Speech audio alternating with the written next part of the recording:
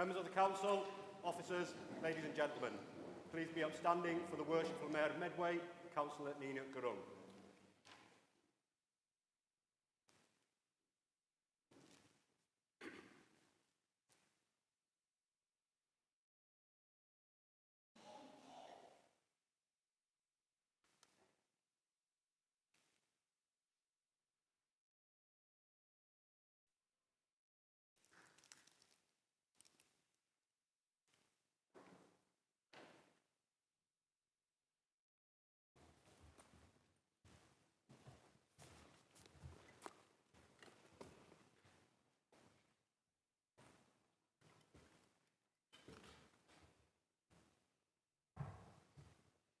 Please be seated.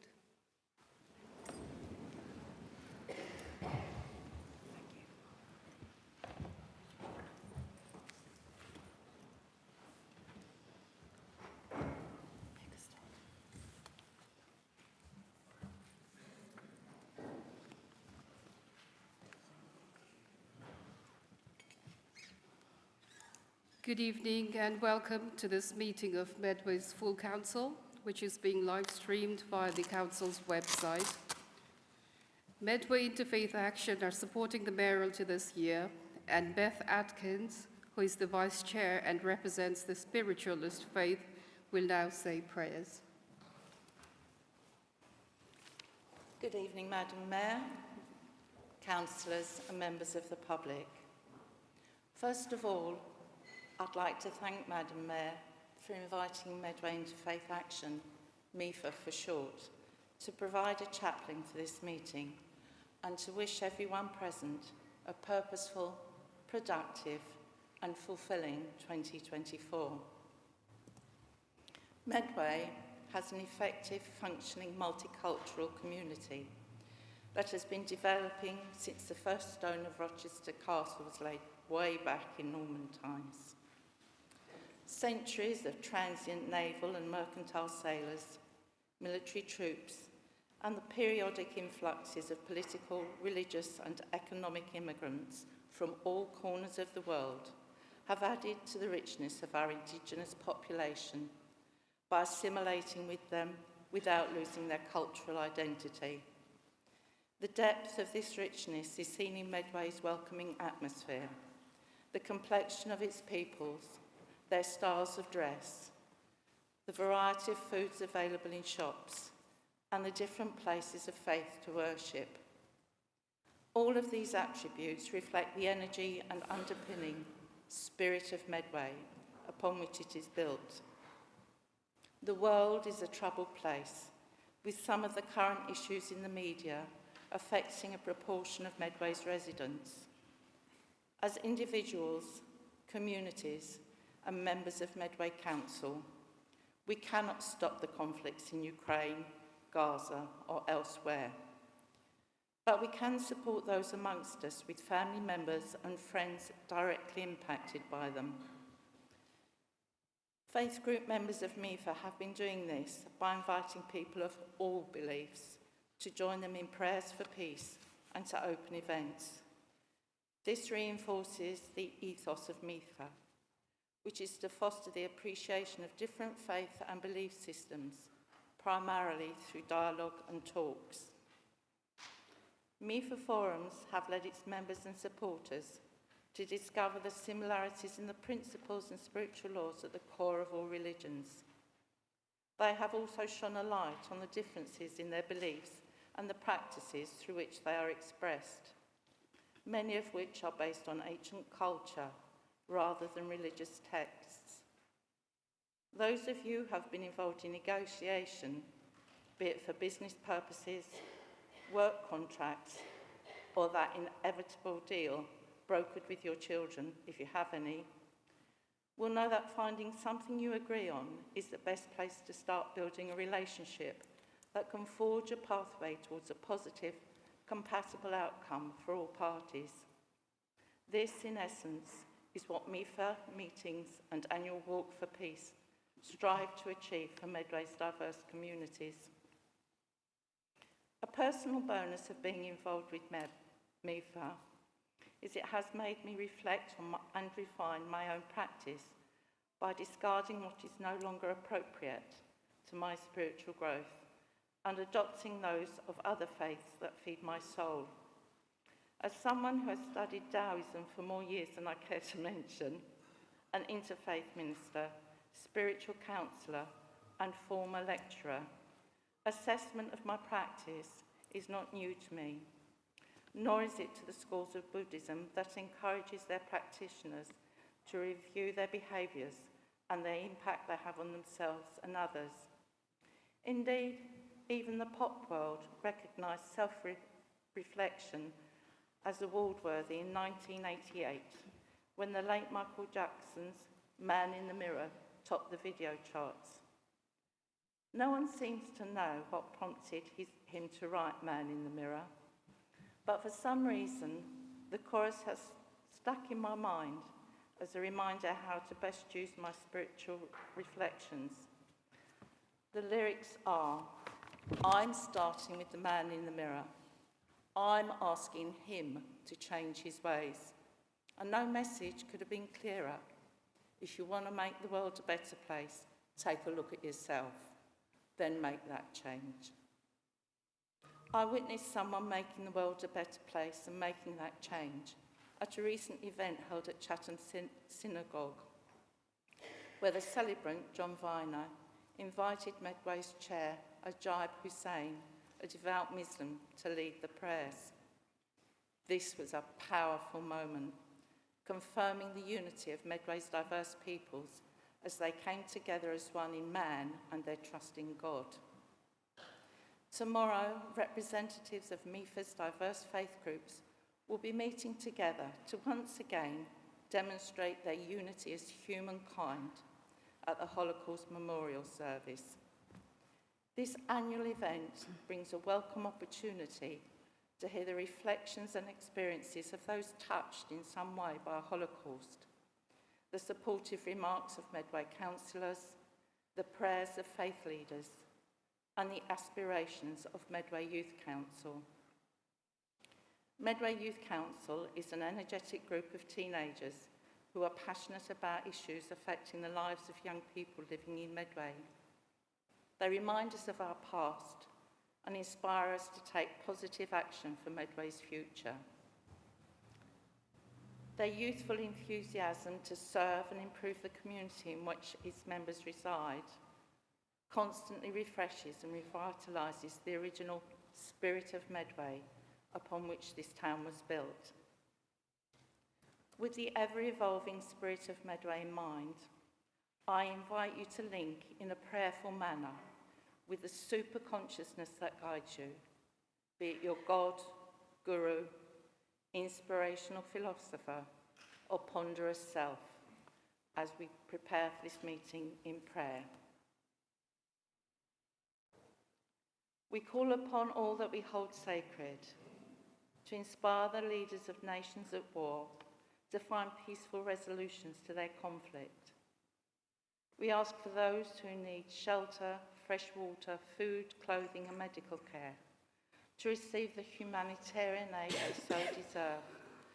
And for those who suffer from drought, flood, volcanic eruption or other natural catastrophe, to be swiftly assisted to areas of safety by the expert international rescue teams of NGOs.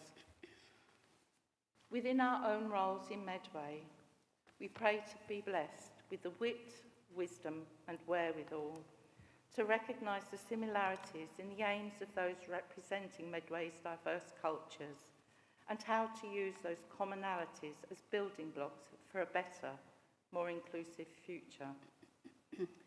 May we be open to consider and employ viable suggestions and innovative ideas from those outside our teams. We also pray for the ability to work cooperatively with others, using our heads, hearts and hands in harmony to meet the challenges facing Medway and to the benefit of all living, working or worshipping here. We ask these things in the name of love, peace and well-being for all. Namaste, I bow to you. Amen. Amen. Thank you very much, Beth Atkins. So we're going to start off today's meeting with the first agenda, and that is apologies for absence. Councillor Myton, are there any apologies for absence for this meeting? Thank you, Madam Mayor. Councillor Curry, Councillor Jones and Councillor Patterson, Councillor Mark Prenter and Councillor Peake are running a little late. Thank you very much. Councillor Kemp, are there any apologies for absence for this meeting? Thank you, Madam Mayor. Yes, we do. We have apologies from Councillor Filmer, Councillor Lamas, Councillor Spring and Councillor Fern. Thank you. Thank you very much. Councillor Sands, are there any apologies for absence for this meeting? Thank you, Madam Mayor, but all present and correct. Thank you very much. So we move to the second agenda, that is declarations of interest. Are there any declarations of disclosable pecuniary interest or any other significant interest from members of the council? Please clearly describe, if you have, the nature of your interest if you do declare one. So we have Councillor Croser. Thank you, Madam Mayor. I would like to declare an OSI on item 11, as I'm currently the chair of trustees of AMAT UK, who are currently a provider of temporary accommodation to Medway Council. Thank you. Councillor Cook. Thank you, Madam Mayor. For number 19, I have professional work connections with the schools mentioned, so I'll step out for that item. Thank you. Thank you both very much for declaring your interest, and at the relevant time during the meeting, I'm sure you know what to do. You will step out or use the room at the front of the building for that purpose. Thank you very much. Right, so we move to agenda 3, which is the recording of the meeting. Is it agreed that I sign the minutes of the 2 meetings held on 19th October 2023 as accurate records as set out in the main agenda and supplementary agenda? Thank you very much. So next one is the Mayor's announcements.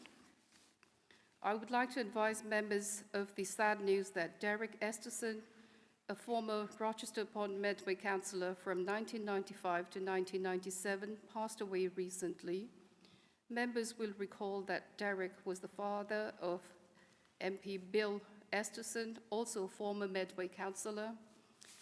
I'm sure all members will join me in extending our heartfelt condolences to Derek's family.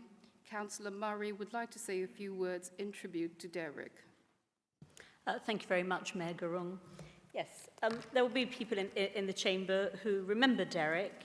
He served on Rochester upon Medway Council from 1995 until 1998.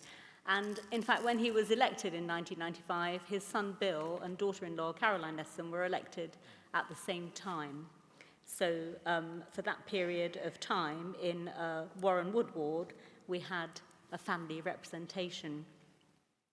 Derek served on the Development Committee, on Economic and Tourism Committee, and on planning for the time that he was there. And he was also a KCC councillor holding the Medway North Division from 1993 until 1998. In his spare time, he was a magistrate for many years. He was a very keen sailor and promoted in all of his civic life the River Medway. He was agent for Bob Marshall Andrews MP on 3 occasions in those glorious Labour years, and actually died peacefully with family around him talking about the next Labour government. So we extend our very good wishes to Bill Esterson, who I had the pleasure of seeing at a huge business dinner last night, and to all of the family and everyone who knew Derek. Thank you. Thank you, Councillor Murray.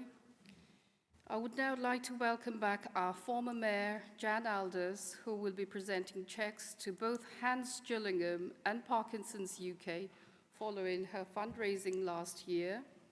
Daphne Stearn and Joyce Kemp are here tonight representing Hans Gillingham, and Alison Smith and Phil Bungay are here representing Parkinson's UK.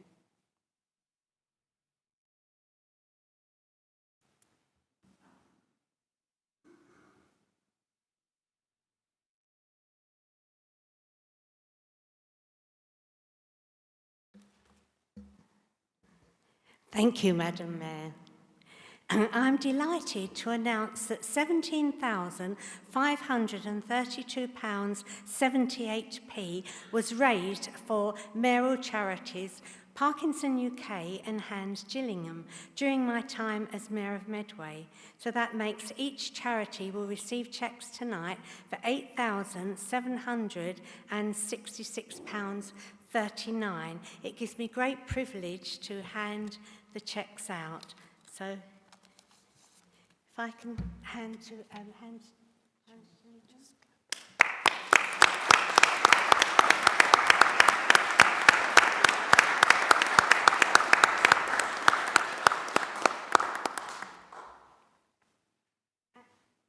and Parkinson UK.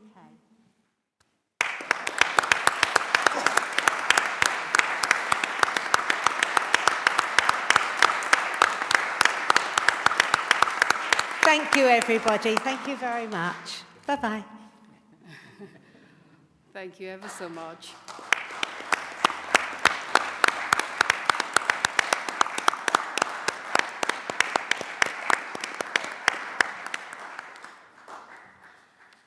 Thank you, Jan. Moving on, since the last full council, I have welcomed mayors and dignitaries from across the southeast and supportive local residents over 2 fundraising events here in Medway that has successfully raised over £3,000 for the mayor's 3 chosen charities, SAFA, Medway Health for Ukrainians, and Young Medway. I wish to thank everyone, including our local businesses, including Girk Brothers and our charming local Osthouse Theatre in Raynham, for supporting the mayoral events.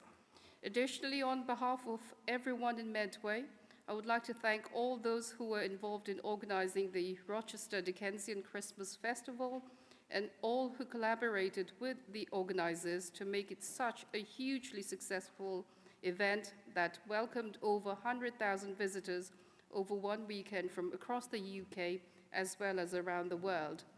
The next big free community event is the Chinese New Year Festival, with the main parade taking place on 17th February 2024 at Chatham High Street. We extend a very warm welcome to everyone at that festival as well. Members have been advised that we are trialing some changes to the way we run the meeting this evening, following discussions between group leaders, deputy leaders, and group whips. I will run through the changes as follows. Public questions will be extended from 30 minutes to 40 minutes, with a reduction in the time allocations for the leaders' report from 35 minutes to 30 minutes, and the overview and scrutiny activity report from 25 minutes to 20 minutes. Public questioners unable to attend this evening have been allowed to send a representative to read out their questions, or I will put the question on their behalf. Only public questioners attending in person will be able to ask supplementary questions. The order of business has been changed as indicated on the agenda. In summary, we will take the agenda item on motions after public questions. Any information, reports, or reports for noting will be the last agenda item. There will be a limit to the number of speakers per motion to the proposer and seconder, plus up to 10% of each group, rounded up as follows. Labour and Cooperative Group, 4. Conservative Group, 3. Independent Group, 1. And Independent Member, 1. The same number of speakers will be allowed for each amendment to the motions as well. Because these are changes to the Council rules, I move that we suspend Council rules today to facilitate these changes. Is that supported? Thank you very much. I would refer members to a supplementary agenda which was published at the end of last week. This sets out the Cabinet record of decisions of the meeting held on 16 January. Please can I remind members to speak clearly into your microphones to ensure people in the public gallery and those watching the live stream can hear properly, and can members ensure that written copies of any amendments are brought up to the top table first. Finally, I would also like to request all members to only interrupt another member while they are speaking if there is a genuine point of order or point of personal explanation to be made. Members' behavior at the last meeting was much more respectful and courteous, and I'm sure that we will all wish to continue to act in such a way. So, moving on, we are on Agenda 5, that is the Leader's announcements. May I call on the Leader of the Council to make any announcements? Thank you very much indeed, Mayor Gurung, and can I welcome the suspension of Council rules and thank colleagues from across the political groups. I'm hopeful that will make for a more efficient and focused meeting, and obviously if that is the case, we will probably put that formally into the Constitution, but it's good that we trial it first. I want to make two announcements. Firstly, for those who are in the room, and indeed those who weren't, you may have heard a song playing before we formally started the proceedings. That was, and myself and Councillor Price were very lucky to be at an event in Canterbury where the 13 districts, boroughs and unitaries all had a song each. And obviously the Medway song was the best song. So I was very pleased that we were able to play An Ever-Flowing River, which included a classic line, Priestfield, Fort Amherst, and a shopping mall with 5 sides. That truly sums up Medway in a sentence. So very pleased to hear that. That is available through all of your streaming channels. My other announcement, Mayor Gurung, is a very positive one and one I'm pleased to bring tonight. You received, through the Mayor Acharya, a very positive letter recognising your service as our Mayor and, importantly, the first female Nepalese and British Gurkha heritage Mayor in the country, which is an amazing thing. That Mayor Acharya recognises that through, of course, his service in Pokhara, the metropolitan city in Nepal. And in that letter, there was a request for a collaborative sister city relationship, recognising that earlier, since the last council meeting, there was the 100th anniversary of the Treaty of Friendship between the United Kingdom and Nepal. I'm really pleased to confirm tonight that myself and the Chief Executive will be writing a letter to Mayor Acharya to confirm and offer a letter of friendship between Medway and Pokhara. I hope that friendship is accepted. I'm sure it will be, recognising the important similarities between our communities, not least our shared heritage with the armed forces, and our equal pride in your service as this historic mayoral term continues. Thank you very much, Mayor Gurung. Thank you. It is indeed a very, very positive update, so thank you very much, Leader of the Council, and I hope everybody feels the same way as well. It is building new relationships, positive relationships between Medway and another city, in another place in the world. So we are moving to item number 6, which is the petitions. Are there any members of the public who wish to hand in a petition? If so, please come straight to the microphone and read out the title of the petition, please. Could I ask you to highlight the name of the lead petitioner, if you have one, on the petition, and leave the petition on the table for collection? None? There seems to be no petition from members of the public, so I will move to the councillors. Will any councillors now indicate if they wish to hand in a petition? None. None from the councillors as well. Okay, we're going to move to item number 7, public questions. We have 40 minutes to deal with the 16 public questions on the agenda. We have given an undertaking that people will be able to read out their questions, so I will shortly call the questions out in order, printed on the agenda.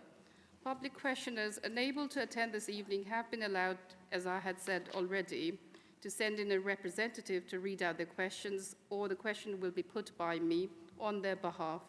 Only public questioners attending in person will be able to ask supplementary questions, so that's just a reminder. Please, would those who are asking questions come to the microphone at the front of the public gallery, and may I remind those who are called upon to answer questions that answers must not exceed 3 minutes. I would like to advise public questioners that they may each ask one short supplementary question, and I emphasize short, which should be a concise question. Long preambles and statements will not be permitted. Members' answers to supplementary questions may not exceed 3 minutes. If there are still any questions not dealt with this evening, they will receive written responses instead. So we are now moving to the first question of the night, and that is Mr. Tim Johnson. He is not present this evening, but his question is set out in the agenda papers. Councillor Mahil, could you please respond?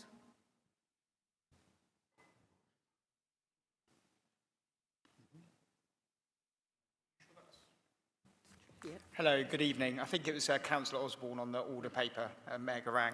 But very happy to respond. And Tim Johnston may indeed be watching on YouTube this evening.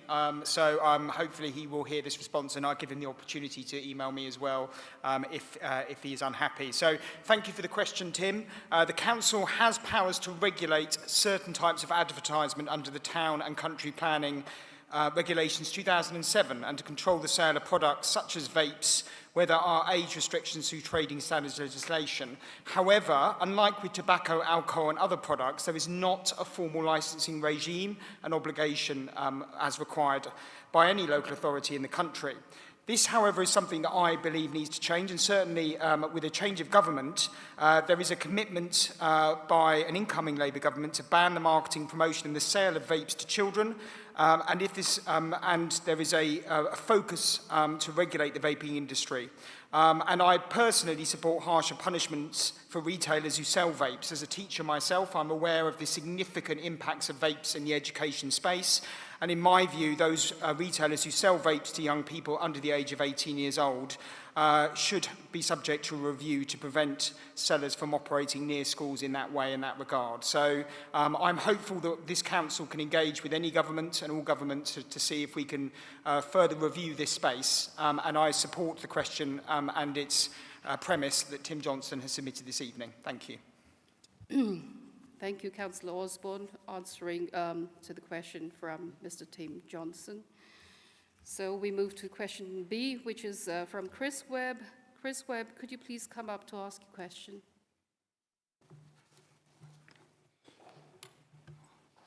Yes, good evening, members. Lloyd's Bank branch in Strood is closing on the 4th of April. Lloyd's Chatham branch will then be its only branch serving Medway, which currently has a population of approximately 280,000. The Strood branch closure will result in severe inconvenience and loss of an essential face-to-face, in-person service, particularly to those customers without the internet who currently rely on this branch for their banking needs. Will the Council make strong representations to Lloyds Bank at a senior level to oppose this unjustified closure? Thank you. Thank you, Mr. Webb. Councillor Edwards, could you please respond? Thank you, Chris, for your question. I completely understand the concerns that you've raised regarding the closure of Lloyds Bank branch in Strood. Unfortunately, the closure of bank branches is a national trend, with a third of bank branches across the UK shutting since 2010. And as you rightly say, not everyone is comfortable using online or telephone banking.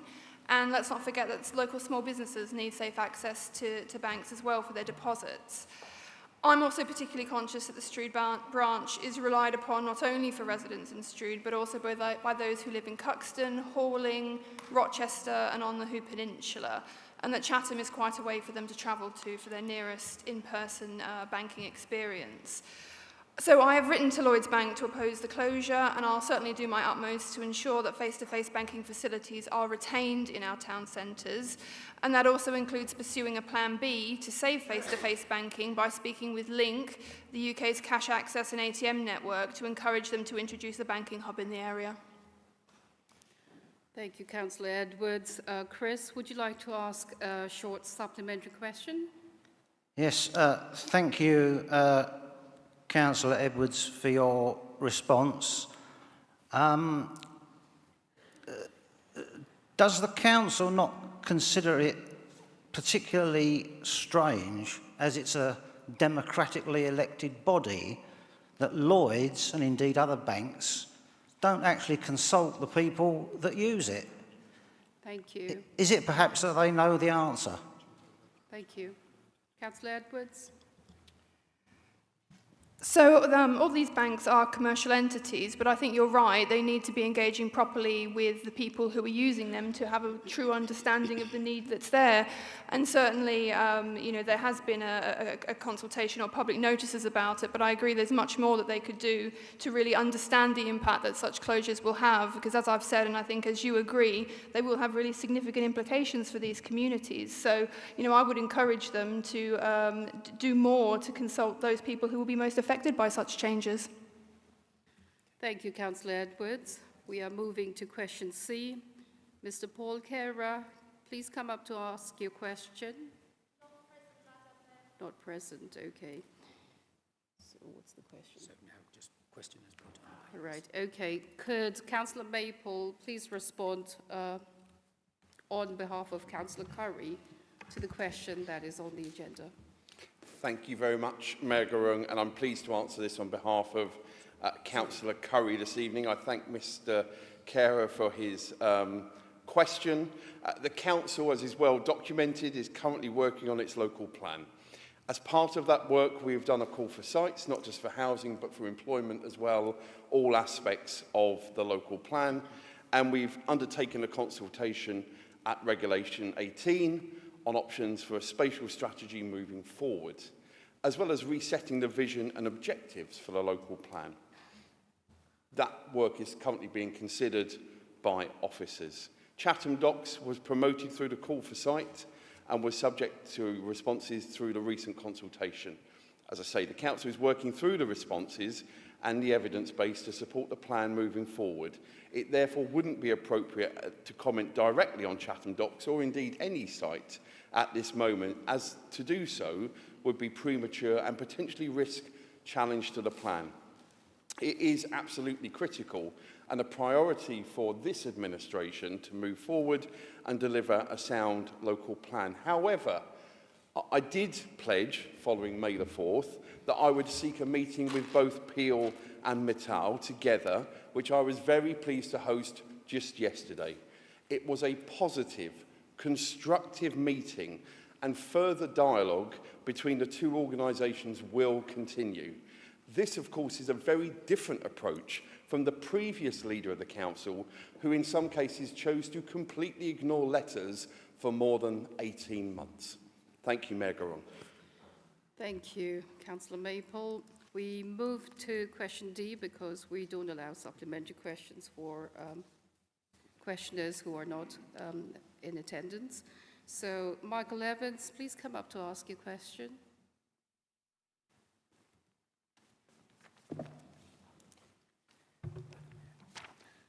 Thank you, Mayor. I'm Mike Evans, Organising Manager at Medway Food Bank. And my question is, Medway Food Bank is troubled by the absence of confirmation in the government's autumn statement that there will be a continuation of the Household Support Fund beyond March 2024. The fund plays a vital role providing emergency support to vulnerable Medway households, with expenses such as food, school uniforms and utilities, which is all the more important during the ongoing cost of living crisis. We expect to see a spike in food bank use if it is discontinued. Will Medway Council seek an urgent assurance from the Department for Work and Pensions that the Household Support Fund will remain in place beyond 31st of March 2024? Thank you, Mr. Evans. Councillor Maple, would you please respond? Thank you very much indeed, Mike, for your question. And can I say, as I have done elsewhere, I'm incredibly grateful for the work that Medway Food Bank and many other organisations do day in, day out across Medway, but frankly, I wish you didn't need to exist. And that's a sad, sorry state that we find ourselves in. Please be absolutely assured that officers continue to work closely with the Department for Work and Pensions and are making appropriate representations regarding the future of the Household Support Fund whenever possible. It is fair to say that the vague answers given in Parliament have led to this concern, and I think rightfully so, that we've taken those conversations through officers. But tonight, as a council, and I'm grateful to have indication I believe it will have cross-party support, we recognise this council the importance of the near £11 million we have distributed through this fund, and as such the motion which is being proposed tonight by Councillor Coombs within this meeting to write to the Chancellor of the Exchequer to confirm the future of this vital fund at the spring budget. It's also worth stating that I received an email today seeking my signature as leader of the council on a cross-party letter from the LGA political groups, which I very much so will be happy to sign in due course. Thank you, Councillor Maple. Michael, would you like to ask a short supplementary question? Yes, thank you, Councillor Maple. Often we hear at the food bank that our clients don't know about the Household Support Fund. So will the council explore all the avenues to maximise publicity for the fund? Thank you. Councillor Maple. Thank you very much for that very helpful supplementary question. Since May the 4th, we've brought forward our cost of living plan as a new administration, which I believe has certainly amplified those messages further, but there is clearly still more to be done. So I'll take away to speak with both teams in the finance and communications team to look at what more we can do moving forward, particularly, as I hope we will see, the Household Support Fund continuing into the next financial year. Thank you. Thank you, Councillor Maple. I've just been passed on a small note, and I wish to request members who are in attendance here and everybody who's listening. There is apparently a white Nissan car blocking others in the car park, so whoever it belongs to, could you kindly move your car to allow others to have access? Thank you very much. Yes. So we are moving to question E from Andrew James. Andrew James, please come up to ask your question.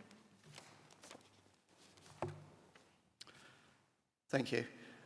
The response to the initial consultation on the red route proposal for Raynham has resulted in the creation of 3 additional loading bays, 2 of which are at the front tip of existing bus stops, and the 3rd occupying the full width of 1 lane outside the Nationwide Building Society. All of these proposed design changes appear from a resident's perspective to have a negative rather than a positive impact on public transport and emergency services, and in the case of the Nationwide loading bay, an increased danger to cyclists who are now being forced into the middle lane. How have these negative impacts been accounted for in the planning of the proposed design changes? Thank you, Andrew James. Councillor Osborne, would you please respond to Mr. James on behalf of Councillor Curry? Thank you very much for your question, and I'm pleased to answer this on behalf of Councillor Curry. I also welcome the significant interest in this issue from residents, including a number of businesses that I have met directly on my recent visits to Raynham. The Red Routes proposal, of course, members will be aware, is part of our Moving Streets programme, which includes school streets and box junction changes, and is part of our larger programme to promote vehicle movement in Medway for buses, emergency vehicles and cars, in addition to cycling and walking, including schools. As you point out, the Council has been listening to local residents and business, bus operators in our emergency services. It must be noted that in the original initial consultation, we actually sought the views on 5 proposals, and several of those, I understand, actually have significant cross-party support. As statutory consultees, emergency services were absolutely consulted on these proposals, and no concerns were raised regarding the impacts to their services, and indeed many of them are in support of these proposals. It must be noted, of course, outside Medway Hospital themselves, they actually do have a Red Route programme themselves. Public transport operators, such as Arriva, have also been engaged with during both the informal and statutory consultation processes. And local bus companies have expressed support for the proposals and benefits in the service provision. Of course, it is our obligation in this council to work with bus companies to look at new routes to again promote moving streets. On the Rainham route specifically, we absolutely listened and redesigned the proposed red route schemes to add an additional 5 loading bays, following the community feedback and concerns. The new loading bay along the A2 Rainham High Street, outside Nationwide, was proposed following the informal consultation to serve the bank due to regular monetary collections. It was also in response to the greedy banker, the local pub, who receive heavy barrels and cannot load or unload on Station Road. And I have personally met the landlord at that location. It would be unsafe to load and unload opposite and have to cross the A2, given the weight and size of these deliveries, hence why the loading bay was introduced. The carriageway width, and this is important at this location, is wide enough to accommodate a loading bay and still provide a 2 metre of running lane. So that is a significant amount for for cyclists and other users. This means that cyclists are able to move around the occupied loading bay without impinging on the eastbound lane. Currently, drivers, mainly larger vehicles, are loading on the wider part of the footway outside the greedy banker, which illegally blocks the footway for pedestrians, particularly those with pushchairs or in a wheelchair. This indiscriminate parking at this moment also blocks the visibility for those pedestrians crossing north to south at the signalled crossing, which is extremely busy. So, whilst we are waiting for the consultation responses, it is my belief that the proposals that we have put forward in the traffic regulation order are appropriate for that location. Thank you. Thank you, Councillor Osborne. Andrew, would you like to ask a short supplementary question? Yes, please. Local residents feel that traffic jams are not due to illegal parking. So what quantitative evidence can you provide to back up the claims that the red route will reduce delays? Thank you. Councillor Osborne, are you able to answer this question?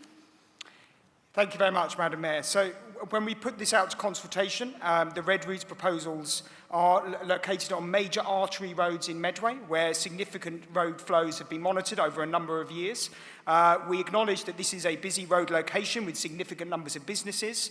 And again, those businesses acknowledge that they have regular deliveries, hence the reason why we've expanded the delivery process to allow more loading bays in situ. So the fact that we've actually had to do this in response to their consultation suggests that there's a high traffic flow along this road. Second of all, we have spoken to the emergency services. The emergency services will use this road for fire brigade, police and ambulance services. They will have a strong view on these matters, and they have indicated significant support for this proposal, again, because of the congestion that they have experienced in situ. And thirdly, importantly, bus users and bus operators. Arriva have been very clear that they have been, and their buses have been congested in situ, and they believe that these proposals would reduce congestion on that location. So we have engaged in full consultation, and we remain open to residents' views on these matters, and I welcome the debates that are happening on social media and elsewhere. And I look forward to seeing the full range of views offered to our traffic regulation order, which has been consulted upon at the end of 2023. Thank you. Thank you, Councillor Osborne. We are now moving to question F from Mary Smith.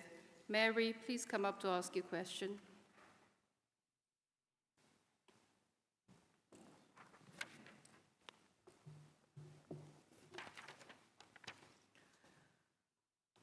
I note with pleasure the Council's stated intention to start helping with the housing of unaccompanied child asylum seekers. Please, will the Council now publish a timetable for starting to accept these very vulnerable children? Thank you, Mary. Councillor Price, would you please respond? Thank you, Mary, for your question. Medway officially joined the National Transfer Scheme in July 2023, and since that point has accepted 32 young people. All of these young people have been placed within the allocated timescales, 5 or 10 days, depending on the criteria. All eligible young people have an allocated specialist social worker and are housed in a quality-assured foster home or supported accommodation provision. As a council, we've worked collaboratively to welcome the young people with support from children's social care, education and public health. We're working closely with the Integrated Care Board to ensure the health needs of the young people are met. And we continue to work with the Home Office, National Transfer Scheme team and Department for Education to ensure that young people allocated to Medway are appropriate and that we have the right services available to support them and ensure that they are welcomed to Medway and become part of our communities. Thank you, Councillor Price. Mary, would you like to ask a short supplementary question? I'm very pleased to note that my question is to a great degree out of date, but I would like to ask if all the children that are allocated to Medway are actually housed in Medway. Thank you very much for the question, Councillor Price. Could you please turn off your mobile phone? Yes, okay. Medway have taken young people of a variety of nationalities, but predominantly these come from Afghanistan. A majority of young people are either placed in Medway or within a 20-mile radius. Thank you. Thank you, Councillor Price. Question G, Yasmin Khan. Please come up to ask your question. Yasmin's not here. Councillor Maple, would you please respond to the question? Thank you, Mayor Gurung. I'm happy to answer this question in Ms Khan's absence. Thank you very much for the question. Arrangements for our formal meetings are made through the Council's Democratic Services team, and councillors have no operational involvement in these matters. Kent Police contacted council officers on Monday the 18th of December and advised there was a planned protest due at the Cabinet meeting the following evening. In such circumstances, as is normal practice, officers arrange for security to be present and indeed informed Cabinet members. Kent Police's decision to deploy officers is an operational matter for them. Thank you, Councillor Maple. We're moving to question H. Jeremy Spivey Stinson, please come up to ask your question. Hello. A recent public demonstration saw £613 and 23 pence of public money spent on extra security, with questions raised about the cost or impact of the police who also attended. Can you please confirm if you believe that this is an appropriate use of public resources to over-police members of the public exercising their public function in a peaceful manner? Demonstration, we might add, where the local police themselves have reported no concerns about. Thank you. Councillor Maple, would you please respond? Thank you very much indeed for your question. Obviously, I refer to my previous answer as well because that is related. It is important that those who wish to demonstrate peacefully can do so. When council officers become aware that a demonstration will take place at a council event, they will make arrangements for the security of all persons attending the event. Councillors, once again, have no operational involvement in these matters. And as I said previously, attendance by the police is an operational decision made by Kent Police. Thank you, Councillor Maple. Jeremy, would you like to ask a short supplementary question? Yes. Please go ahead. The Home Office are currently looking at proposals for the organisers of protests to cover the cost of the policing operations. This has the potential to impact any protest, including those against housing developments or even cuts to children's services. Will the portfolio holder commit to writing to the Home Office to express your opposition to these proposals? Councillor Maple. Thank you very much for your short supplementary question. As is well documented, I am not a stranger to protest and demonstration. It would be foolish to try and pretend otherwise. So I absolutely, truly believe in people's rights to protest and demonstrate, but it must be peaceful and it must be safe. And I would hope any legislation that comes forward is not draconian, but takes into account people's right to have a safe, peaceful protest. Thank you, Councillor Maple. We're moving to question I from Sanjila Ahmed. Please come up to ask your question.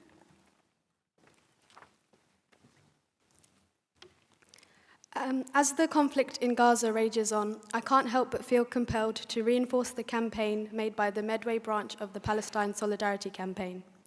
Please confirm what assurances you have sought from BAE Systems that parts built in Medway by the people of Medway are not being used against the people of Palestine.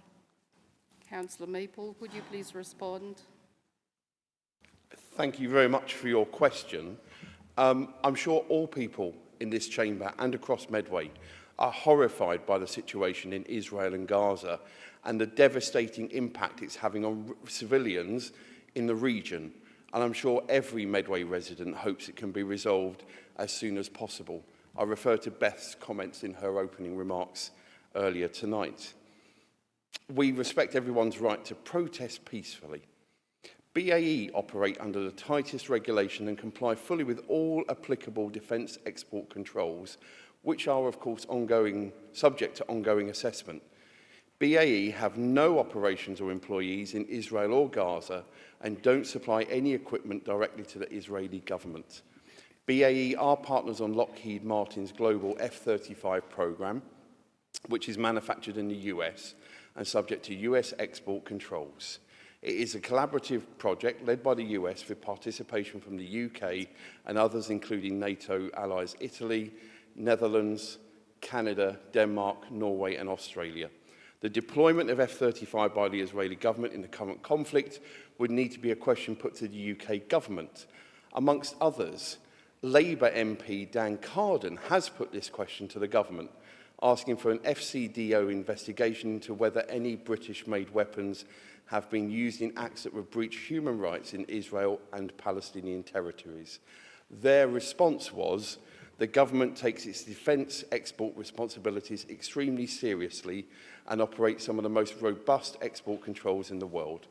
All applications for export licences are assessed on a case-by-case basis against the strategic export licensing criteria. All licences are kept under careful and continual review as standard, and we are able to suspend, refuse or revoke licences as circumstances require. We can and do respond quickly and flexibility to changing international circumstances. The government continues to closely monitor the situation in Israel, Gaza and the West Bank. Thank you, Councillor Maple. Sanjila, would you like to ask a short supplementary question? No, thank you. Thank you, Sanjila. So we move to question J from Onyx Wrist. Please come up to ask your question. So Onyx is not here. Councillor Murray, could you please respond on behalf of Councillor Murray to the question from Onyx? Thank you, Mayor Gurung. I'm happy to do so, and I thank Onyx Wrist for the question. We'll certainly raise the suggestion with Arriva at the next available opportunity. The A2 through Rainham is well served by buses, but we acknowledge that services along Station Road, Wakeley Road and Otterham Quay Lane are limited. It's also fair to say that there are challenges around increasing the council's budget for subsidising bus services in the current financial climate. We are, however, committed to working in partnership with our bus operators to review and improve public transport across Medway and make sure, as far as possible, that residents and visitors have access to the bus services that meet their needs. Thank you, Councillor Murray. We move to question K from Brian Fowler. Please come up to ask your question. What resources, including financial contributions, have you been able to secure from the London Borough of Newham or from other sources such as central government to facilitate the housing of people in Anchorage House, Chatham? Councillor Khan, would you please respond? Thank you, Mayor Gorang, and I'm very happy to respond to the question. As I've said publicly previously, a fundamental challenge relating to the permitted development is that it provides no funding through Section 106 towards the running of local services. This is a national challenge that Medway alone is unable to solve, and it requires national legislation. I've made the position clear to Newham that we expect them to minimise any potential impact that there is on Medway. Officers will be meeting them regularly and ensuring that there is appropriate escalation of any issues that occur. Furthermore, we will be working with Newham to secure use of the units in the block to provide accommodation for Medway residents, further protecting Medway's resources. Thank you, Councillor Khan. Brian, do you have any supplementary questions? Brian does not have any supplementary questions. Thank you. We move to question L from Carl Dunks. Please come up to ask your question. Carl's not here, so Councillor Edwards, would you please respond to the question from Carl? Thank you for your question. Although we are only partway through our first year as an administration, we have supported events and improvements in Rainham to make it a more attractive place to live and to visit. So, for example, Medway Council supported town centre events during the Easter and summer holidays, and we also provided events for children at Christmas in Rainham Library. We've also helped refurbish parts of the shopping centre precinct and recently provided £12,500 from the UK Shared Prosperity Fund to allow the Rainham Town Centre Forum to deliver its own improvements. I attended a meeting of the forum earlier this evening where it was agreed how that money will be spent based on the needs of the local community, and I'm really looking forward to seeing those improvements come through. Medway Council is also investing in a new sports centre, which is currently under construction at Cossington Park. It will offer a range of job opportunities, and we are keen to see applications from local residents. We anticipate the vacancies being advertised from next month, in readiness for the new family-friendly centre opening this summer. Medway Council also delivers a variety of work-related courses through Medway Adult Education to help local residents develop the skills they need for employment. We work closely with the Job Centre and other partners to ensure there is a wide variety of programmes to enable support into employment. And I'd ask him if he's interested to contact me direct, and I can make sure that he's linked up with the right people to support him into good quality jobs. Thank you, Councillor Edwards, and that's a very direct offer to contact Councillor Edwards with the question if he has any more. So moving to question M from Alan Stockey. Please come up to ask a question. Thank you. And could I just say at the outset how positively received the changes in public questions this evening is by those who regularly ask questions. Thank you. It's really good to hear. Thank you. Would you like to ask a question? Thank you. Since this council took office, you could assume that it has declared a road traffic and congestion emergency, putting their foot on the gas in their first 100-day plan to penalise inconsiderate motorists and illegal parking to tackle congestions with only stated assumed benefits. They have, by their actions, made clear the level of commitment needed to substantiate a declared emergency, i.e. hire a strategic lead of frontline services, hire external consultants and commit millions on new technology and services. In contrast to the declared climate emergency, a Climate Emergency UK scorecard score of 39% and making zero progress in publishing or reducing their own greenhouse gas emissions, the Council has decided not to replace the head of the climate response team. What is this administration planning to do in the next 100 days to show it remains committed to its declared climate emergency and inspire the community to take actions that it to date has not? Councillor Maple, would you please respond on behalf of Councillor Curry? Thank you very much, Mayor Gurung, and thank you firstly, Mr Stockey, for your kind words about the changes to public questions. It's important to this administration. Happy to give this answer on behalf of Councillor Curry. Thank you for that substantive question. Over the next 100 days, work is planned across a range of areas within Councillor Curry's portfolio. This work includes consulting on the local cycling and walking infrastructure plan for 6 weeks from the 22nd of January. We'd encourage all residents to have their say. We've received government funding for active travel initiatives, which we're using to deliver a programme of activities to encourage and promote walking and cycling. Details of the consultation are available on Medway Council's website. We will launch Solar Together Kent. This will be the 4th year that we'll be able to support the promotion of the scheme to enable homeowners to install solar panels on their properties and save on their energy bills. Homeowners can register their interest in the scheme already, again, through the Council's website. We'll be promoting our campaign, What's Good for the Climate is Good for Me, through our social media channels and in our Climate Change e-newsletter. This campaign provides examples of healthy lifestyle changes that can also help residents reduce their carbon footprint. We're continuing to refresh the Climate Change Action Plan.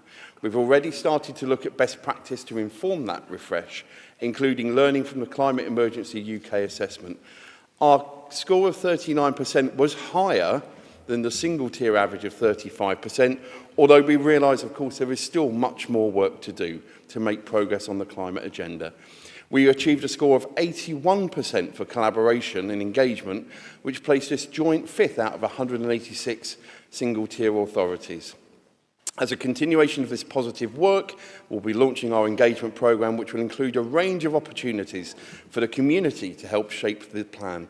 2 new groups have been established to help support the vision for community-level input and action on the climate emergency. Members of the new Climate Change Working Party will be finalising their individual climate action ward improvement plans with the aim of supporting and encouraging local climate action within their communities and networks. The Community Climate Working Group, made up of representatives from key sectors across Medway, will continue to meet. The aim of the group is that they will share information and inspire all of our communities in Medway to take action. When they meet tomorrow evening, they will be invited to comment on the priorities for the action plan. More information about the Council's approach to driving the climate agenda forward is included in the papers from last night's Regeneration, Culture, Environment Overview and Scrutiny Committee, and these again are available online. Thank you very much. Thank you, Councillor Maple. Alan, would you like to ask a short supplementary question? Yes, please. It's fantastic that work is going on, really is. But I think we need to understand the Council's stance on taking its own medicine and being able to illustrate and inspire that, particularly on emissions, which is where the community working group is being focused, that they're doing what they can to reduce their own footprint. Do you agree that that inspiration is still needed? Thank you. Councillor Maple. I know if Councillor Curry was here, he would certainly say that his passion for this particular issue would ensure that all of us as a cabinet, all of us as a council of 59 and the whole community of Medway would need to make positive progress. And it's absolutely right to say, actually, we need to hold ourselves to account as we go through this process. So when it comes to issues like procurement, I have no doubt that Councillor Curry will be making the relevant representation to colleagues as we go through those processes, for example. Thank you, Councillor Maple. I've just been reminded that there's only 5 minutes for the remaining questions, but on the other hand, there's only 3 more questions remaining, so I'm making a discretionary decision to make sure that we go through all the questions. So, Matthew Broadley, please come up to ask your question.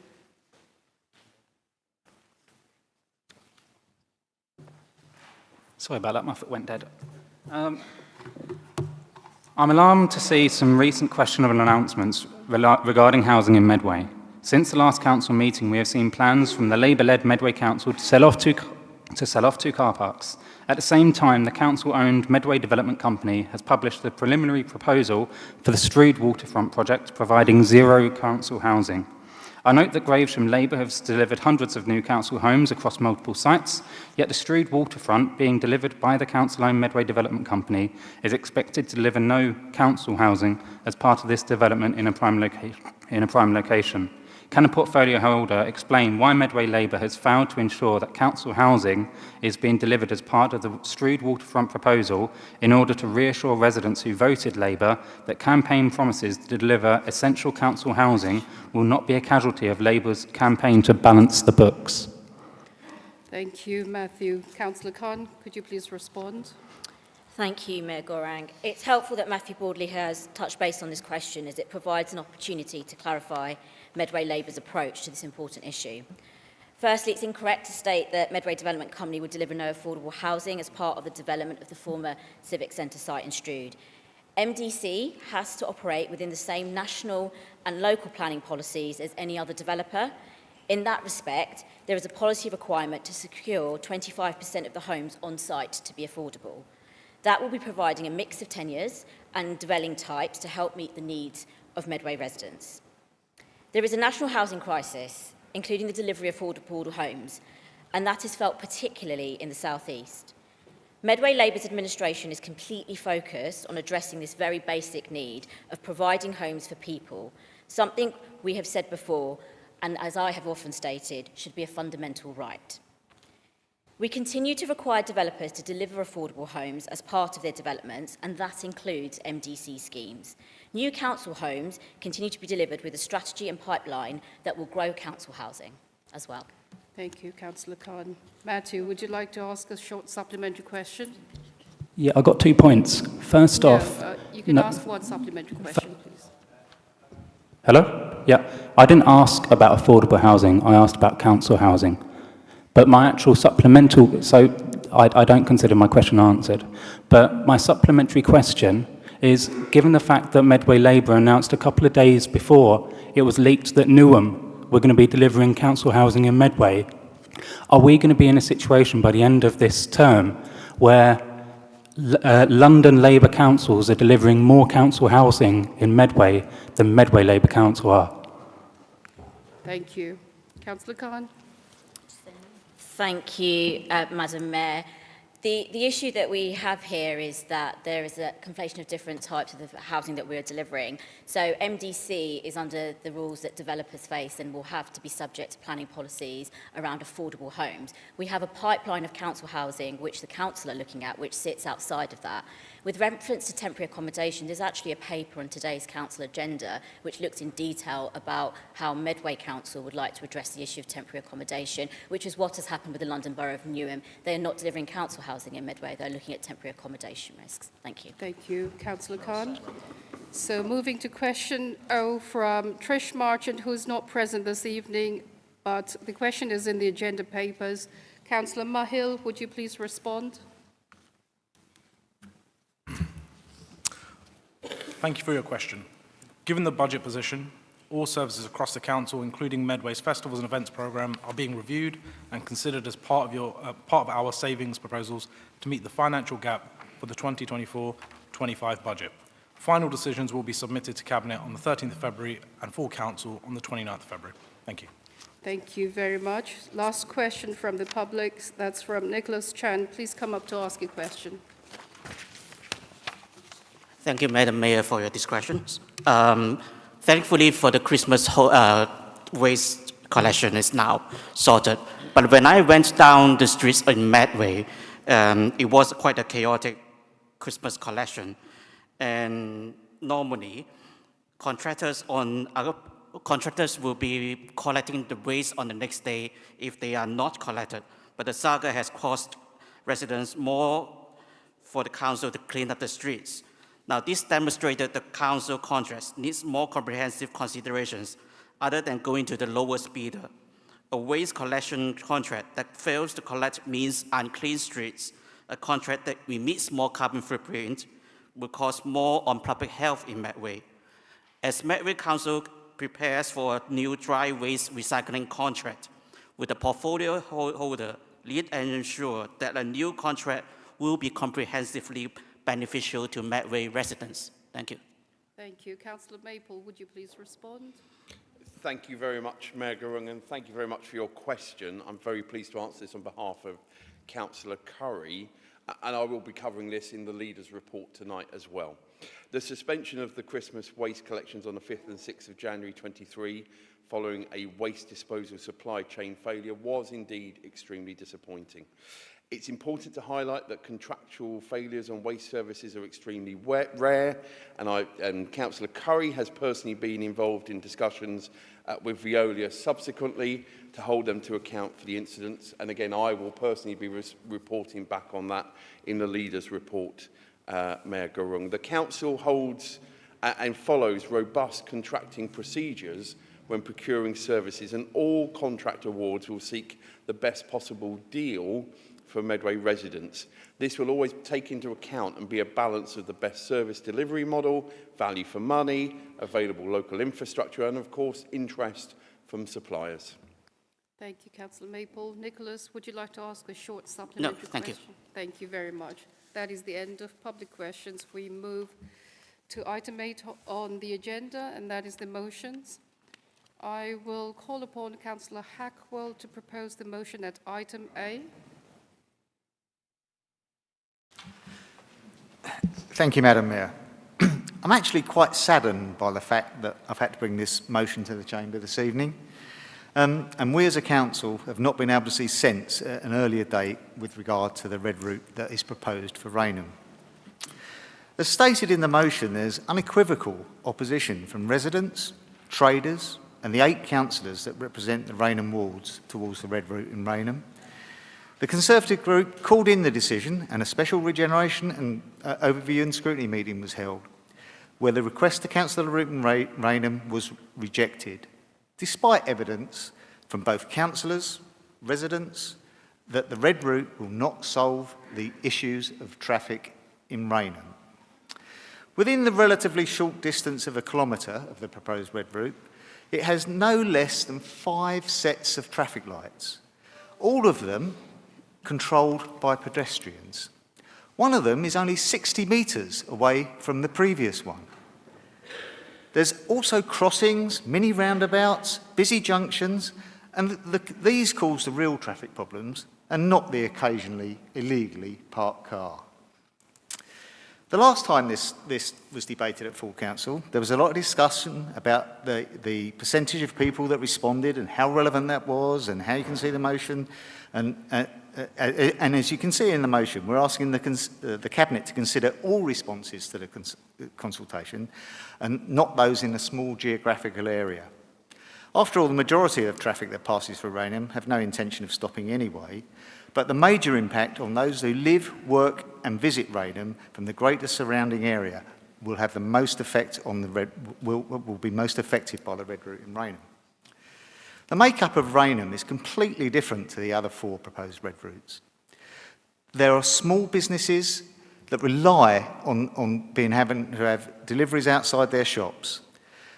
There's a lot of residents that their properties directly abut the A2 themselves with drives and things like that. The council are proposing to add more loading bays, as we've heard tonight, but they're not necessarily where they're needed. I think they were just added where the street layout was conducive to letting them be placed. During my working life, I've always tried to manage situations with real data, as the reality of a situation often reveals a very different situation than the perception that was previously held.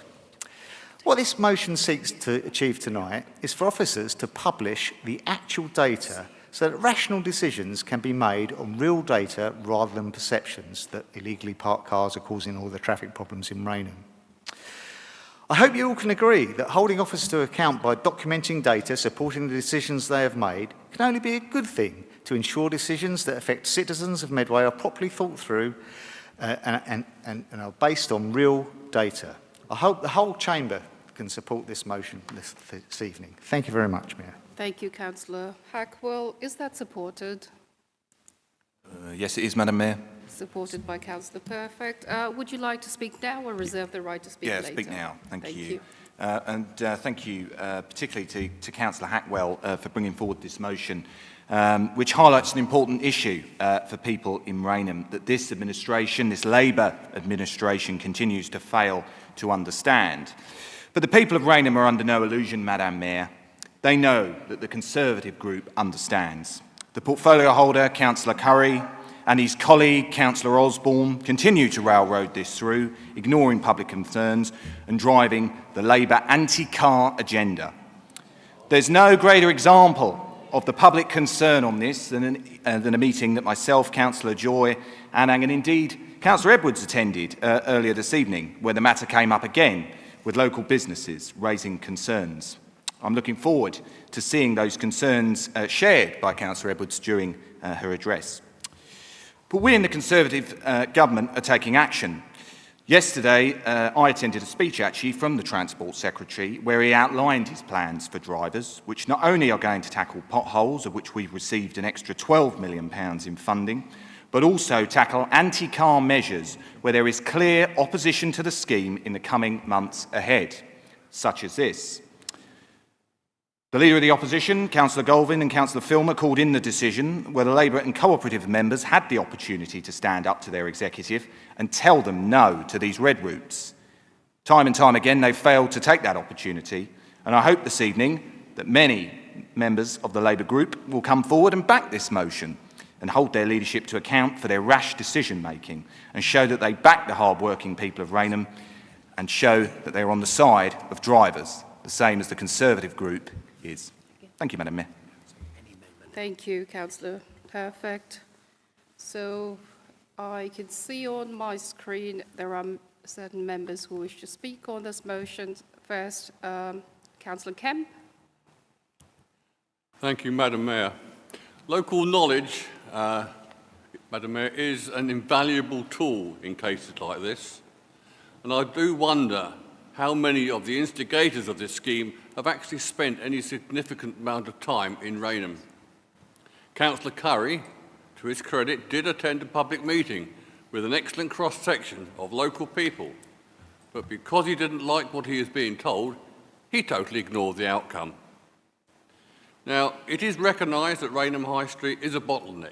It was not designed to cope with the type of traffic that it currently uses it. And at times, of course, it is congested. But will the imposition of a red route solve this? No, not a chance. Not unless it can guarantee that the M2 or the Lower Rainham Road will not be closed at any time through either a road traffic accident or roadworks. Because this, Madam Mayor, is the principal cause of the air pollution in Rainham. And no amount of red route restrictions is going to solve that. As has already been said, there are 5 or 6 uncoordinated traffic lights in Rainham High Street, plus mini roundabouts and everything else. They are the principal causes of the congestion when you get the world and his wife driving HGVs and through when the M2 is closed.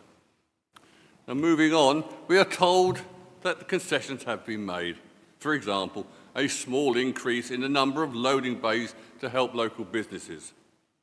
However, it transpires that one of these new bays is situated directly opposite another loading bay and a bus stop. Now, how is 2 massive HGVs parked opposite each other going to reduce congestion?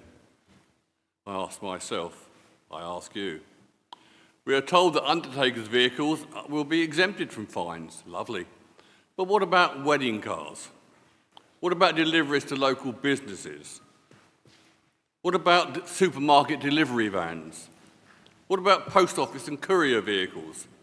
And what about residents? We mustn't forget residents. We've been heard a lot about businesses, the small businesses, but there are a lot of residents who butt onto the high street in Rainham.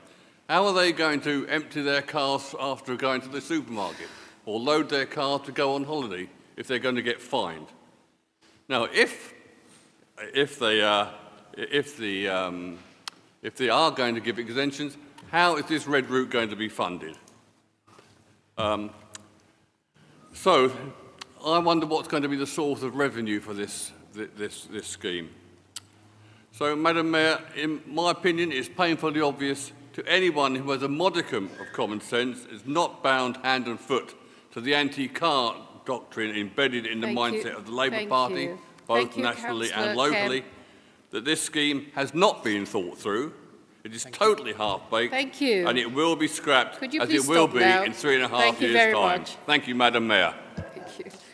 Right, okay, so we have Councillor Osborne next.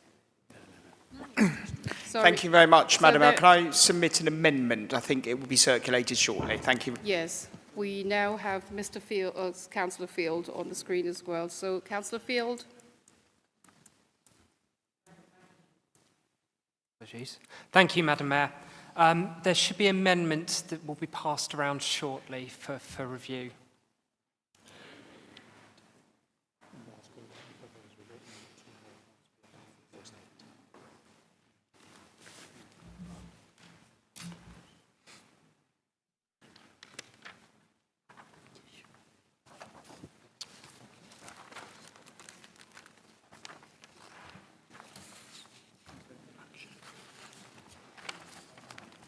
Thank you, Madam Mayor. I would like to submit the amendments to the Conservative motion presented by Councillor Hackwell on red routes as set out on the paper being handed out. Madam Mayor, councillors, I appreciate the importance of ensuring that traffic flows well for all residents in Medway. The subject of moving traffic enforcement is always sensitive, but this is critical for the managing of congestion along key routes in Medway, particularly the A2 in our town centres. The portfolio holder for climate change and strategic regeneration is taking ahead these proposals with an open mind to ensure that the views from the whole community are taken into account in the development and the implementation of the scheme.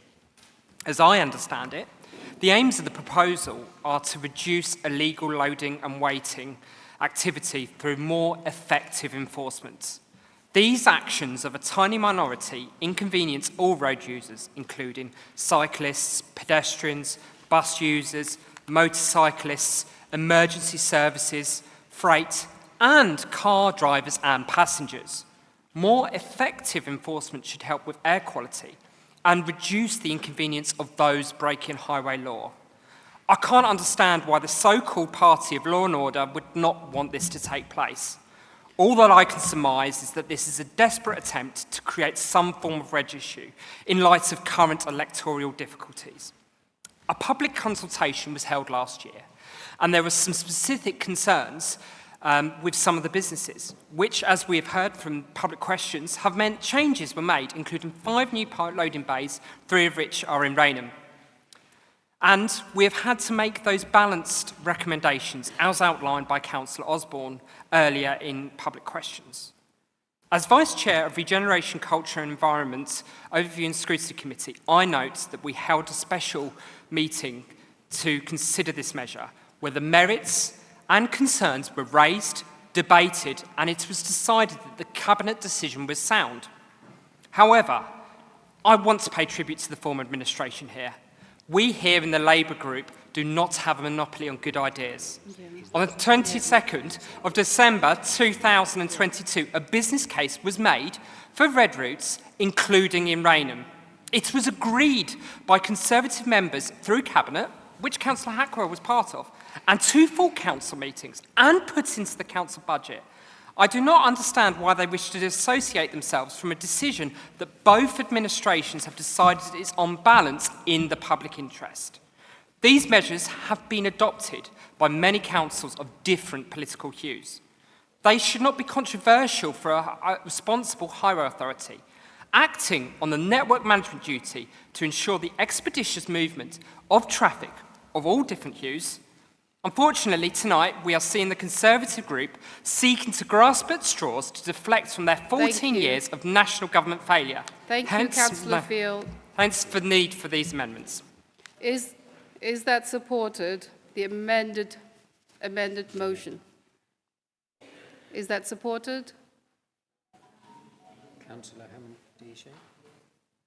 Councillor Hammond-Deshay, are you indicating that you're supporting? Yes. Thank you very much. Do you wish to speak now? Do you wish to speak now or reserve the right to speak later? Reserves the right to speak later. Thank you. Thank you very much. We are now debating the amendment. So I have Councillor Joy.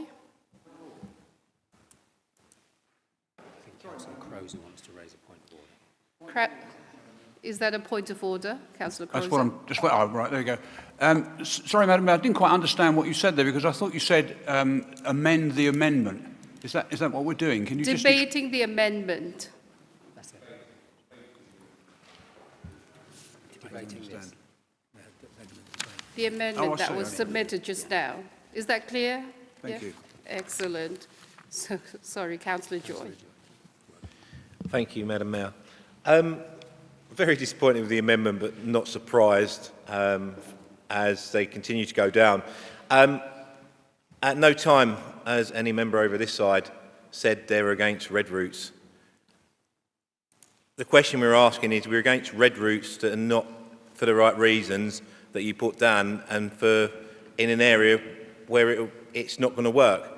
We've had an email today by Vinnie Ray, who works for project engineer for Medway Council, and they're looking at trying to widen the junction at Mayor's Court Road.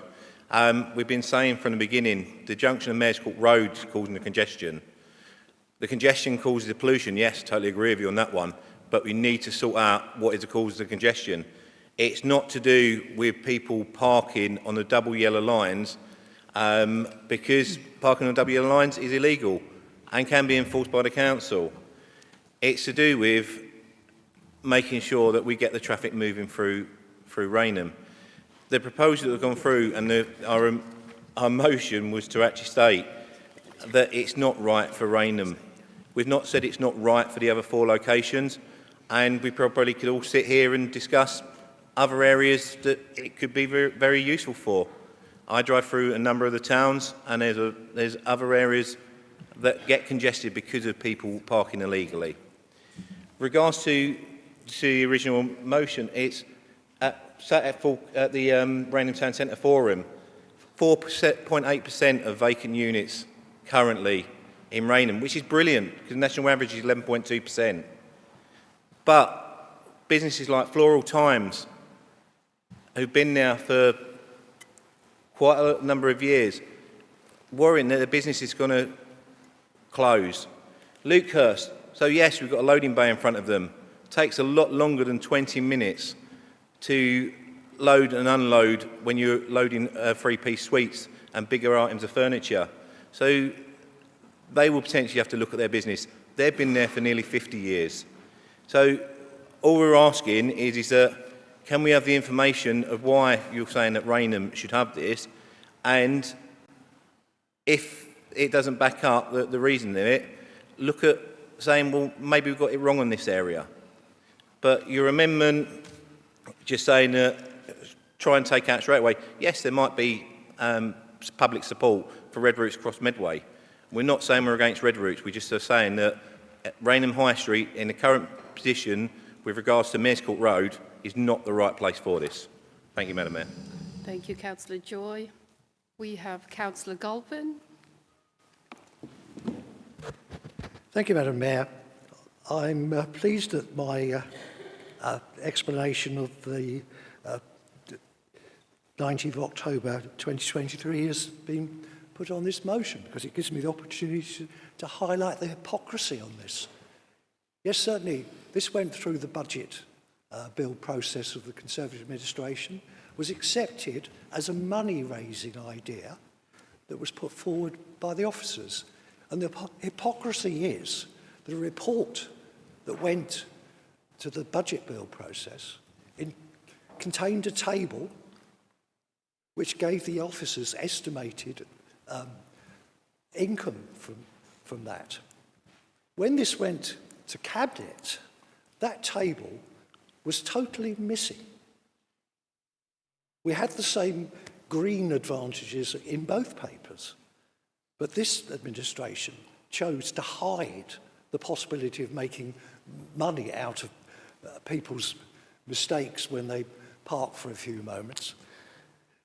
And this is how it started. It was a moneymaker. And to pretend it's all about road safety, it's all about green issues, I'm afraid is rank hypocrisy.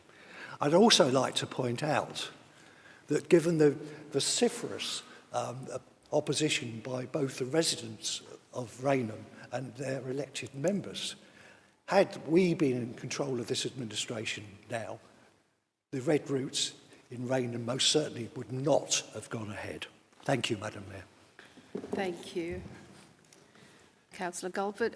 Councillor Lawrence. Thank you, Madam Mayor. Of course, we're not surprised by the Labour Party amendment, because they're showing an unbelievable arrogance in continuing to pursue the red route scheme through Rainham. They have presented no evidence that the red route in Rainham will achieve the desired aims of improving traffic flow and reducing air pollution and improving journey times. But Councillor Field, by your logic, every future council will be bound by the decisions of its previous council. And I'm sure within your plan, you're intending to make a lot of changes to decisions that were made in the last council. I think the Labour group wants to listen to the residents of Rainham. Not many of you probably go to Rainham. In actual fact, it's quite refreshing to hear that some of you have been to Rainham. But I'm sure Councillor Khan has picked up on the doorstep when she's been doing her rounds that people in Rainham are not in favour of the Rainham Red Route scheme. And without the evidence that it's going to achieve what the Red Route scheme sets out, they should can it immediately. Thank you, Mrs. Mayor. Thank you, Councillor Lawrence. So that is the maximum 3 speakers allowed for this motion from the Conservatives. So I will move to the other speakers that have put their names forward. That's going to be Councillor Spalding. Obliged, Madam Mayor. It would have been helpful for procedural purposes if Councillor Field had waited till we actually had the amendment in front of us, but I do get the gist of where he was going with it. Personally, I had a little trouble with the original amendment because it wasn't, from my view, definitive enough. You know, Director published a has to publish when. Let's have some dates and details. Let's have some substance to it. So if the Conservatives group wish to gain the information, let's have something a little bit precise. I mean, it says cancel the scheme if the director placed unable. Unable to do what? When? In the event of? Or doesn't state when to provide the requested information. That said, with the amendment, whilst the first paragraph is not unreasonable in terms of amendment, I have difficulty with the second paragraph. What we should be doing, in my view, is quite simply trying to get basically business through. And in my view, the second paragraph is not helpful, although the first paragraph of the amendment is not unreasonable. I shall expend the next moment or two making my mind up. Thank you, Madam Mayor. Thank you, Councillor Spalding. Councillor Osborne. Thank you very much, Madam Mayor. And it is some trepidation, actually, I stand, because this is now the upteenth time we've had this conversation. We've had this discussed at ONS through scrutiny committees, and we had experts who came and testified and gave their opinions. And we have been very patient and listened to residents' views. I myself have visited Rainham High Street and have spoken to many businesses. My colleague here, Councillor Edwards, spoke this evening in Rainham, and one individual raised that at the meeting present. And I know a lot of colleagues here have also engaged on emails with residents. And actually, I think most people understand that red routes are actually not that controversial. They've been introduced in London in the 1990s. They're extensively around many urban centres across the UK. So I don't understand the position of the Conservative opposition. You know, Adrian, you signed a petition on opposing all red routes, and yet your backbenchers claim that you're not opposing red routes. So perhaps you can clarify, is it just one red route you're opposing or all of them? Because at the moment, there is an inconsistency there. Second of all, when it comes to the budget, you've indicated tonight, for the third time, that you were given papers by council officers on a purely revenue-generating basis. We can't introduce this on a purely revenue-generating basis. That is not allowed. And I've asked you in public to produce those papers to prove that that happened. And as of yet, I don't know if that has occurred. This proposal has been introduced to reduce congestion, as it is around all local council areas across the country, whatever the colour, Liberal, Conservative and Labour, have all introduced these red routes to reduce congestion in their area. And as has been correctly said, many of these routes already are double yellow lines. They're already enforcement areas for people who do not park appropriately. And yet I haven't heard any opposition suggest that we remove all the double yellow lines from the street. So clearly there is an acceptance that there is an enforcement issue along that stretch of road. The only difference with the red routes is that the cameras will enforce the scheme. And just lastly, on the support of residents of the community, we have gone out and spoken extensively on multiple consultations. We've taken people's feedback. We've spoken to businesses directly and listened to their concerns. I myself have sat in many of those businesses and spoken to those residents. We have taken and fed back on these processes, and of course we will continue to listen. And I'm very pleased that Mears Court and other areas are having traffic rephasing, and they're looking at other road improvements. And I know as part of our biking and cycling agenda, that road will also see improvements. But can I just stress, the emergency services are fully in support. Our bus networks and our bus suppliers are fully in support. So we have gone out and spoken to a wide range of different stakeholders in the community. And I believe passionately that across all of Medway, that this proposal will allow us to reduce congestion, challenge poor parking and inconsiderate parking, and make all of our communities safer and ensure that we get a quicker and better moving Medway. Thank you. Thank you, Councillor Osborne. There being no further members indicating they wish to speak on the amended motion, so I will revert to the seconder of the amended motion, Councillor Hamandashi.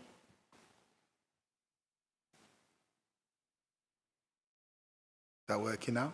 Yeah. Okay, cool. So in response to Councillor Hackwell's motion, I believe it's an elementary view on the concerns of residents in Medway, particularly Rainham. The red route scheme in the wider context lacks all clarity, and to me it's an elementary view that's drawn out of Crayola. It does not address the fundamental issues that we have as a community. So let's be clear, this is not about railroading anything through. It demonstrates just how out of touch the opposition is as it relates to traffic control and red routes and pollution. In fact, many residents, as my colleagues have said, and businesses see it as an opportunity not only to improve the traffic flow, journey times, air quality in the area, but we also got to be thinking about the generation that's going to come after us. And I think the opposition on the other side are thinking about the here and the now. You've got to be thinking about legacy. What do you want to leave behind for the future generation? I think you need to take a closer look at that. And secondly, whilst I'm seconding Councillor Hackwell's request to evidence the scheme's benefits, to gather evidence, as my right honourable comrade said a few months ago, takes time, and we already have documented evidence to support that red routes do work. And you're the originator, the ancestor of this whole debate came from your court. So there's something to be said about taking ownership for your brilliant ideas. You cannot just come up with ideas and then disassociate yourself from them because you're not in the position to profit out of them. Furthermore, the motion demonstrates just out of touch of ideas you are. It's important to remember that the document was not simply a theoretical exercise that we went through, that your team went through. It was your de facto policy, and it was incorporated in the budget. Ignoring it entirely will be a disservice to your own administration and the residents of Medway, who deserve a comprehensive approach to our traffic and regeneration challenges.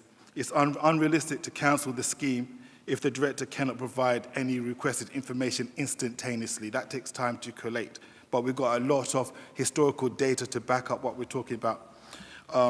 So in closing, I respect Councillor Hackwell's concerns. I believe his motion is overly simplistic and basic and fails to consider the bigger picture. Let's be adult-like and gather the necessary data, engage in constructive dialogue, and make informed decisions based on evidence, not political rhetoric. I'll close. Thank you, Councillor Hemingway. Now I return to the proposer of the amended motion, which is Councillor Field. Thank you, Mayor. It's been really interesting to hear this debate tonight, and I thank everyone for their contributions, and I hope, Councillor Spalding, you may be convinced of the merits of this amendment. I think that there's just two key things here. I think, firstly, the previous administration saw the same facts, saw the same proposal, and came to the same conclusion. I'm not sure why this is controversial. And then also to then lean into this argument about this being anti-car measures. I think that's a bit disingenuous considering that there is no opposition to 4 of the 5 proposals. It is in fact 1. So that seems really to be a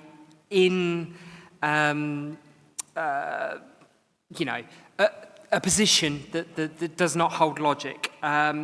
I hope everyone has had the ability to consider the motion and to consider the amendment, and I implore you to vote for the amended motion.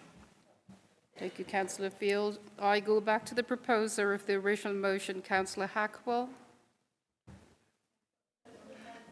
No, that's right. Thank you, Madam Mayor. It's been very interesting listening to the debate. Firstly, I'd like to say I'm really interested, Councillor Osborne, who is actually the portfolio holder for enforcement, doesn't know what the enforcement rules are for the double yellow lines in Medway. In fact, our enforcement rules state that if you're loading heavy items, such as a 3-piece suite that's been noted, you can load that for up to 15 minutes, as long as continuous loading goes on. So red routes are completely different from double yellow lines. In that respect, as red routes do not afford that issue. We hear that, I've written this motion in Crayola, I think was the words that we used. The amended motion says that the Conservative administration put these ideas through. That is true. It went through the Conservative administration, as did the safer streets around schools. And after further investigation, the safer streets for Hempstead, for example, was not implemented because there was the right reason not to implement it. It doesn't mean that the decision was taken back then to implement it regardless of anything. We would listen to evidence and officers' reports, which we've asked for. So I do admit that you know, the red route in Rainham is completely different from the other proposed red routes. The geography of the area is different. The small businesses that run along that street, none of the other proposed red routes have small businesses along those streets. There's residents, you know, how are they going to have a skip delivered? How are they going to get their DPD delivery? We already heard from the Deputy Director from Place that she won't be prosecuting Tesco's. What about Waitrose, Ocado, Every? You know, so is it only Tesco's and Undertakers that she's not going to then report? That would need to be clarification.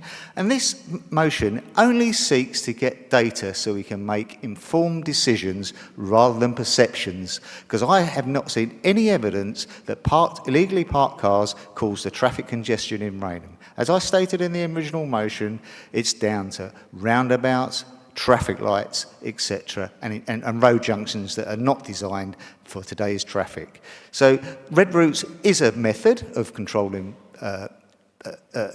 congestion, but it's not appropriate in all areas, and one brush doesn't fit all. Thank you very much, Madam Mayor. Thank you, Councillor Hackwell. We have debated this motion in full now, so I will be asking members to raise your hands. Those in favour of the amended motion, please. All right, okay. So we have the required number to ask for a recorded vote, so yes. Those in favour of the... Yes, okay. So recorded vote. Thank you very much, Madam Mayor. Thank you, members. So we have the amended motion in front of you. I will call each member in turn, and you are to say whether you are voting for or against or abstain. And this is on the amended motion. So, Councillor Anang.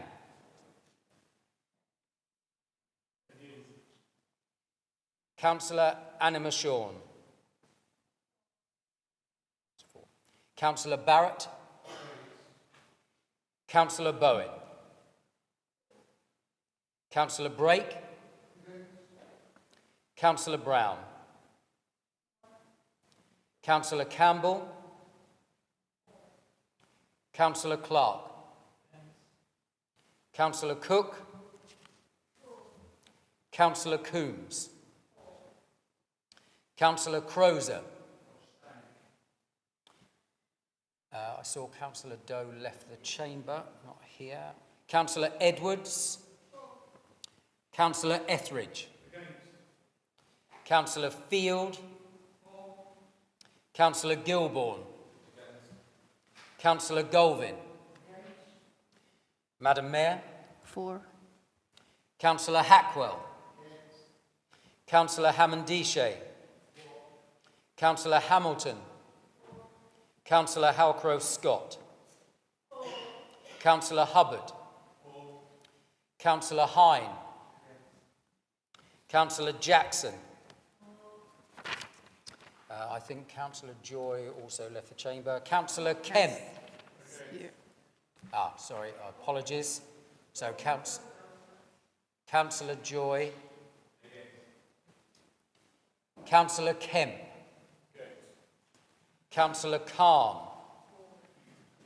Councillor Lawrence. Councillor Mayhill. Councillor Mandarakis. Councillor Maple. Councillor MacDonald. Councillor Murray. Councillor Myton. Mr Deputy Mayor. For. Councillor Osborne. Councillor Peake. Councillor Pearce. Councillor Perfect. Councillor Luella Prenter. Councillor Mark Prenter. Councillor Price. Councillor Sands. Councillor Shockar. Councillor Spalding. Councillor Stamp. Councillor Tijan. Councillor Mrs Turpin. Councillor Van Dyke. Councillor Wildey. Councillor Williams. Madam Mayor, a point of clarification. Councillor Doe was not in the chamber when I called his name. Councillor Doe has returned to the chamber. I would suggest that it would be appropriate to take his vote, but that's a matter for you, Madam Mayor. I would just like to ask Councillor Doe, there must be a reasonable, yeah, okay, on that, yeah, given the circumstances and the explanation, yes, definitely. Okay, Great. thank you very much. Thank you very much, Councillor Doe. Thank you, Madam Mayor. The amended motion is carried, and that now becomes the substantive motion, Madam Mayor. Thank you. Thank you, everyone. So we now move to motion B. No, so any further comments around? So there's no one. No, so is that agreed? Is that agreed? Agreed. Right, okay. We move to motion B. I call upon Councillor Coombs to propose the motion at item B. Thank you very much, Mayor Gurung. This is a really important motion for the people of Medway, as evidenced by the public question earlier from Mike Evans, who sees firsthand the difficulties our residents face. And I'm really pleased that Councillor Galvin will be seconding this motion so that we will be getting support for our residents in Medway. In the financial year up to March 2023, the government allocated over £4.5 million to Medway's Household Support Fund. And this financial year, we were grateful that the government made a similar allocation, which we're using to help ease the financial pressures for many of our residents. Unfortunately, this fund will end on March the 31st. It's a really important fund for so many reasons. According to government statistics released in December, Medway has over 11,000 children living in poverty. This is a shocking statistic, and so really importantly, we've been able to use the Household Support Fund to make sure that children who are entitled to free school meals receive funding over the school holidays. This means that families are able to meet the increased cost of the family shop during these times and that children don't go hungry. But it's not just children who benefit. The Household Support Fund has helped huge numbers of Medway residents since it was introduced. Every member in this chamber will have residents in their ward who have benefited. There were over 135,000 small grants made in the financial year up to March 2023 to help with basics such as food, energy and utility bills. The most recent figures show that in the 6 months to the end of March 2023, 19,712 households with children, 2,291 households with pensioners, and 6,988 households with a disabled person were helped by this fund. The amount of each individual grant is small, but the difference each one makes is huge. These are people who've been impacted by the financial crisis we're in, who without this additional support might otherwise have to miss meals or live in unheated homes this winter. With no mention of continued funding in the Chancellor's autumn statement, they face a cliff edge on the 31st of March 2024 when this fund ends. So we can see that the Household Support Fund has provided a vital lifeline to huge numbers of residents in Medway who find it increasingly difficult to afford things that previously they might have taken for granted. Years of austerity, high inflation and rising interest rates have led to a crisis where ordinary people have found bills, rent, mortgages, the cost of the weekly shop rocketing. This is causing enormous pressure on household finances and will continue to do so. So it's vital we're able to go on supporting our Medway residents flexibly through the Household Support Fund. The Chancellor of the Exchequer made no commitment to the continuation of the fund in his autumn statement, and so it's due to end on the 31st of March 2024, just over 9 weeks away. We must make it clear to him that he needs to make that commitment in his spring budget so that we are able to offer continued additional help to those residents in our wards who need it. I therefore propose that Medway Council writes to the Chancellor of the Exchequer to confirm the long-term future of this vital fund in his spring budget. Thank you. Thank you, Councillor Coombs. So is that supported? Supported by Councillor Galvin. Would you like to speak now or wish to speak later? Madam Mayor, I'd certainly like to speak. Yes, Thank you. I'm very happy to second this motion. I think the Household Support Fund has provided a lifeline to, Councillor Coombs gave the figures, you know, hundreds of households here in Medway, people that desperately needed a helping hand. And I think this is a good example when funding is put into local government is very efficient at getting this help to the people that actually need it. So I think this is a really good example of how local government works at its best, and I wholeheartedly support that the government continues with what was a very good scheme. And I would like to make a suggestion, Madam Mayor. Normally in these things we have the motions, it's from the councils, which normally is the Chief Executive writes, but I think to show our cross-party support on this, I would certainly like it not only to be signed by the Chief Executive, but signed by the Leader of the Council. I would be happy to sign it, and perhaps we could invite our independent colleagues to join us on this, and then that shows that we're all together in this in Medway. Thank you, Madam Mayor. Thank you so much for that. Solidarity on this fundamental motion that has been put before the Council. So there are some members who wish to speak on this matter, so that's, I'm going to call Councillor Murray first. Thank you, Mayor Gurung, and thank you for your support, Councillor Galvin. I think it's incredibly important that we do show cross-party support for this motion, and I'm waiting with bated breath to see what Councillor Spalding does. But joking aside, this is not philanthropy, I'm afraid. It's necessity, and it's necessity born of austerity. That's why people are in the state that they're in. We heard the figures from Councillor Coombe, and we understand that the most vulnerable people, those disabled people that you mentioned, Councillor Galvin, that Councillor Coombs mentioned, have been hit hardest with benefit cuts. And I want to remind people, the average cost of a weekly shop now is £110 and rising. If you're on universal credit and you're a single person and you're not able to work, you get £300 a month.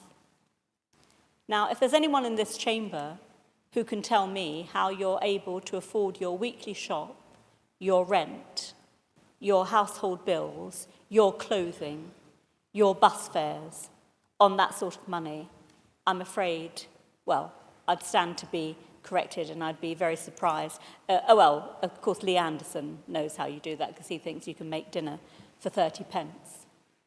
But we've got people in Medway who are not on the poverty line. They have fallen way below it. And if you're in that situation and you're on universal credit and you can't work, your ability to recover and be able to work is reduced by the poverty that you're living in. That's why the Household Support Fund is so important. But as I say, it isn't a giveaway, it isn't philanthropy, and I think it's absolutely disgusting that the only thing that Jeremy Hunt can talk about at the moment is tax cuts. No one at the top of the Tory party has mentioned this. They're keeping very, very sinisterly quiet. Can I pay tribute to officers who've been fantastic in getting this fund distributed quickly, and also to all of our partners in the voluntary sector who have also helped with that, particularly those who work through the Medway Food Partnership. Without their help, it would have been more difficult to get this money out and more difficult to publicise the fact that people have to come forward. And may I also add that good as it is that we have had it, and life-saving though it is, it's actually difficult for people to come forward to claim it. They feel ashamed. This is a modern form of the poor law, actually, and much as we need it to continue, unless and until there's a government who can actually manage the economy, I think that we need to remember why it's here. Thank you, Councillor Murray. Councillor Maple. Thank you very much indeed, Mayor Gurung, and I'm grateful for Councillor Coombs in bringing this forward. I'm very grateful as well to Councillor Galvin. I wholeheartedly support the concept of the three group leaders, along with the Chief Executive, signing this very, very shortly. We need to get this into Treasury. I hope they listen carefully. This fund has meant the difference to thousands of households across Medway, in my ward, in all of the other wards that we all represent here tonight. I wish it wasn't needed. I wish the Household Support Fund wasn't needed. So certainly I want to see this continue because there is an absolute need here in Medway and elsewhere. I hope that the 3 MPs are listening very carefully to this debate tonight as well, and I hope we send them a copy of this letter. They can make those representations directly while we have those 3 MPs in place, that we need to make sure that they're working hard for the people of Medway. We need to get this funding secured moving forward. Councillor Murray is right. I often talk about one Medway in this chamber and elsewhere. If you want a real practical nuts and bolts example of what does one Medway mean, it's the distribution of this funding. The purse is held by the finance team and brilliant officers working hard to deliver it. But the day-to-day delivery of getting this out to our communities would not be possible without our voluntary sector partners, and they have played a key role, both actually in COVID and beyond. And of course, this some of that tails back to that part of our collective history in recent times. So we need to send a very loud message. I'm very pleased that we'll be, I hope, unanimously supporting this tonight. We disagree in this chamber sometimes. That's okay, that's politics. It's good to disagree agreeably when we need to. But I think the loudest voice often at a full council meeting is when all 59 of us are speaking collectively. So I'm very proud that we'll be doing that tonight. I hope that the local media recognises the significance of this, because actually this funding has made such a difference to particularly families, I would say. If you think about schemes like the Medway Go scheme, that simply wouldn't be at the level it is without this funding. And of course, the final thing I want to say, of course, when we come to this chamber next time, we will be looking at the future finances of this council. If this £4.5 million doesn't exist, there are some parts of it which we will need to think very carefully about.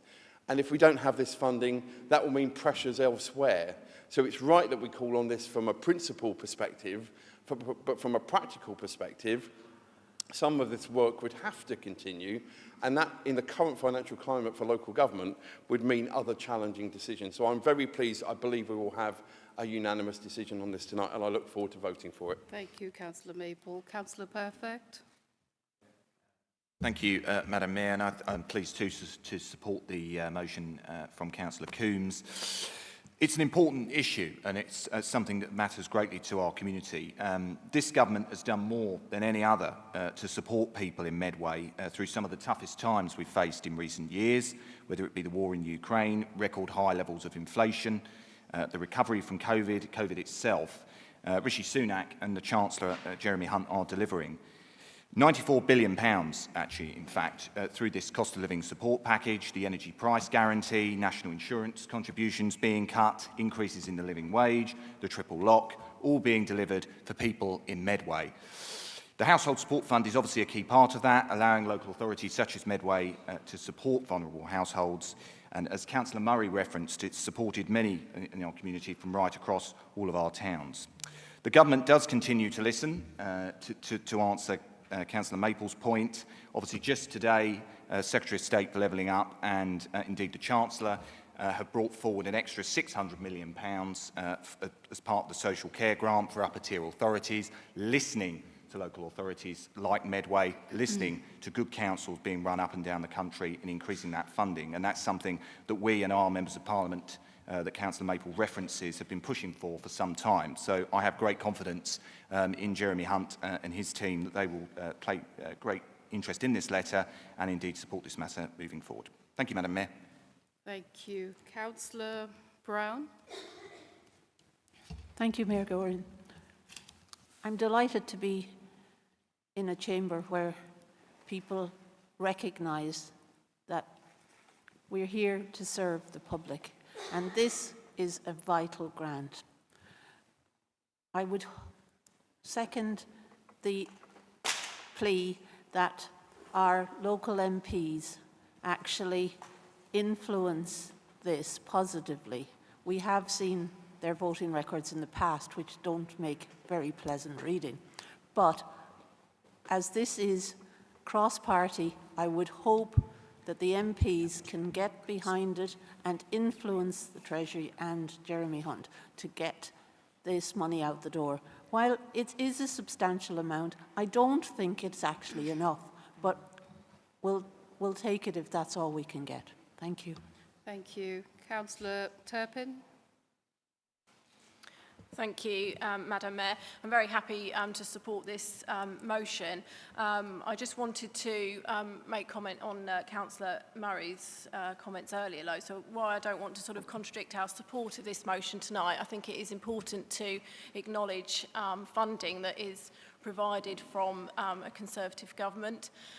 She made a statement that a single person has to survive on £300 a month and paying all their bills, but that is a standard element of universal credit, and there are additional contributions that would cover housing costs that would go on top of that. So I just wanted to sort of point that out, that you know, the Conservative government does support vulnerable people. We will always call for more funding where possible, but there are, you know, additional elements to the universal credit that will not make. I'm not assuming someone can survive on £300 a week for everything. Thank you. Thank you, Councillor Turpin. Councillor Spalding. Thank you, Madam Mayor. When I first looked at this motion, I thought, not another, possibly ambiguous one. And if I could have put an amendment in, it would have said, write to the Chancellor of the Exchequer, inviting him to confirm.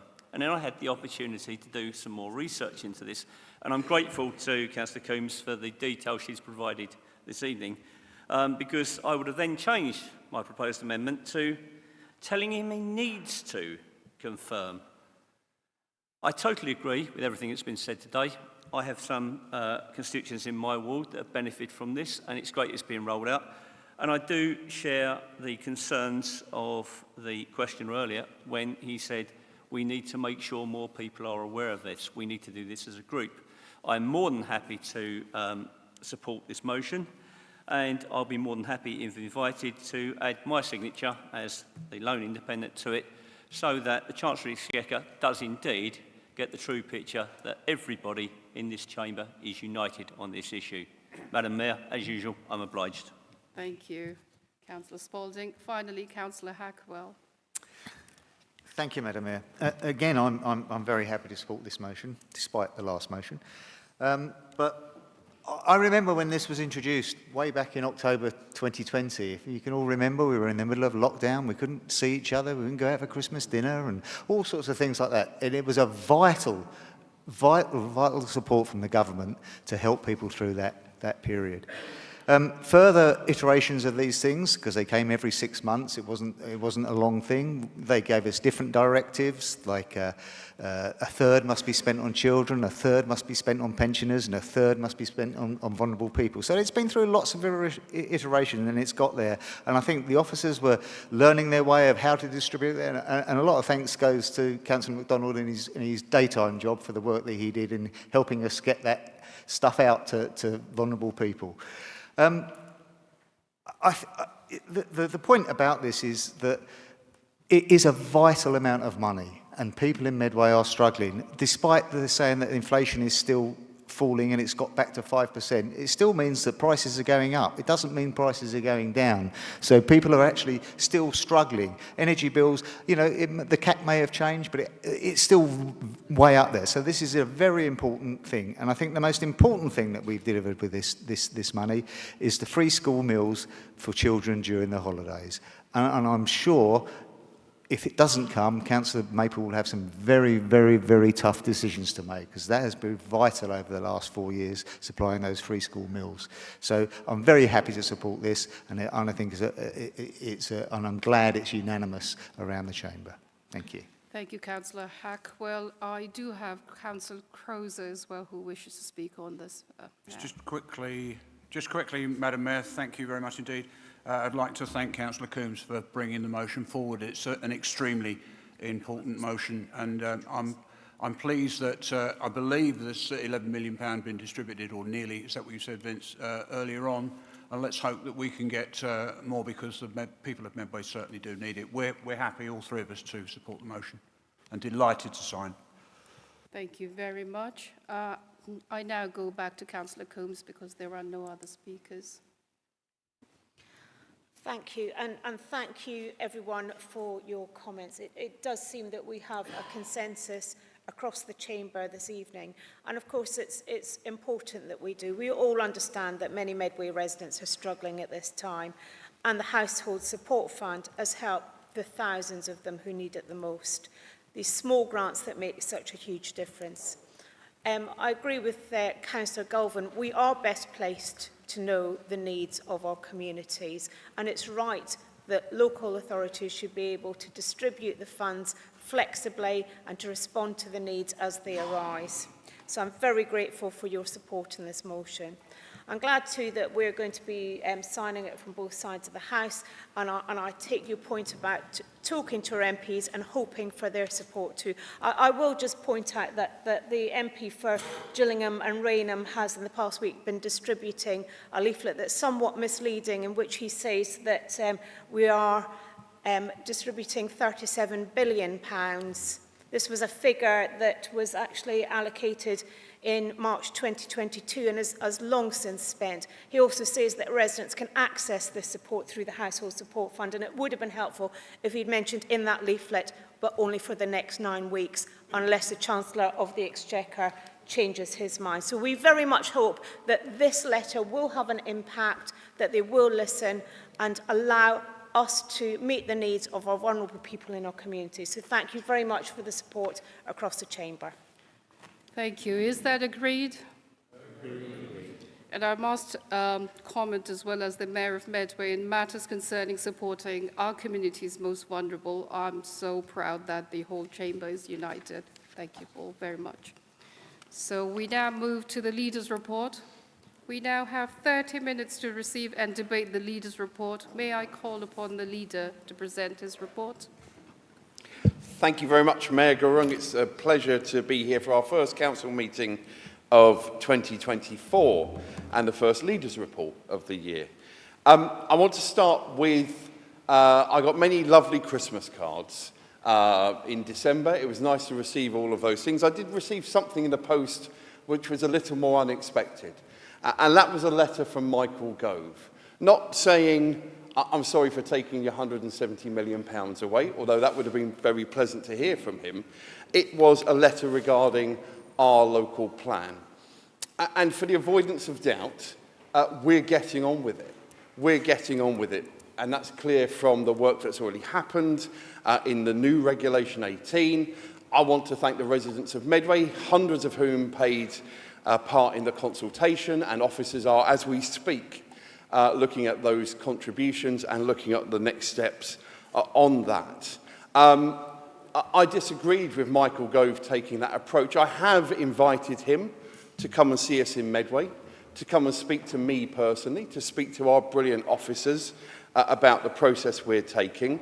I can't be held responsible for the previous administration's failure to deliver a local plan on subsequent occasions, but we're getting on with it now. So I genuinely hope he takes the opportunity to come and talk to me about the local plan. I might lobby him a little bit about local government finance when he's here as well. But we'll see if he takes up that opportunity or whether it's just rhetoric. It's worth reiterating the point I made on the day as well. Part of that speech was around highlighting that 91% of councils were failing in delivering on a specific planning target. We're in the 9%. We're delivering where many, many other councils aren't. And I'm really proud of our planning team. They're under-resourced, as are many planning teams across the country and the county indeed. 62% of vacancies in planning teams across England is the last statistic given by the LGA. So there needs to be a lot more done on that. So let's see if he comes between now and the end of his 12-week period. I'm grateful for officers who were already working hard on this and was already scheduled to come to our February Cabinet meeting, as those who look at the local forward plan will know. Back on May the 4th, one of the things I said to some of the media outlets is when we're running a council, as a Labour and Cooperative administration, things will sometimes go wrong. We will make mistakes. People are human. That happens. And with the Christmas waste collection, it was, as I said to an answer to a public question, extremely disappointing. As Councillor Curry did at that point, I would apologise to the people of Medway for the service not being at the level it would want it to be. We recognise entirely that obviously our partner, Veolia, had a key role in that, and I want to thank Scrutiny members from all sides for the very helpful debate you had last night. I think that asked some key questions, and I know personally Councillor Curry has been involved in conversations, and I'm pleased that we will be getting a rebate from Veolia. That's important to recognise as well, that they have recognised that the people of Medway have been impacted.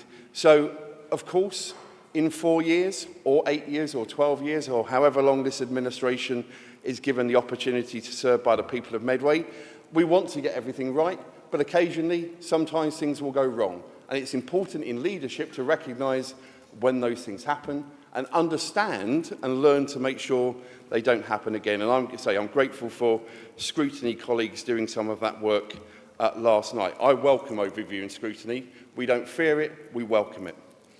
This administration, one of the things I'm very proud of is that we are backing Medway businesses, and we're doing that in a variety of ways. Despite the difficult financial challenges we inherited and continue to have, we were able to offer free parking and buses during the Christmas period, which I know, speaking to traders, certainly in Chatham, was very welcome. We are proactively ensuring that Medway gets a good deal as the South East Local Enterprise Partnership comes to an end, and I pay particular tribute to my Cabinet colleague, Councillor Edwards, and the personal interest and work she is doing on this tirelessly, I have to say, to make sure that Medway gets the very best deal. And another example of that is her input into the Kent and Medway Business Fund. Small businesses, medium-sized businesses, being able to access finance, which in a post-COVID financial challenging situation is really welcome. And of course, it's not just our long-standing friendship and partnership with Kent. You know, the world doesn't end at Bluebell Hill and Upchurch, contrary to popular belief. It's what we're doing here as well. So again, I want to recognise, as we'll be discussing later on tonight, the works that we're continuing to do on the Pentagon and Debenhams. My friend and colleague, Councillor Khan, will be discussing some of that later on. And I recognise some of that work started before May the 4th. You know, let's not kind of hide away from that fact. One of the things that didn't start before May the 4th, and the final point I want to raise around backing Medway businesses, is a fantastic level of interest and projects that have come forward through UK SPF. We're seeing some of those things happen across our 5 town centres, with small businesses, with community organisations and others. Again, this council working with the community, not doing to the community, working with them to make sure that Medway continues to be truly a place that I'm proud of, and I know everybody is proud of as well. And it's not just business, it's regeneration as well. I try not to do all of the cliche things that politicians do, but I did have a picture in a high-vis wearing a helmet, holding a brick and a shovel, because I was incredibly proud of the Anchor development on Rochester Riverside. I'm proud of it for a number of reasons. They're clearly good employers, speaking to the staff there. Our brilliant deputy leader often talks about the housing challenges for specific groups of older people, perhaps those who are in rented accommodation, and that Anchor development will be something which I think will add value to that particular market. We continue to work closely with our solely owned company, MDC, when it comes to the issue of bringing forward the site on Strood, which has sat dormant for years. The consultation is happening now, so if you have a view, get involved, get in the mix, have a look at the information there, and we want to hear from you. This is a council which is continuing to listen. Is there a chance of consultation fatigue? Maybe, but I'd rather be criticised as a council leader that's listening too much. I have no problem with that at all. And finally, one of the other things that I'm very proud of actually is the ongoing work in the paddock. We made changes in the administration to the scheme, saving taxpayers hundreds of thousands of pounds, and I was particularly pleased to be able to take some young journalists who Councillor Lawrence and Councillor Murray and I saw the day before. I took them to see what was happening at the paddock because, of course, if you're in year 5 of a primary school in Medway, it's going to be your community a lot longer than it's going to be mine. So, look, I'm really proud of the work that's happening across Medway in our town centres, working with our partners, and truly making Medway a place we're all truly proud to be of. Thank you, Mayor Gurung. Thank you, Councillor Maypole. We now move to debate. I will allow leaders of the parties to speak first. So, Councillor Galvin. Thank you, Madam Mayor. I'm glad that Councillor Maple acknowledged the fact that despite the difficulties of the local plan, actually in Medway, we have been very successful with the work of the Planning Committee and the Planning Department. Although the figures dipped a bit last year, in the last 12 months, I believe the 2 years before that, we actually built more homes for people here in Medway than we've ever done in our history. So I'm glad that was acknowledged, because that was really important, because we are building homes for people. And yes, the local plan is not just about homes, it's about lots of other things as well. But building homes here in Medway is still a very vital part of that.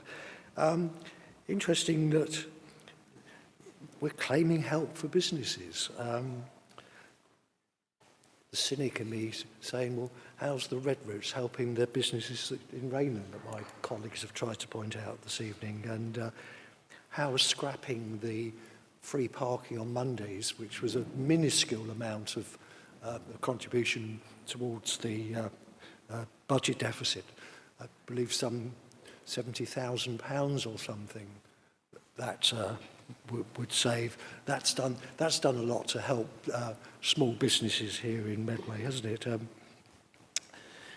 Regeneration.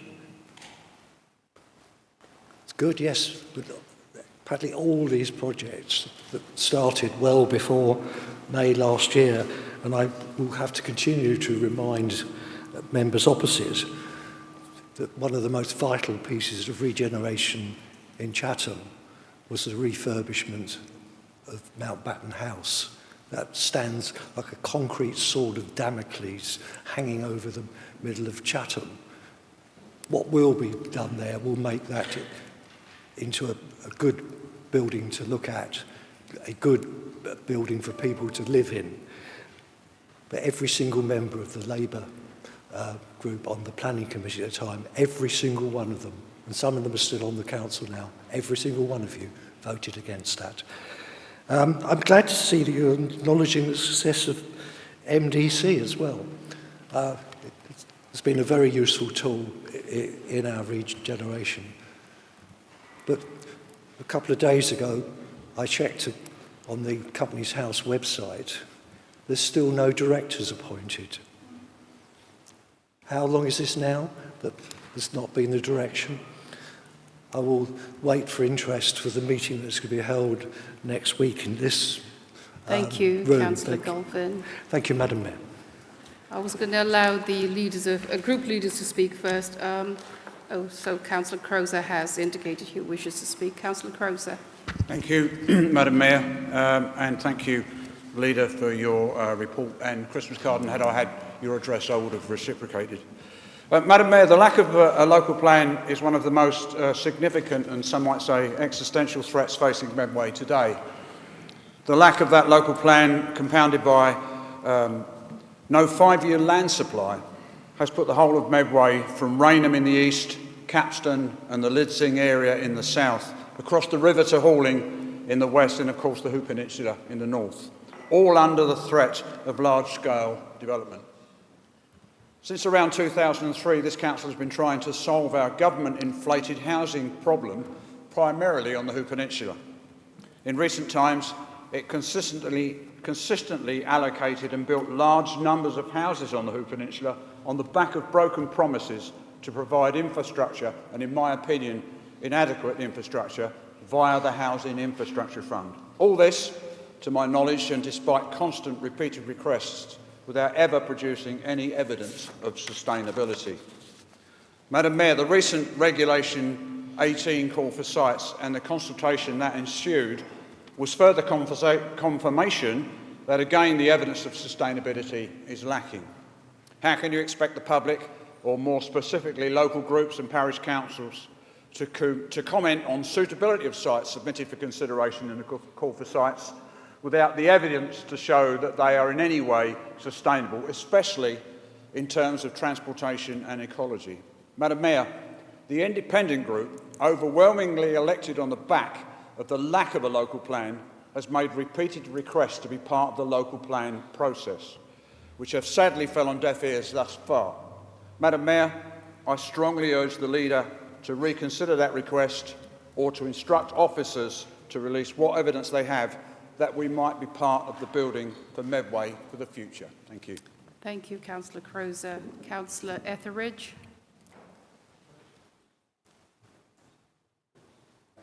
Oh, yeah. Thank you, Madam Mayor, and thank you, Councillor Maple, for your report. I'm just asking for a little bit of clarification, to be honest. At last night's scrutiny meeting on the work programme, it showed the local plan with going to Regulation 19 shortly, with the associated remarks that said that we'd be able to make changes to that local plan on Regulation 19 following its dispersal. Now, I was understood that once Regulation 19 went out, you couldn't make any changes to it. Thank you. Thank you. Councillor Spalding. Thank you, Madam Mayor. I join with Councillor Croser in his concerns about the house building on the peninsula. Flooding continues to affect my ward and other areas of the peninsula, while power cuts are becoming the norm rather than the exception. Medway Labour, when it came into office, said it would make it easier to see a GP, yet we now have a formal application to close Stoke Surgery, which is expected to be approved. All of this is completely unacceptable and unsustainable, particularly in the face of it, as the council continues to advocate thousands of new homes on the peninsula. I was grateful to listen to the Overview and Scrutiny Committee on the issue of the waste collections, and quite rightly, when things go wrong, people should apologise. But people should also consider options and suggestions. And when the ruling Labour group cancelled the Christmas lights, and after lots of publicity for the wrong reasons, Councillor Edwards was sent off to get some money from the big three contractors for the council, I made a suggestion, let's have a little bit for the rural areas, not just my ward, but all of the rural areas. Sadly, we're ignored. Well, the peninsula has a funny thing of doing things slightly differently. No problem. We took the lights to the people. The Peninsula Christmas Tractor Run was born. And if members have actually not seen this yet, look up the videos, because I can tell you this, it was absolutely brilliant. And I'm pleased to announce that it looks like the same thing is being planned for next year. I'll be shortly meeting with the organisers later in the week, and once we have some firm plans, I'll be inviting the Hu and High also councillors, and indeed the Sru rural councillors, and further councillors to be part of that. It was gratifying that the Overview and Scrutiny Committee, chaired very ably by Councillor Patterson last night, covered a lot of my concerns, and particularly when it said we're going to look at certain things that Norse do. But I think we need to take it a little bit deeper, Madam Mayor, and we need to look at the Norse model as a whole. A couple of things that came to mind when I was researching this.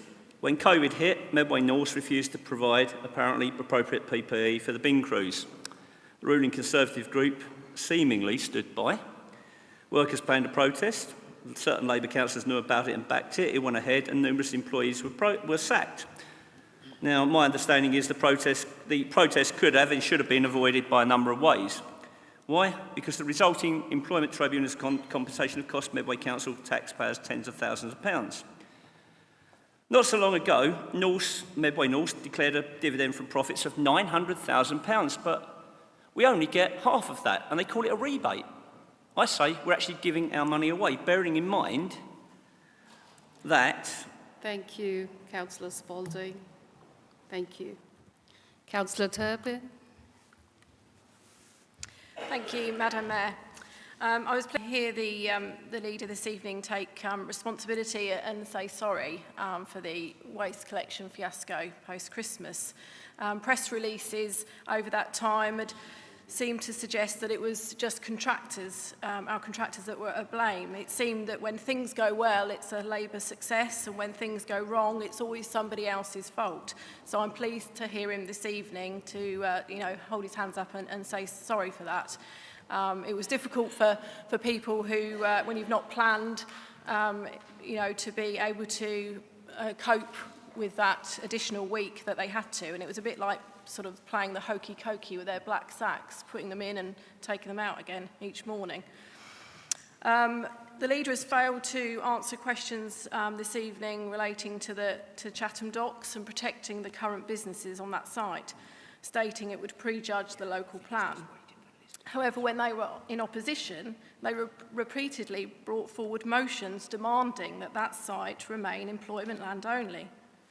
While I welcome him meeting with both sides of this important issue, the decision lies purely with this council.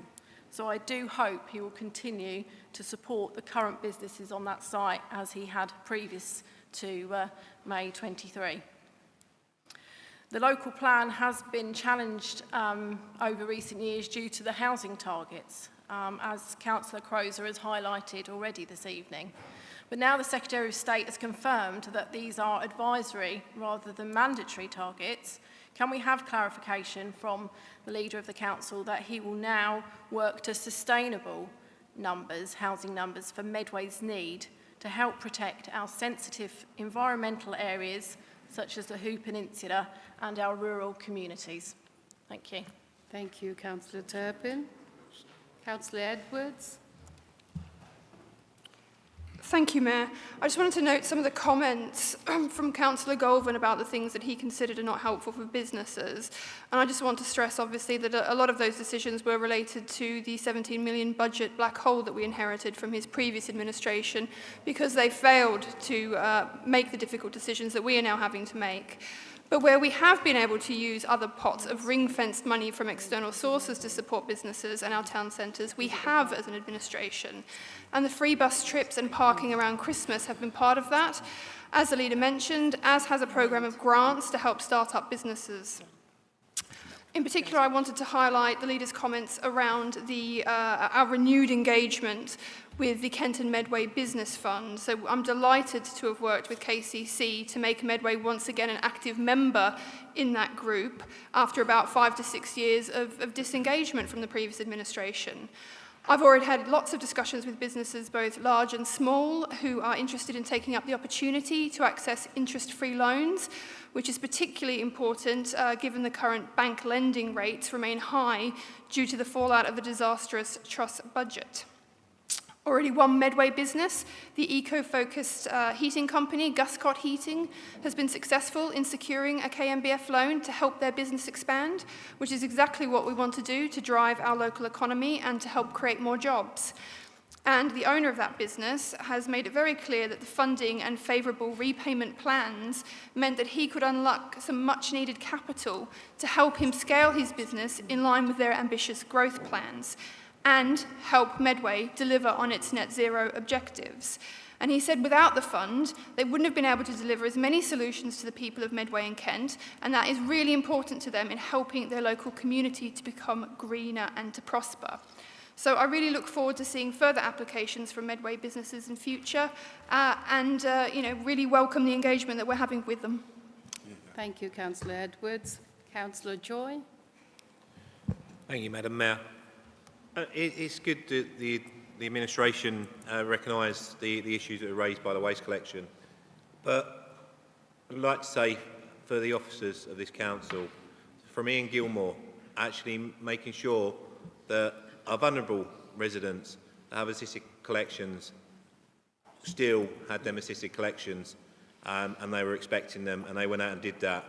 Like myself, like many other residents that may have missed a collection the week before as well, due to visiting family over the Christmas period, used the waste collection sites. I know on the Saturday morning at the one I went to, they were fully booked, so a lot of our residents went now.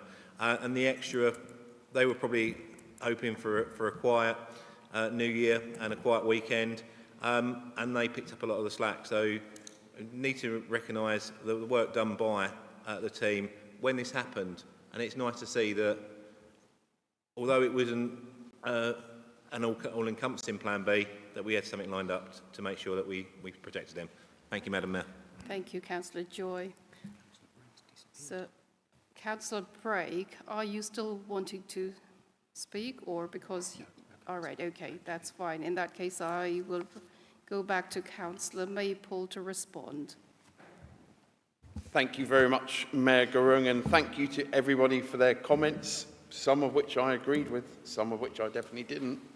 Let's be very, very clear. Let's put some facts on the table. This administration, since May the 4th, and obviously the subsequent annual council, have been getting on with dealing with the budget we inherited.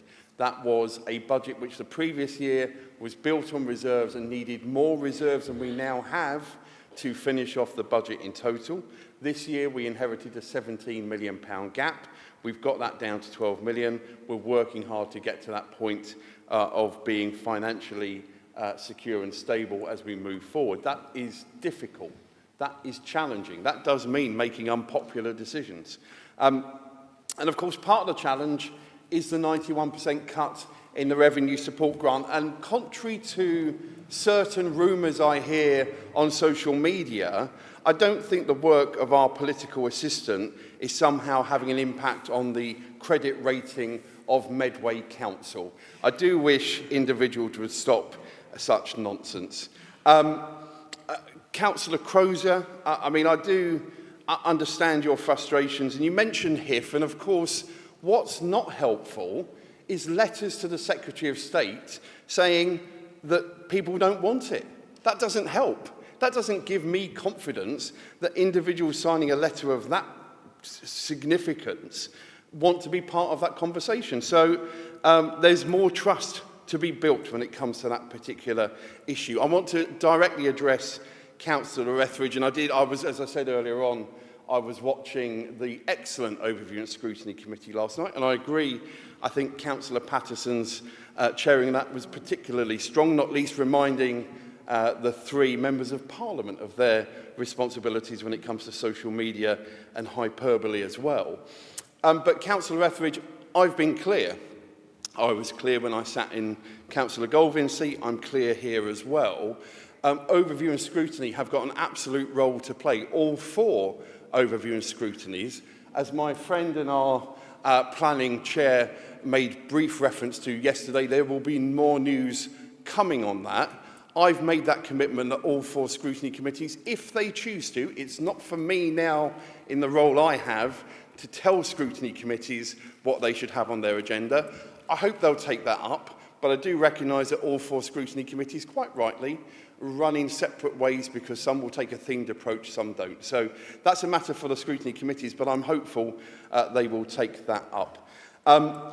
Councillor Spalding, it was regrettable of the clash of diaries in December. I was hoping to come and see some tractors. Of course, tractors and our colleagues in Maidstone are not popular. Good luck to the Maidstone team as they take on Councillor Barrett's football team in a couple of weeks' time. But it is good to see Medway residents and actually the parish councils playing their role, stepping in. I look forward to coming to one of our parish councils to have a conversation with them next week. It's important as leader of the council. I'm very happy to engage all groups across Medway. And then just finally, on the issue of Chatham Docks, let me be very, very clear. I'm not going to, as leader of the council, put into jeopardy the process we are going through on the local plan. That would be irresponsible. But what I have committed to do, and what I did yesterday, and I thank council officers for helping us secure this meeting, was bringing those two parties together. I'm not going to give a running commentary on the meeting. That wouldn't be appropriate. We agreed that it would be a Chatham House, not Chatham Central, but Chatham House rules meeting. But what I am happy to say is those two organisations are going to have follow-up conversations. That wasn't happening. That wasn't happening. What was happening was the previous leader of the council for 18 months, not even giving an acknowledgement of a letter. So times have changed. We will have to deal with the difficult stuff. We've absolutely committed to deliver a local plan. And yes, it will be challenging. Yes, every one of us in this room, all 59 of us, there'll be parts of the local plan we probably aren't 100% happy with, but this administration, this council, is getting on with it. And if the Secretary of State wants to take up my invitation to see the hard work we're doing on that, he would be welcome. Thank you, Mayor Gurung. Thank you, Leader of the Council. So we now move to item 10, which is the members' questions. We will have 20 minutes to deal with the 28 questions listed on the agenda from members of the Council. Any questions not dealt with this evening will receive written responses. Instead, answers to questions must not exceed 3 minutes in length, please. So the first question, Councillor Campbell, may I please have your question? Thank you. Given the overwhelming cross-party consensus at Children and Young People Overview and Scrutiny Committee that the government should be doing more for upper-tier authorities providing children's social care, what is Medway Council doing to lobby government for more resources? Thank you. Councillor Price, would you please respond? Thank you for your question, Councillor Campbell. The Provisional Local Government Settlement, published in December, confirmed that the Council will receive some additional social care grant as projected in our draft budget, and that local authorities can continue to levy a 2% adult social care precept on the council tax. The overall impact of the settlement, however, was a reduction, unfortunately, in the council's overall funding by 1.7 million compared to the draft budget, worsening our financial position. Corporately, we continue to work hard to lobby the government through all available avenues. We're part of F20, a cross-party group of councils representing the 20 most poorly funded authorities in the country who are lobbying the government to implement a fairer method of distribution of the national allocations of funding for local government.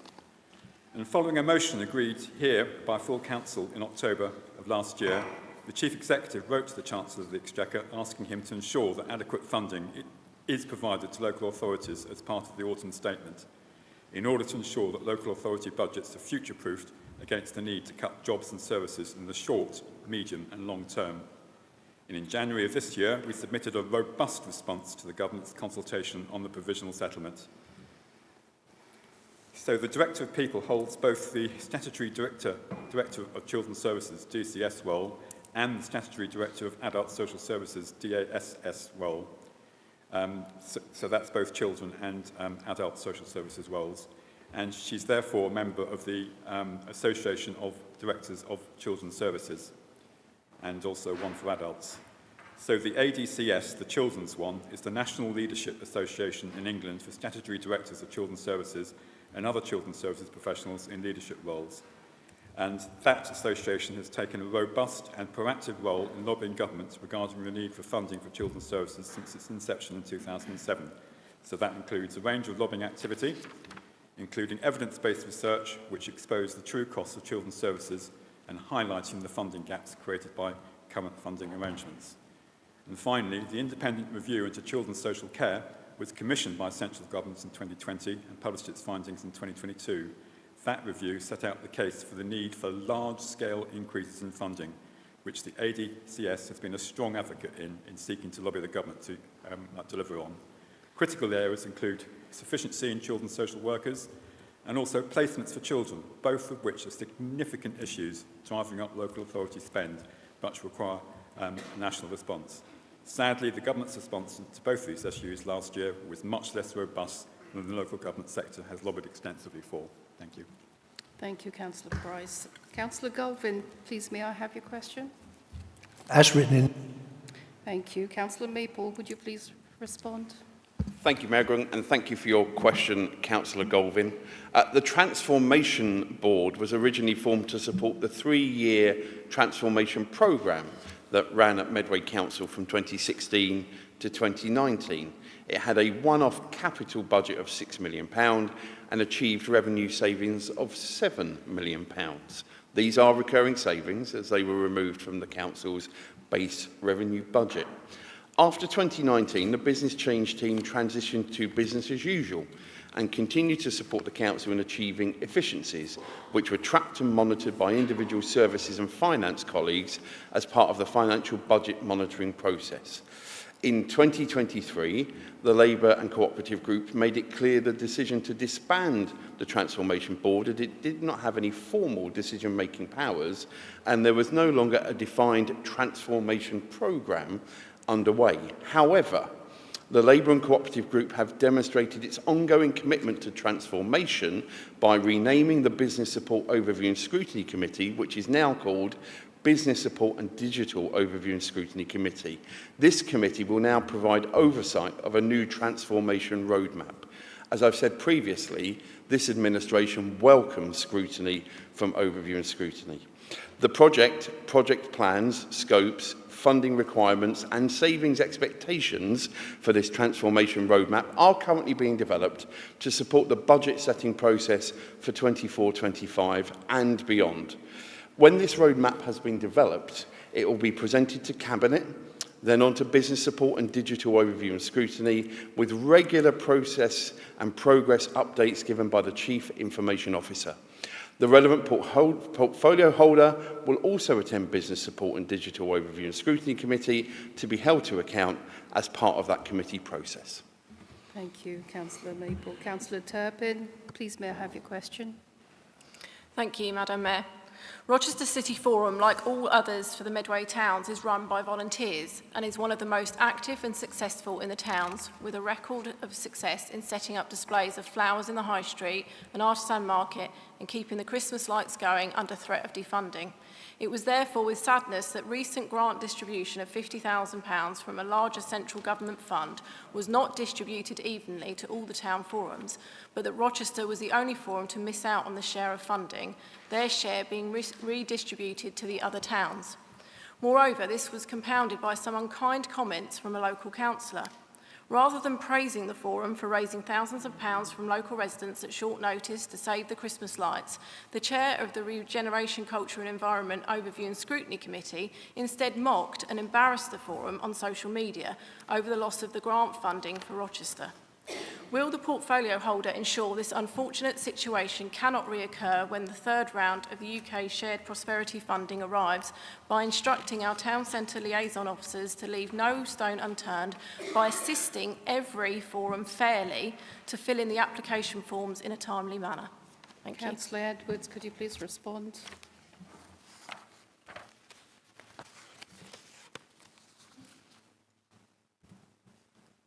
Come up as red, there we go. Yeah. Thank you. Thank you for your question. The Council distributed money from its UK Shared Prosperity Fund allocation between all the town centre forums who applied for UK SPF funding. Rochester Forum did not receive any funding because they failed to apply, and that is all my colleague who chairs the Regeneration, Culture and Environment Overview and Scrutiny Committee was pointing out on social media. The UK SPF scheme was heavily promoted through social media and the Council's website, with press releases distributed to networks through the communications team and a launch event held at Rochester's Corn Exchange on the 18th of May 2023, which was attended by over 100 stakeholders, including some of those who sit on Rochester Forum Steering Group. The UK SPF communications response was followed up with all the town centre forums through liaison with their respective town centre managers, and a number of applications were raised by the town centre managers acting on behalf of the town centre forums. The communication effort was very successful, given that we received 68 applications in total from a wide range of community groups and businesses who put a lot of effort into their applications. Although we weren't able to support every project that was suggested, I'd like to thank all of those who took the time to apply and engage with the officers who worked very hard to distribute the funds. There were some difficult decisions involved, as there were so many fantastic applications, to be perfectly honest. There will be a third year of funding available this year, and I would certainly encourage the Rochester Forum to consider submitting an application and to work with the town centre management team to do so. Thank you, Councillor Edwards. Councillor Perfect, please may I have your question? Yeah, it's written. Thank you, Madam Mayor. Right. Councillor Edwards, could you please respond? Thank you for your question. Under this administration, Medway Council remains wholly committed to supporting the growth of businesses in Medway. We are immensely proud of the fact that we have more than 14,000 businesses who are the lifeblood of our local economy, which is now worth £5.9 billion, and we want this to grow further in the years to come. We have reaffirmed our commitment to Medway businesses in recent months by signing the Federation of Small Businesses Local Leadership Pledge, supporting the relaunch of the Kent and Medway Business Fund and the Partners for Growth scheme, amongst other initiatives, and we will continue to prioritise high-value job growth. Just today, I discussed that very point with the Kent and Victor Chamber of Commerce as an example. The North Kent Enterprise Zone was designated by government in autumn 2015 and came into operation on the 1st of April 2017 with sites in Ebbsfleet Garden City, Maidstone and the Innovation Park Medway. Since taking on my cabinet role, I have had many discussions with businesses and local universities and colleges to ensure the site realises its full potential in future. And together with cabinet colleagues and officers, we are undertaking a review of the most sustainable development options for the Medway Enterprise Zone sites going forward. Thank you, Councillor Edwards. Councillor Tejan, please may I have your question? Thank you. Councillor Van Dijk, could you please respond? Thank you for your question, Councillor Tejan. The Medway review, the Medpay review alone will not change the locum position across Medway Council. Other factors such as market drivers will play a leading role in the availability of various professions. For example, we should not underestimate how challenging the national and local social work market is. That said, the evidence from the Medway Review pilot shows that turnover has greatly reduced in the first 3 service areas that were implemented on or before the 1st of July 2023. But it is too early to judge whether this will happen for all Phase 1 pilot areas. Whilst it is too soon to tell whether the review has had an overall positive effect on recruitment and retention for many of the Phase 1 teams, there has already been some measurable impact noted by some teams.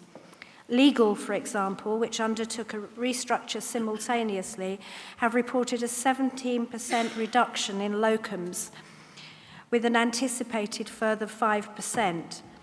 This targeted approach is estimated to deliver savings of £10,000 per week, equating to an estimated £140,000 per quarter. Data on turnover and recruitment campaigns and the impact on locum reduction is intended to be gathered at 6 monthly and yearly intervals from the introduction of the new career progression frameworks and will be presented to Employment Matters Committee. However, we can't assume the Medpay review is the only process required to reduce locum reliance. Thank you, Councillor Van Dijk. Councillor Wildey, please, may I have your question? Thank you, Madam Mayor, as written. Thank you. Thank you. Councillor Murray, could you please respond? Councillor Wildey, it doesn't make clear whether you're referring to services commissioned by the ICB or the performance of the board itself.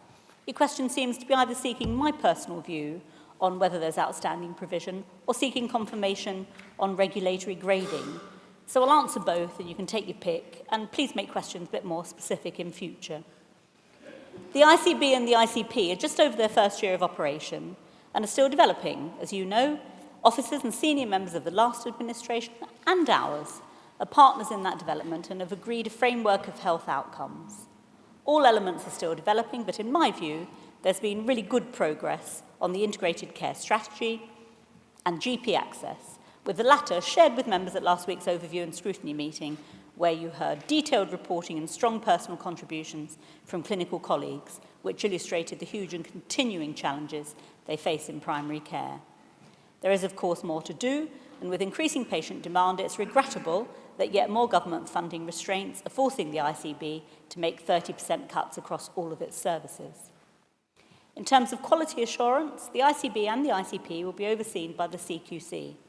Pilot assessments are taking place in 2 areas and they'll be rolled out across the country. There's no further information on this just now. For my part, I'm concentrating on ensuring that we have positive engagement at board level, using the extensive data and research provided by our public health experts to evidence demand in Medway and talk about areas of improvement that our residents need. Thank you, Councillor Murray. The next question's from Councillor Filmer, but he's not here today, so he will get a written response from Councillor Osborne. So we move to Councillor Etheridge. Please, may I have your question? As written. Thank you. Councillor Murray, could you please respond on behalf of Councillor Curry? Yep, just a moment.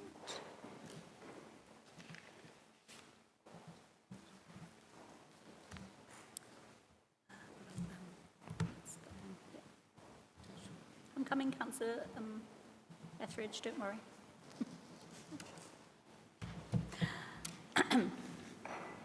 Thank you for your question, Councillor Etheridge.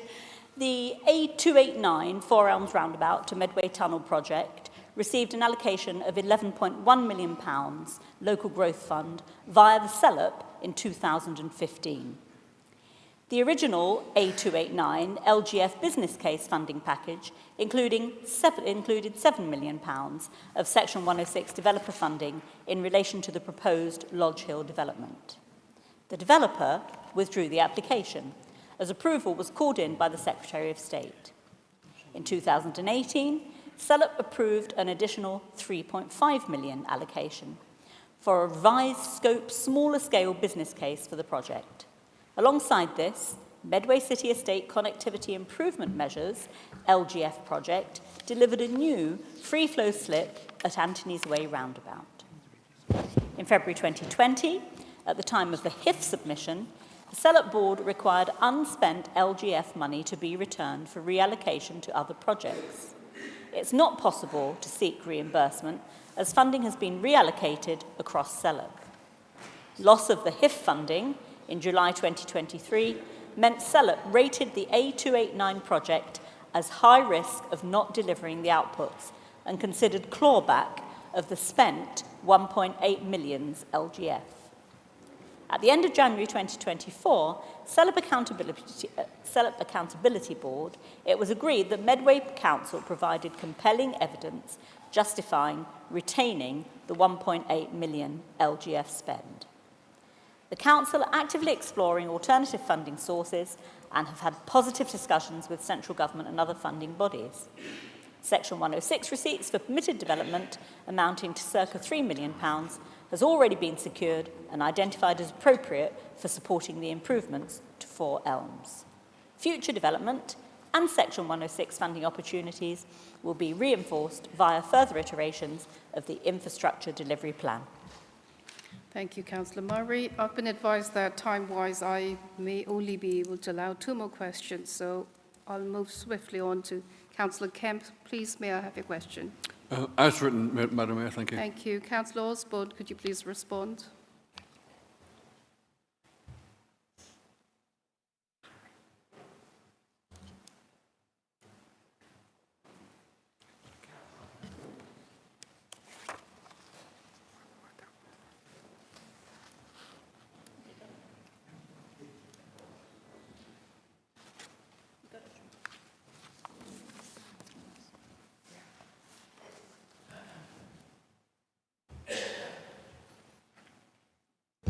Thank you very much, Madam Mayor, and apologies for the delays. I'm very happy to answer on behalf of Councillor Curry. So thank you for your question. There are several implementation costs associated with the introduction of red routes. This includes the design, undertaking engagement and consultation, associated advertisement costs, a statutory consultation, CCTV infrastructure, carriageway changes and new signage. Whilst finance information is not available to the granular level requested, I can advise that the total implementation cost is approximately £805,000 across all the proposed red route sites. This includes the purchasing of ANPR cameras, design, stakeholder engagement, numerous consultations and statutory traffic management orders, data collection and monitoring of traffic, pedestrian and air quality, infrastructure improvements of signage and markings, and engagement and communications on the implementation of the enforcement programme. Thank you. Thank you, Councillor Osborne. Councillor Nung, please, may I have your question? Thank you, Madam Mayor. As written. Thank you. Councillor Osborne, once again, could you please respond? Thank you for your question, Councillor Anang. The use of technology to ensure safer and moving streets is a commitment of this administration. I can confirm that ANPR cameras have now been installed at the A2 Orchard Street junction to capture vehicles ignoring the right turn ban, and we are now carrying out tests to make sure that the cameras link up with back office software. Once we have completed testing, we will identify a go-live date for camera enforcement, which is likely to be in February. We have a communications plan around this, which includes letters to residents and businesses, social media activity, and website activities and updates. Of course, this enforcement is part of our Safer, Healthier Streets programme, and better enforcement of these contraventions will make the road safer and less congested and help us to meet our wider transport objectives. ANPR cameras will be installed to capture vehicles that don't comply with traffic signs and road markings. The cameras will capture the vehicle registration number so we can issue the driver with a PCN. Before a PCN is issued, the footage will be reviewed by trained staff. There will be a warning period so drivers understand the changes to enforcement.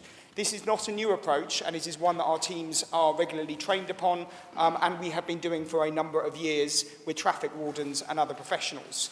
Road users who break the road rules within the first 6 months of a camera location going live will receive a warning letter for their first contravention and a PCN for any repeat offences.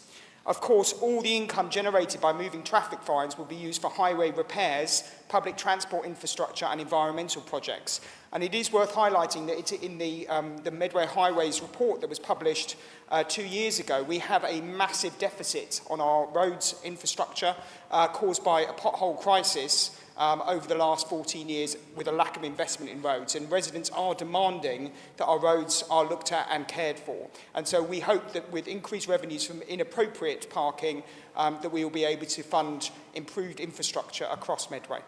The police will continue to enforce moving traffic restrictions, including at locations where there is a camera, and we will work closely with other enforcement agencies. Thank you. Thank you, Councillor Osborne. I'm afraid that's all the time we have for members' questions. All the other members, you will receive written responses from the relevant portfolio holders. So we are now moving to Agenda 11, temporary accommodation options in addition to the capital programme. Councillor Khan, would you like to make a proposal? Thank you, Mayor Gorang, and I'm pleased to bring this report forward here today because I believe that it sets out innovation and forward thinking from Medway Council when it comes to an issue that is being faced by local authorities up and down the country. It's no secret that the housing crisis is currently rife, and we are seeing huge pressures across a number of local authorities are seeing huge pressures, and Medway unfortunately is not immune to that when it comes to tackling homelessness. This paper specifically deals with and looks at our plans for temporary accommodation and how we would wish to take those forward, and the request today to Council is to agree in addition to the capital budget programme as set out under 1.1. However, I think it's helpful just to set out other elements of the paper as well, which includes, so that capital budget programme would be used for the purchase of 150 properties for temporary accommodation use, and that builds on a pilot scheme that was agreed on a cross-party basis in this chamber. I believe it was in early 23. But the paper also sets out our programme to lease another 150 units for the purpose of temporary accommodation, as well as to set up a lettings department within the council to support the administration and provide options for people who are looking to find housing. So this is a really, really important report. I'm really pleased to bring it forward. I think just to give some context to this, in early January 23, and it had remained relatively consistent throughout that period, but our pressures around temporary accommodation were around 360 households, including children, families, and at this point in time we're at 480. So there has been that significant increase. Now, as I said, this is not something that is unique to Medway. However, it is certainly something that Medway is looking at in a more proactive way and is looking to find a solution to that means that our reliance on the private rented sector, which is at the moment, as many people know, quite volatile, is lessened and reduced over time. So I'm really pleased to bring forward this report and I hope it's supported. Thank you, Councillor Khan. Is that supported? Supported by Councillor Campbell. Would you like to speak now or reserve the right to speak later? I'd like to speak now. Thank you, Mayor Gurran. I feel proud, quite proud, to speak in support of this item as my maiden speech in these chambers. I have particular interest in this item as I have worked with vulnerable and homeless people and those in unsecure living conditions. My ward, Fort Pitt, has a significant number of people living in temporary accommodation. I want to set out in brief the backdrop against which temporary housing needs to exist. According to data published by Crisis and Shelter, some 298,430 households approached their local council for homelessness support in the past year. 123,000 children were recorded as homeless last year. People living in temporary accommodation has risen by an alarming 74% in the last 10 years. 88% of councils reported an increase in requests for support from those evicted from the private rented sector, while 93% anticipated a further increase over the coming year. Unprecedented was the word used by the District Councils network to describe this level of need. In October last year, more than 150 local councils in England, as a collective, wrote to the Chancellor asking for immediate intervention from the government as the homelessness crisis and the growing cost of providing temporary accommodation threatened to, in quotes, to overwhelm their budgets. This picture is mirrored in Medway, with a 41% increase in approaches for homelessness support since 2020 and projected to increase to over 100% since 2018. That we, as the 5th wealthiest country in the world, need to support children and young people and families who are threatened with homelessness is something we should be deeply ashamed of. It's unforgivable. The reasons for this need arising are blindingly obvious. Rising living costs, unaffordable rents, unaffordable mortgage rates, a severe lack of social housing, crippling cuts to the local authorities' funding. In short, a failure of policy from this Conservative government over the past decade. It's a result of maverick and irresponsible policies by a revolving door of prime ministers and key government ministers. What we are doing about this problem here in Medway, as the new Labour administration, is taking the lead, being proactive, being innovative. This is a problem that is not going to go away by maintaining the status quo. That is not an option. We need to get ahead of this problem. Investing in setting up a council-controlled lettings agency to manage temporary accommodation is new, groundbreaking territory, and something other authorities in the country will watch with interest. Investing in purchasing property adds to the capital this council owns and brings financial value in the long term, rather than the sunk cost of renting from private landlords entirely. The report is unambiguous in the long-term benefits of a proposed approach. A mixture of the three options as recommended is the smartest, most pragmatic way to go forward. Aside from the cost factor, I'm particularly passionate. Thank you, Councillor Campbell. Right, so we are now going to debate. We have Councillor Doe. Thank you, Madam Mayor. I'd just like to endorse this scheme. I think that we did the figures for this, I think, before in the older administration last year. And I think the idea of buying properties on this scale, whilst it might seem extremely, shall we say, chancy, is not. Because I believe that if we do this, we'll have a number of really good benefits out of it. And I think that'll really help those in the lower income groups.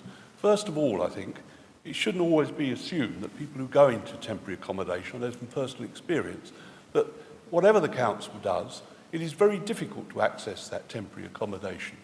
And we don't do it on our terms, we do it on the landlord's terms, more or less, otherwise you don't get the accommodation. What this does is to give us control over that accommodation. Not only does it give us control, but it also gives us the possibility of a reversion. In other words, instead of paying rent away, getting nothing back, at the end of it you have solid assets. And I think that also is very valuable. I think also what it will do, I think, is to make sure that we do apply really good standards to that, and we give certainty to people in temporary accommodation, that they're not, as it were, worried about, when they're suddenly going to lose their home or anything like that. What we can do is to cushion it. You can't take all of those risks away, but what we can do is to say, you can rely on the local authority to do the right thing. And I think that really is a great boon to people who previously have had a pretty sketchy lifestyle in many cases, and frankly need to have a settlement of life. And I do endorse what's been said about children too. I think the figures show, no uncertain terms, the figures show that children who have been in temporary accommodation when they don't, not the council type temporary accommodation, but run by private landlords. They're very, very patchy, and because they don't fix things sometimes with the speed that one would hope the council would do so, children live for ages in places that are covered with mould and so on, and that disgraces our society, in my view. So I do welcome this initiative and the continuation of the work that we started last year. Thank you. Thank you, Councillor Doe. Councillor Turpin. Thank you, Madam Mayor. Although I'm largely in support of this item, and our group will be supporting it, I do have sort of a couple of concerns with regards to such sort of large borrowing that will be required. As Councillor Khan referenced, it was a pilot scheme that was brought forward last January, and obviously a pilot scheme is to test the idea. So I'm just a bit concerned that this is sort of going forward quite quickly before we've had a chance to sort of bring those 20 units into the council's resource to sort of learn from this. So that would be one of my concerns. And then secondly, I'd just sort of like to know what additional budget alternatives we've looked at with regards to sort of financing the temporary accommodation. As we've heard this evening, Newham Council was successful in getting government funding from the local authority housing fund. There's been 2 rounds in the past 9 months, so I'd just like to know whether we did bid for those and what we did receive, and whether this could have then helped the amount that we're borrowing, because it is a huge amount, and I'm just concerned that, if the money saving predictions are not as large as we're estimating, we are going to be putting our council finances at risk when they're already very challenged. So, I'd just like some answers to that. Thank you. Thank you, Councillor Turpin. Councillor Mandarakis.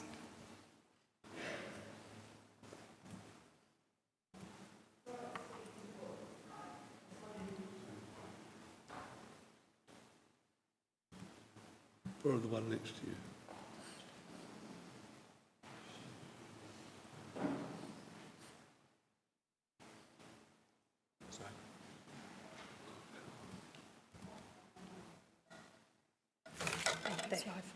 Okay. So I wanted to speak in support of this tonight. As someone who has been through the temporary accommodation route in Medway many years ago, and many of my friends and family have gone through it more recently, it's a stressful process at what is an extremely stressful time. And also as a councillor, I'm sure many of us will be supporting our residents through that process. And I think anything that we can do to increase those options can only be welcomed.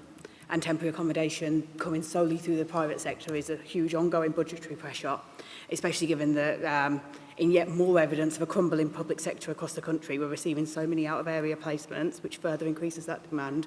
So I feel it's more than prudent to invest in both stock that we own, and ways to build capacity and options. Thank you, Councillor Mandarakis. Councillor Goulburn.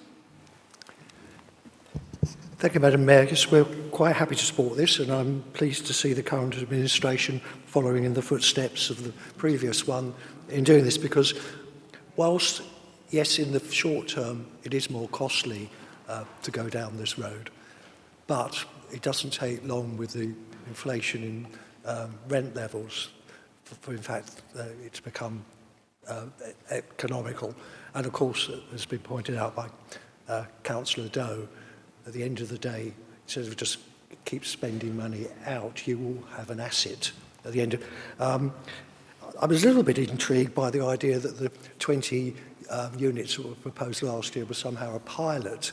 I would remind members that, and perhaps Mr Hicks could refresh my memory as to the actual years, but we did actually purchase 9 units of accommodation to be used as temporary accommodation quite a number of years before that, and we added onto that 2 houses in the Brook in Chatham that were left over from the road widening scheme there that were due to be sold, and instead of selling them we put them into the pot to be used as temporary accommodation. So I think there's a good precedent there. But like my colleague Councillor Tobin, I think we've got to be a bit careful of phasing this in, because it's a big purchase. as well as the borrowing that is required also, we try and do it too quickly, we'll actually inflate the prices. We actually found that was happening when the local estate agents found out that the council was interested in the initial 9 that we bought, that the price suddenly went up when the council expressed an interest. And we used a little bit of surreptitious ways of the officers actually made the initial inquiries in their own name, and the prices were quite a bit less. So I would just urge that caution on that, you know, slow and steady, but this is a very good thing. I support this, a very good way forward. Hopefully we will not be needing this temporary accommodation forever. But when we do reach that day, at least we will have some asset that we can use for the benefit of our residents in the future. So yes, we will be fully supportive of this evening. Thank you, Madam Mayor. Thank you, Councillor Goulburn. Councillor Coombs.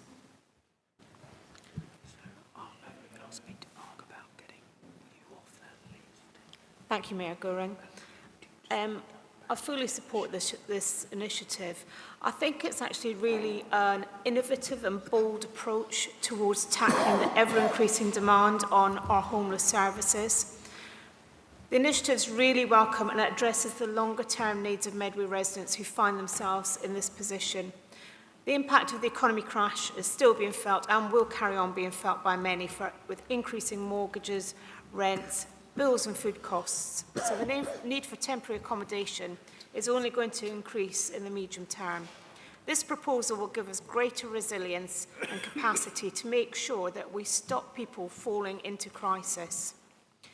It will reduce our reliance on the expensive private rented sector, which will be helpful in terms of finances, but also it means we will have greater oversight of the quality of the homes that we're offering.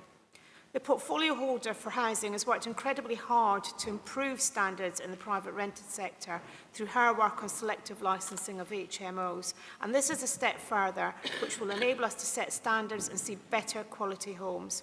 It means we can make sure that people who find themselves in need of temporary accommodation are living in decent conditions. So I'm really happy to support this initiative.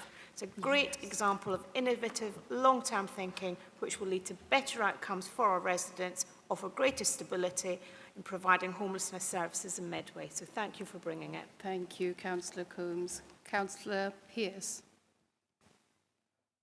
Thank you, Madam Mayor. We're supporting the proposal. Thank you. Thank you, Councillor Pearce. Councillor Brown. Thank you, Mayor Gorin. Of course, I'm supporting this. And the other thing that I'd just like to bring to everybody's attention is that proper housing doesn't just help the housing outcomes, but the whole life outcomes. And we talked about being an inclusive and caring council and society. And we know that when we have safe and adequate housing, the outcomes for children and their learning is better. And what we've gone through and improved the standards in our schools around here, that's been a really positive thing, but we need to make sure that our young people can benefit from that. And not alone is that proved, but it's also proved that health outcomes are absolutely and inextricably linked, both physical and mental health, to safe and secure housing. I know it's for temporary sector housing here, but what I'm saying about that is good quality. You know who your landlord is, they're not going to sell up in 5 minutes, and then you can get on with moving on with your life when you have decent temporary accommodation. You're not stuck in some bad quality, possibly too small, possibly not very well maintained. And I really do want people to think about this isn't just benefits in bricks and mortar, but it's benefits for whole life outcomes. Thank you. Thank you, Councillor Brown. Councillor Hackwell, please. Thank you, Madam Mayor. I'm happy to support this tonight. I think it's a sound initiative. I mean, Obviously, you know, purchasing our own properties, we win-win. We can win on the, instead of paying private landlords out for 25 years and actually have nothing to show for it, we will actually end up with assets. We'll win on the quality point of view. We can set the quality of that accommodation. It will be our accommodation, and so if it's a poor standard, it will be down to us, and it will be down to us to monitor and down to us to make the quality. From a procedural point of view, I am a little bit concerned that, you know, this is the second meeting in a row that we've been asked to approve many millions of pounds in the capital budget as additions to the capital budget. We made an approval for the waste trucks, I think the last council meeting, of 40 odd million. We're now making another 40 odd million. We have the capital budget being presented in 37 days. I don't understand why this is being brought as an urgent matter. You know, it's going to take more than a month to buy 150 houses. So why this is not just part of the standard capital budget and it has to be bought as a... That's what I don't understand. Thank you. Thank you, Councillor Hackwell. Councillor Spalding. Thank you, Madam Mayor.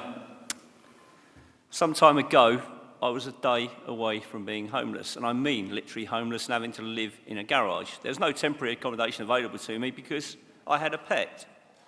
Now, as someone that served this country for 17 years, I was not happy. And it's not just a stressful time, it's a scary time. And perhaps if I can take up the previous councillor's point, why does it need to come through now? Well, I'd rather it comes through 37 days earlier and we can actually implement this 37 days sooner, because I've been in that position and it is definitely not nice. So I totally agree, purchasing is a win-win. And the other point is, of course, that at some stage, if we don't need it for permanent accommodation, temporary accommodation, we can look to move it and use it as council house, a typical permanent accommodation for something. So it's more than just a win-win, it's a three-win. So yeah, ideally purchase, have the assets, have the option. But let's remember, there are people, lots of us have got pets. They're not just a source of comfort, but companionship. And I know we've recently looked at the Pledge for Loneliness. So I'm in favour of this coming forward, and I'm in favour of it coming forward now and not in over a month's time. Thank you, Madam Mayor. Thank you, Councillor Spalding. Finally, Councillor Lawrence. Thank you, Madam Mayor. I'd like to lend my support to the proposal, albeit I do share concerns of colleagues that we're adding another £41 million to the council's borrowing. I had a few questions. I'm just wondering how much we're expecting to spend on each property in terms of maintenance and major repairs over the lifetime of this project. That's my first question, because I can't see any maintenance built in to this, or when we have to re-roof, when we have to put in new bathrooms, when we have to put in new kitchens. I'm just wondering what we think the temporary length of a tenancy is likely to be in temporary accommodation. And is there any danger that temporary accommodation becomes permanent accommodation because there is nowhere to move people on in the time we want? Also, I wondered if there's any provision in the financials for non-payment of council tax and non-payment of rent, because this is we accept this is a difficult area. People are vulnerable when they move into temporary accommodation. And just to be clear, I think it would be more innovative to stop people becoming homeless rather than to borrow £41 million and buying 150 houses, because that's not innovative. Any one of us can go out and borrow money to solve a problem. Thank you. Thank you, Councillor Lawrence. So I will be coming back to Councillor Khan to respond to those, please. Thank you, Madam Mayor, and thank you for the cross-party support that has been given from across the chamber on this item, because it is so important. I think just to come back, I mean, there was obviously a number of questions there, and I'm happy to take them as much as I can, but there is just a few things to highlight. First of all, this is a particularly urgent need that we've got. So yes, I completely agree with the comments that have just been made that actually more should be being done on prevention around homelessness. That's absolutely true. However, we are currently living in a context where we've got rents that are spiralling in the private rented sector, going up by over 100% sometimes for some residents, which is pushing them out of their ability to afford that. There's a cost of living crisis, there's inflation and interest rates which are incredibly high. And I think the comments that were made across the chamber about that are really pertinent, but I'd ask that you ask the Conservative government about how we tackle that so that we can really start to support prevention on this as well. At the moment, like many other authorities, we are having to deal with a housing crisis, and that's why this is so immediate in terms of needs. Just to come back on the question around the funding that we have applied to, we have bidded in as part of every stage of those funding allocations. The current round, which is the allocation 2, we've used our funding. We actually used part of our funding for the pilot scheme, and I call it a pilot scheme because that's how it was referenced in the papers that came to this council chamber. I'm happy to refer to it as something else if the other side would like to tell me so, but that was how the paper was presented at the time. In terms of those funding bids, we have received our allocations.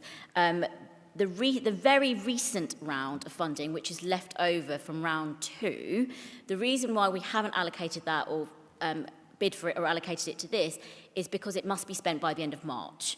And at the moment, we wouldn't be able to allocate that funding to spend here, and it would be very, as has already been pointed out, purchasing 150 properties in that short space of time is just not going to be possible.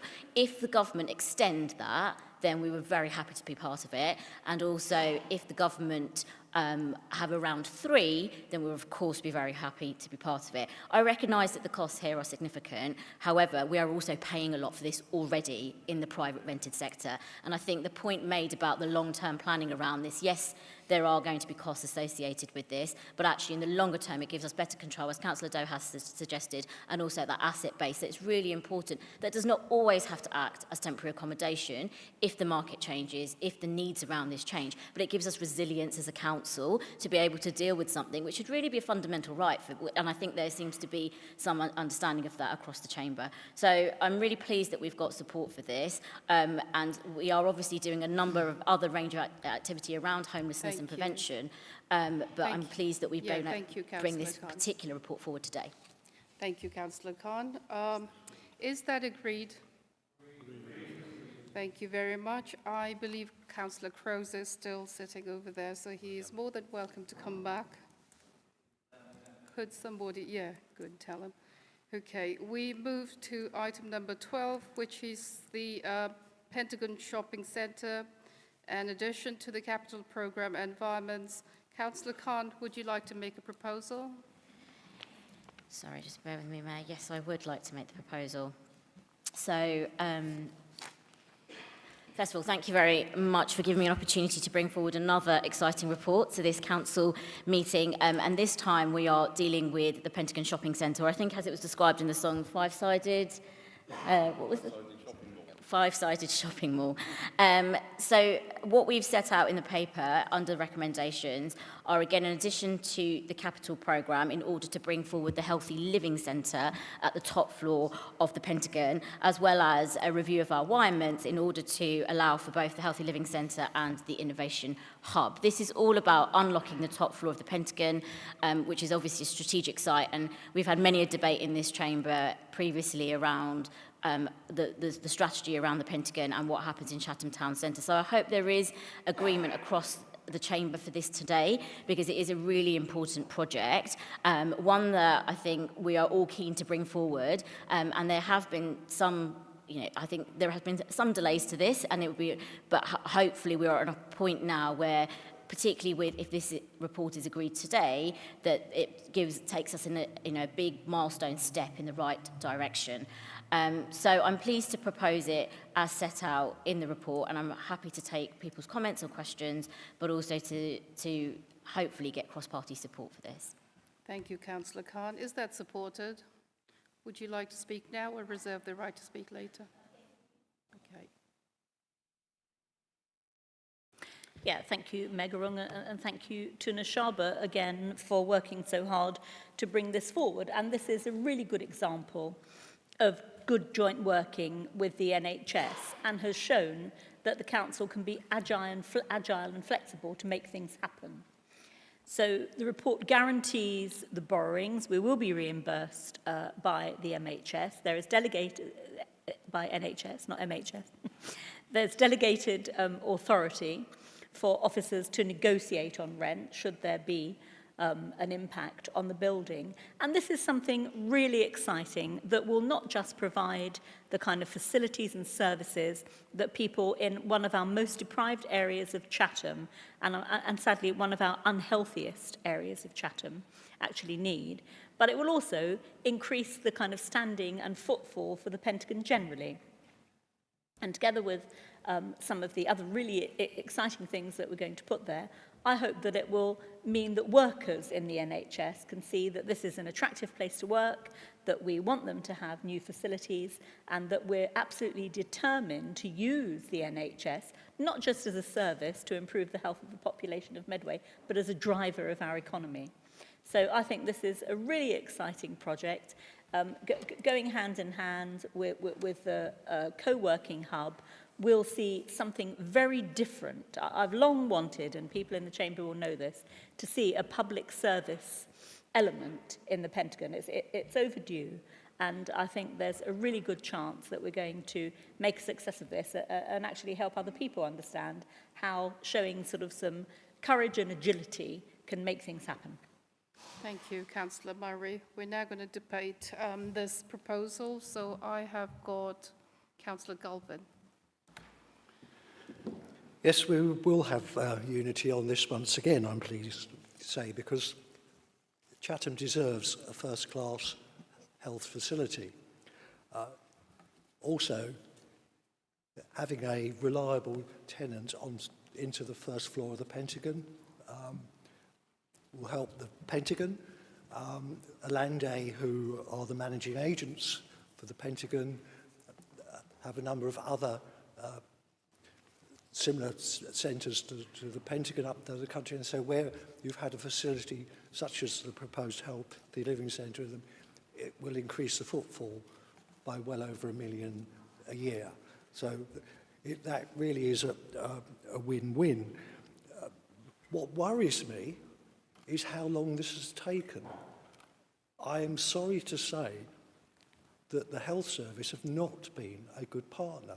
This has been in the pipeline for well over 3 years, If you look in the paper, you'll see nearly a year ago, 10.348 million was put into the capital programme because it appeared that the health service could not access the funding at that time.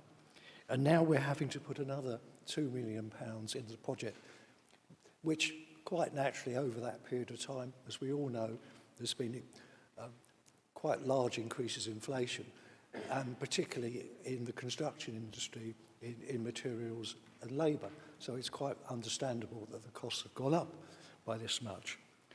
But the other issue that worries me, not only that the health service have dragged their hands on this quite badly, I think we've not been adroit enough in actually getting that first floor hauled off and being from open access to the public to actually giving the appearances of being a building site, which it should have been long, long ago. Because all the time it's in its present situation, we, as Medway Council, and hence our council taxpayers, are liable for the NDR on that site. As soon as we can get it hauled off and certified as a building site, the NDR requirement falls away. And of course, as we all well know, we only get to keep 49% of the NDR. 50% goes to central government, and the other 1%, which I don't mind at all, goes to Kent Fire and Rescue. But I think all the time we drag at our feet, we're leaving ourselves open to the NDR problem, and we really must, everybody who's got contacts with the ICB, start to put hard pressure on the ICB. They have dragged this out far too long. Thank you, Councillor Galvin. Councillor Edwards. Thank you, Mayor. I'm obviously supporting the report, and I'm really pleased that Councillor Galvin has indicated he will support, unlike the MP for Rochester and Strood, who we know wants to bulldoze the Pentagon and turn it into housing. In contrast, we are committed to using the first floor of the Pentagon to bring more diversity to Chatham High Street and to boost the number of people who visit it. Both the Healthy Living Centre and the Innovation Hub will do this and will have a really positive impact on the shops that are already there, most notably through the vibrant business community that we will look to create through the co-working spaces in the Innovation Hub. I was really delighted to recently secure an additional £300,000 from the South East Local Enterprise Partnership to expand the Innovation Hub so that we can help even more startup businesses here in Medway to thrive.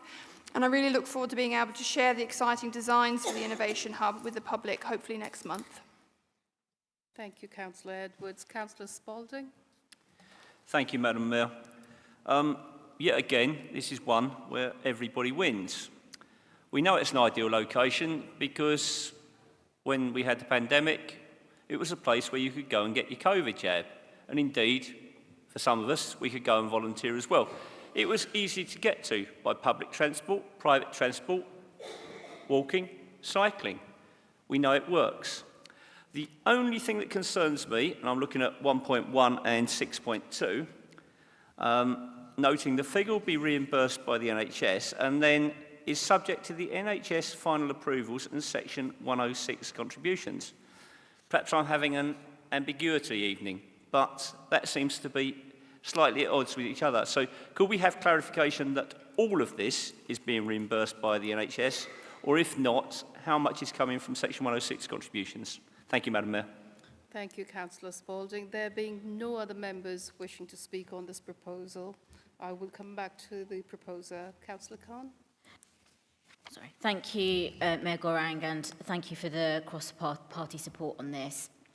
First of all, just to clarify, all of it will be reimbursed by the NHS once the agreement is finalised, and that is set out in the paper. And so therefore, this is around us providing security for us to be able to bring this forward. I appreciate the comments that have been made by Councillor Golvin about some of the challenges that have existed when working with the ICB, and I appreciate that it has been a long drawn-out process. However, I do feel that we are reaching a milestone on this now, and that we are turning a corner with reference to that. And as a new administration, we've been in here in power since May, and I think things have moved forward significantly in that space of time. So I'm hoping that once this report is agreed by full council here today, with the support that has been suggested in the room, that we'll be able to crack on and deliver some quite key assets really in this part of Chatham, as Councillor Lauren Edwards has set out. And you know, I think one of the key things we've looked at and talk about quite often is the future of our high streets. And when we look at that, what does the future of our high street look like? Well, it is about having those community spaces. It is about addressing the current needs of local communities, which include the opportunity to have spaces where you can work and innovation hubs, but also having healthy living centres that bring together a number of services in a core location that is easily accessible. So this is absolutely the type of future thinking that we need, and I'm pleased to hear that that we'll have support here today. Thank you, Councillor Khan. Is that agreed? Thank you. We move to item 13, amendments to the capital programme. Councillor Maple, would you like to make a proposal? Thank you very much indeed, Mayor Gurung. Following those two really incredibly exciting, groundbreaking items, this is a tidying up exercise, but an important one. As colleagues will imagine, since May the 4th, we've been looking carefully at every element, every line on every budget. And the report you see tonight is a genuine tidying up exercise, as colleagues will see. And I don't intend to go through every individual item on there, but some of these schemes have been in place since 2008, a long time ago. And obviously, in many cases, they have come to a conclusion. In a couple of cases, for example, match funding wasn't found. So this is a tidying up exercise. I think this is fairly non-controversial. So I'll move that, and then if there are any comments, happy to pick them up at the end of the debate. Thank you. Thank you, Councillor Maple. Is that supported? Is that supported? I'd like to support that. Thank you. Councillor Brown is supporting. Would you like to speak now or reserve your right to speak later? As it's a technical report, I think I don't need to say too much about it. I think the leader has said all that's needed. Thank you. That's fine. We move to debate. So that's Councillor Doe. Keep it long. It's just, I see here on the list is St Mary's Amateur Boxing Club. Now, I know they've worked very hard to get the money, and it's been quite difficult to do. But are we, so not confident is the wrong word, but are we sure that they're not going to make it? Because if we withdraw this after they've been fundraising for years for it, I really don't think that the council will be in very good odour, and what a shame it would be actually, because it gets rid of quite a lot of the aggression, and they actually they've actually brought around quite a lot of people that as a kind of social work element to it, and I do think it's actually quite a valuable part of that community. Thank you, Councillor Doe. Councillor Galvin.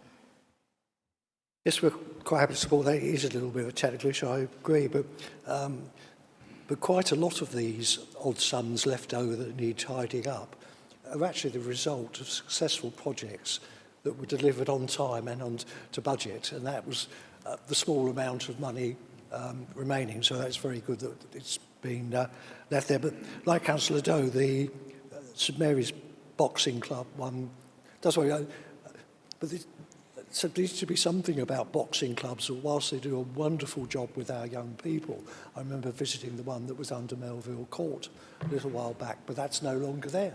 It's occupied by some other people that are represented here this evening as well. But I visited that. They were doing a fantastic job, and they were going to apply for funding, but whilst they were very good at organising the boxing, brilliant, did a wonderful job with our young people. When it came to the getting a bid in for funding, that seemed to be too much of a challenge for them. Perhaps there's a lesson to be learned here that perhaps some of these organisations do need a little bit of a helping hand. Thank you, Councillor Galvin. Councillor Hackwell. Thank you, Madam Mayor. I was going to make exactly the same point, that out of all the monies, I'm more concerned about St Mary's Boxing Club. I'm a treasurer and a trustee of a small charity, and I know how hard it is to raise funds, and I also appreciate it can't be an open-ended promise forever. So I would like to be reassured before we actually remove that every dialogue has been happened with the boxing club. They've been given 12 months notice to say, or whatever it happens to be, to say that the funding is going to be removed, and they're quite sure. I mean, if they're only told last week that you've got till tomorrow to produce the match fund and it's taken away, I don't think that's very fair. Thank you, Councillor Hackwell. Councillor Tietjen. Thank you, Madam Mayor. Madam Mayor, a few years ago, I was privileged to serve our community as mayor, and I visited lots of organizations, including the boxing club, St Mary's Boxing Club, and I've seen the offering they have for our diverse residents, our hard-to-reach residents, people with different neurological diversity, and etc. And, you know, without knowing what steps have been taken to give them some support, I find it quite difficult to, you know, lend my support to withdrawing any funding from them, Madam Mayor. But in context of everything else, we will lend our support to that. But just as other members have said, I just want to hear from the portfolio holder what steps has been taken to ensure that this organization continue to provide the service that it has done over the years.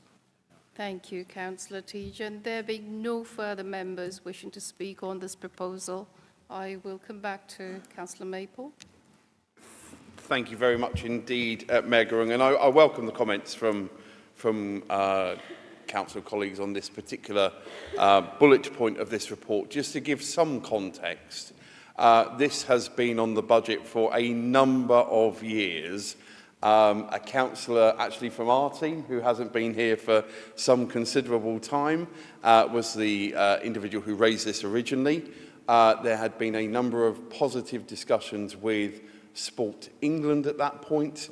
MHS were engaged. There has been repeated attempts to try and move this forward. I think it's fair to say at the time of the original application, there was a question mark around their original home. They have stayed at that place. The boxing club continues to flourish. Worth saying, this was never revenue money. This is very much about a long-term plan to move. And many colleagues across the chamber will be aware of the local organisation, Arches Local. They've given a lot of support in trying to bring this forward. It hasn't happened. And I agree, if we were having this discussion 3, 4, 5 years ago, I'd want to say, actually, we need to give it a bit more time. There comes a point where actually that point has been reached. And again, I think certainly in my time sat on the Arches Local Committee, I saw attempts to be made, but actually it just wasn't possible. So the boxing club still exists. It's still doing good stuff. But I think their priority has actually changed. To be fair, they're not now as worried about moving as they were historically. So I welcome the questions. They're right and appropriate. I am comfortable that with the information we've got and with that backdrop, and I know Councillor Doe was personally involved in some of the initial conversations actually going many, many years back. I am comfortable with taking this decision because I know that St Mary's Boxing Club continues to actively promote that sport, which, as others have said, is important to members of our community. So on that basis, happy to move the recommendations. Thank you, Councillor Maple. Is that agreed? Thank you very much. We move to item 14, which is the revised planning enforcement policy. Councillor Hubbard, would you like to make a proposal? Thank you. Planning enforcement is seen by members and our residents as an important arm of the Council. I know from experience that planning enforcement is often a slow and frustrating process, especially where the breach of planning control goes through an arduous legal process. As members will note from paragraph 5.1, the planning enforcement team has risen from 2 officers to 3. However, as it states, in the early 2000s, the team comprised of 6 officers. Can I thank Alison and her team for the excellent work they do on limited resources. The revised planning enforcement policy clearly sets out what is a breach, what planning enforcement can investigate, approach to enforcement action, prosecution and appeals. I ask the Council to approve the revised policy. Is that supported? Councillor Osborne, would you like to speak now or reserve the right to speak later? I can reserve right. Thank you. We move to debate in that case. Councillor Hackwell. Thank you, Madam Mayor, and thank you for the report. If Mr Harris was here, he would know that I'm one of his biggest critics on enforcement and not being fast enough and not being quick enough. I think it takes far too long for us to do some enforcement. I would, however, state that I'm very disappointed that this policy has admitted to have an empty property officer, and the priorities set in this policy are not for empty properties. Now, we all know that we've had some success over the last few years with the property next to the synagogue in Chatham Intra and the building at the end of Gillingham High Street next to Medway Park or near Medway Park. These were projects that were run by the empty properties team. And not to have an empty properties team. I know certainly in my ward there's empty properties that were reported and were being dealt with, and that's just been dropped. And the house is still empty with trees growing out of the conservatory and things like that. And it's just bringing the area down. And we need someone to focus on empty properties. It's not just my ward, there's other wards, and I'm sure most of us have probably got empty properties in our wards that are being neglected and don't make the town we live in look very nice. So I would urge whoever has got the authority that we look again at this policy and make that empty properties officers are available to deal with this issue. Thank you. Thank you, Councillor Hackwell. Councillor Osborne. Thank you very much, Madam Mayor. And of course, we take planning extremely seriously, and we all, as ward members, will be regularly in correspondence with people who've had issues with planning enforcement, be that planning permissions, or individuals who've undertaken works without the appropriate controls or indeed permissions given, and also where there's been a change of building or building use. And of course, we've challenged in some cases some of the enforcement around permitted development. I know my colleague here believes that there is actually some areas to be strengthened, I think, and hopefully national guidance will change over the next 5 to 10 years around this so that we can actually enforce more. And I totally agree with many of my colleagues that we need to have focus in a number of areas. And this policy actually updates our current policy position on a number of areas to make us more in line with our statutory duties and also in line with other unitary authorities around the country. I couldn't agree more that there is a resourcing challenge. I think we've acknowledged that in 5.1. Actually, we have seen a reduction in officers over the last 15, 20 years from a 6-officer team, which could give the cover to all of those issues to a significantly lower number of 2, which has now been increased. And absolutely, if local government was appropriately financed, and this goes back to the 91% cut in local government grant that we had since 2010, we would be able to do a lot more things that all of our residents would support, including redress and on issues of concern for them. I understand that we do have officers within the council sitting elsewhere that look at empty properties, including in our regeneration function. Indeed, in a short while, perhaps there's an alignment with another part of this agenda actually around temporary accommodation, because that could be an area where we look at empty properties in a different way and perhaps look at maybe using those for that basis. But on the whole, this enforcement policy covers a variety of different areas, including the investigation of allegations and inquiries, remedial action, and also working in liaison with different parties to try and get a consensus approach on planning matters. And it's really important that we work with all of our teams, and even in this resource-constrained environment. So I'm very happy to second and support my colleague, Councillor Hubbard, this evening. Thank you. Thank you, Councillor Osborne. Councillor Spalding has indicated he wishes to speak on this proposal. Councillor Spalding. Thank you, Madam Mayor. I'm quite happy to support a proposal for a new planning enforcement policy. However, I share colleagues' concerns that we don't have the staff to do the actual enforcement. Let me throw a thought out there. There is a backlog at the moment. I've spoken to Dave Harris about this, and I know at least 2 items in my ward which have been outstanding for months and nothing has happened with them. Effectively, if we do nothing, people will be seen as being rewarded for doing wrong. That cannot be right. Is it possible for the portfolio holders to get together and see if we can do something temporarily, in other words, to literally do something to clear the backlog, so effectively the new planning enforcement policy is starting afresh in some ways. I'm just going to throw that out there. But other than that, generally, save for the staffing issues, I can support this. Thank you, Madam Mayor. Thank you, Councillor Spalding. Councillor Hubbard. Thank you. I just ask members to really time to digest what is in 5.1, especially the last line, which says limitation of staff resources, emphasise the need to focus on prioritisation of cases as referenced in the policy document. We are limited, and we're doing Alison and our team are doing the very best they can do with that limitation. Just ask the Council to approve this policy. Thank you, Councillor Hubbard. Is that agreed? Thank you very much. We move to item 15, review of polling districts and polling places. Councillor Maple, would you like to make a proposal? Thank you very much, Mayor Gurung. I'll move the proposals as laid out in the report this evening.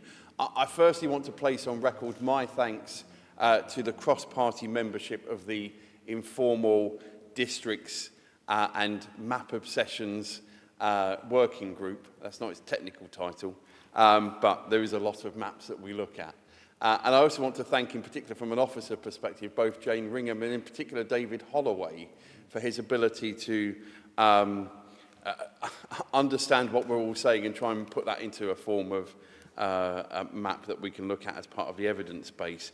This is an almost impossible task, in part because we've had an increasing population, but not an increasing variety of buildings available for use of polling stations. We have been innovative, so one of the things that we are looking at, of course, for example, is our marketing suite in Rochester Riverside, making use of that building directly. So I think the plans we see in front of us are as good as they can be. I was pleased to be copied in to an email from the opposition spokes for young people on the issue of schools being used. This is something which, as the report lays out in paragraph 4.20 and onwards, this is something which the working group has for some time absolutely has a priority to reduce. We have reduced that number from 17 to 10. Some of that 10, obviously, as is laid out in paragraph 4.23, are now schools being used, but being able to be fully operational throughout the day. I hope we get to the point where that figure is 0. That is our collective ambition on that working group. It will take some time. We need developers to make sure they're giving us the community centres and other spaces that they promise us in Section 106 agreements. But until that point, it has to be part of the process. Councillor Perfect also referred to the language. Some of that is the statutory language. So the Chief Executive in his other role is able to command on this particular issue. That's not language we would choose to use. That is what the law says is available and appropriate. So again, it's not a perfect science.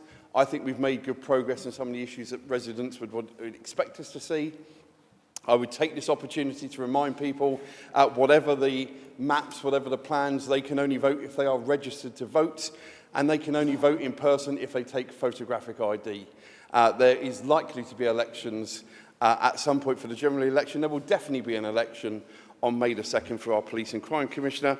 We will have different views as to who the candidate should and would be if they're successful, but we need to make sure our residents can have the opportunity to vote in the best way possible, and therefore I'm happy to move the recommendations. Thank you, Mayor. Thank you. Councillor Maple, is that supported? Councillor Mahill is supporting. Would you like to speak now, or do you reserve the right to speak later? I reserve the right. I'm sure there's plenty of people that like to talk on this item. Thank you very much. Councillor Perfect? Yes, there's one at least. Thank you very much. I think actually the leaders referred to what I was going to say, so I don't really need to say anything else. I think the opposition will be supporting this, and I know Councillor Wildey and Councillor Lammas have told me about all the work that really has gone in terms of the informal working party on polling stations, which is really good. But I think certainly to stress the point, I know when I spoke to the Chief Legal Officer earlier, he's certainly taken the points that have been raised by schools most recently on board, and I too hope that we can strive to a position where we don't have to close schools any more than we need to, because certainly when they have to close, certainly those primary schools could be up to 5 or 6 days over the child's time at school, which is quite significant, obviously, and an important time in terms of driving attendance as well. So thank you very much for taking those concerns on board to the leader. Yeah, support this. Thank you. Thank you, Councillor Perfect. Councillor Wildey. Thank you. As Councillor Maple, I would like to thank the officers, Jane and David. They keep us in order. And yes, it isn't very easy, especially at some of the wards when you don't know them and you're just looking at maps. You do sometimes have to drive around between meetings, but yep. And I think it was one of the more pleasant joint working groups, but thank you. Thank you, Councillor Wildey. Councillor Sands. Thank you, Madam Mayor. I too agree it was one of the nicest committees that I've been on. However, I voiced concerns at the time for using Deangate Ridge Indoor Bowls Centre. The reason being is there is no safe access for pedestrians to attend that polling station. They would have to cross over 2 dual carriageways, very busy dual carriageways, and if they made it across them, there is no safe access, there's no bridge.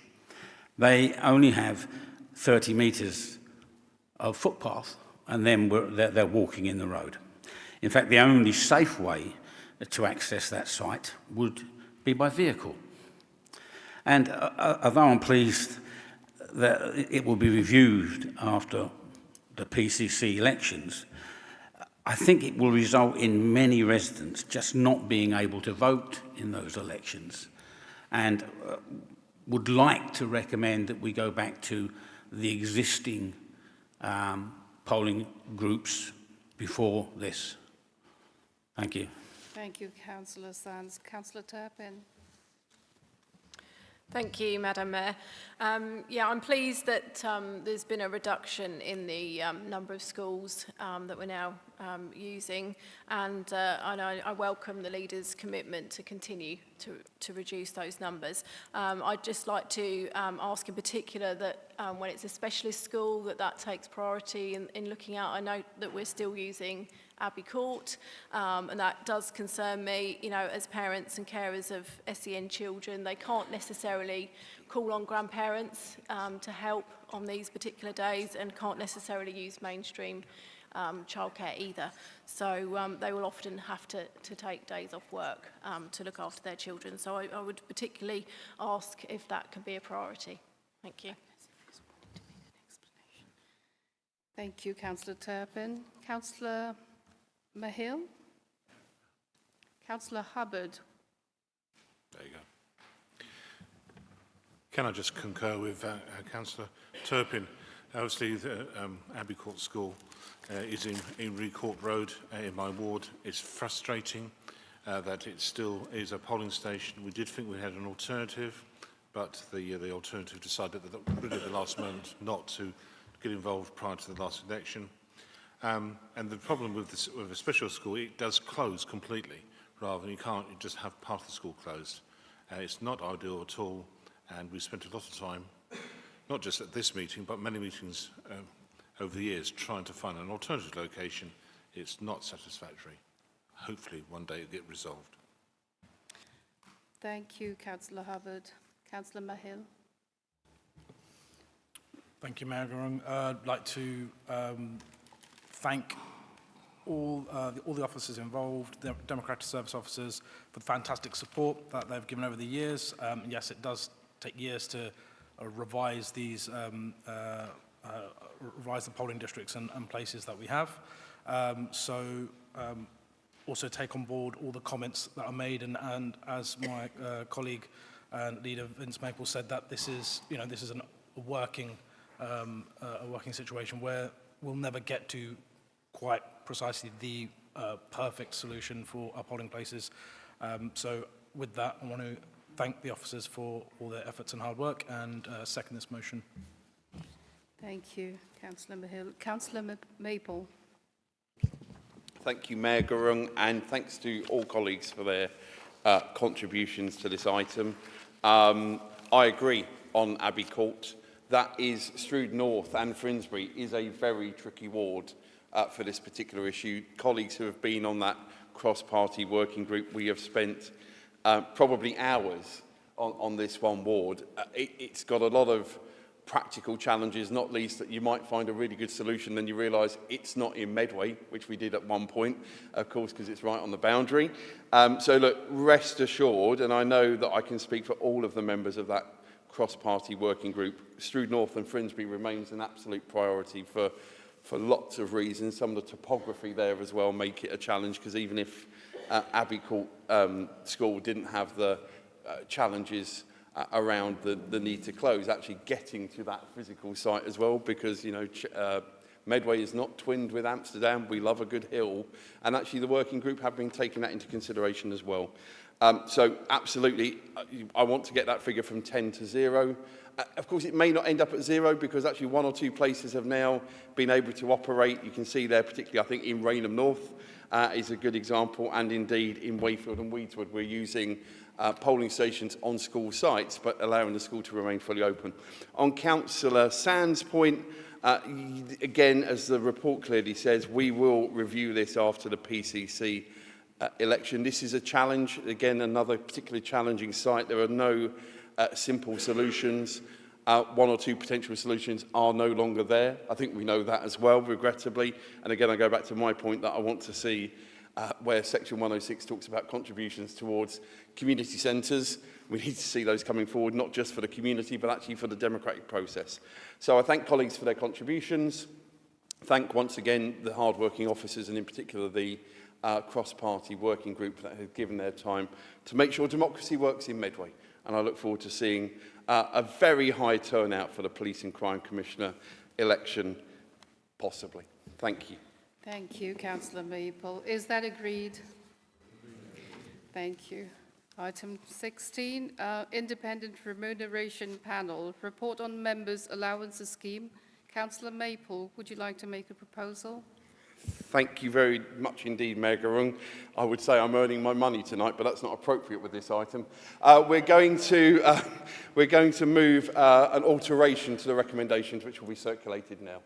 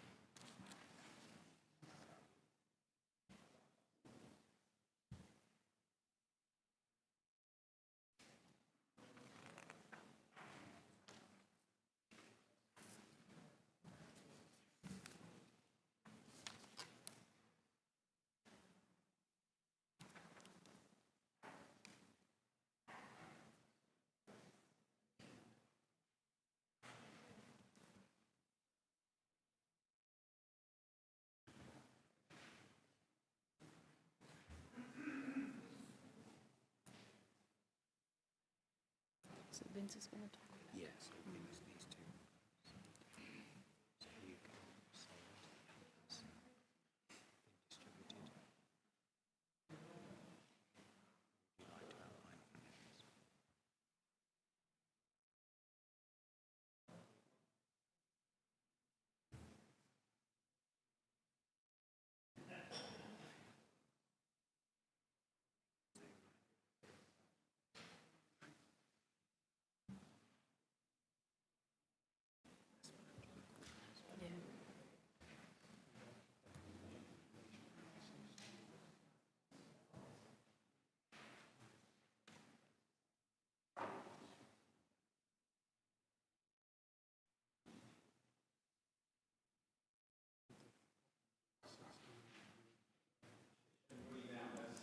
Of the alteration. Just to give some very clear clarity on this, as a report coming forward, it's right and appropriate for the public to see the IRP recommendations, but we have taken a decision to revise 2 of those recommendations and obviously the benchmarking table, which is there as well for all to see. Can I start this item by thanking individuals and political groups who made contributions to the process. And in particular, I want to thank the Independent Remuneration Panel.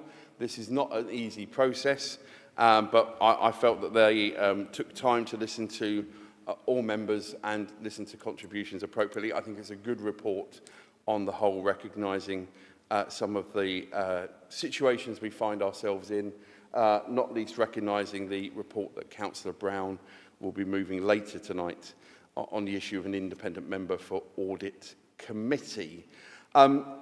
We are in a very challenging set of financial circumstances as a council. We have a budget gap to fill this year, as we will see when the papers come forward in February. We have a budget gap to fill for next year as well. With that backdrop, we feel it is appropriate to not take forward the 2 recommendations that have been laid out for increases on specific benchmarks. So that is for clarity in 1.4, that Cabinet portfolio holders, the recommendation was that their special responsibility allowance was raised from 150 to 160% of the benchmark. We are proposing that is not taken forward.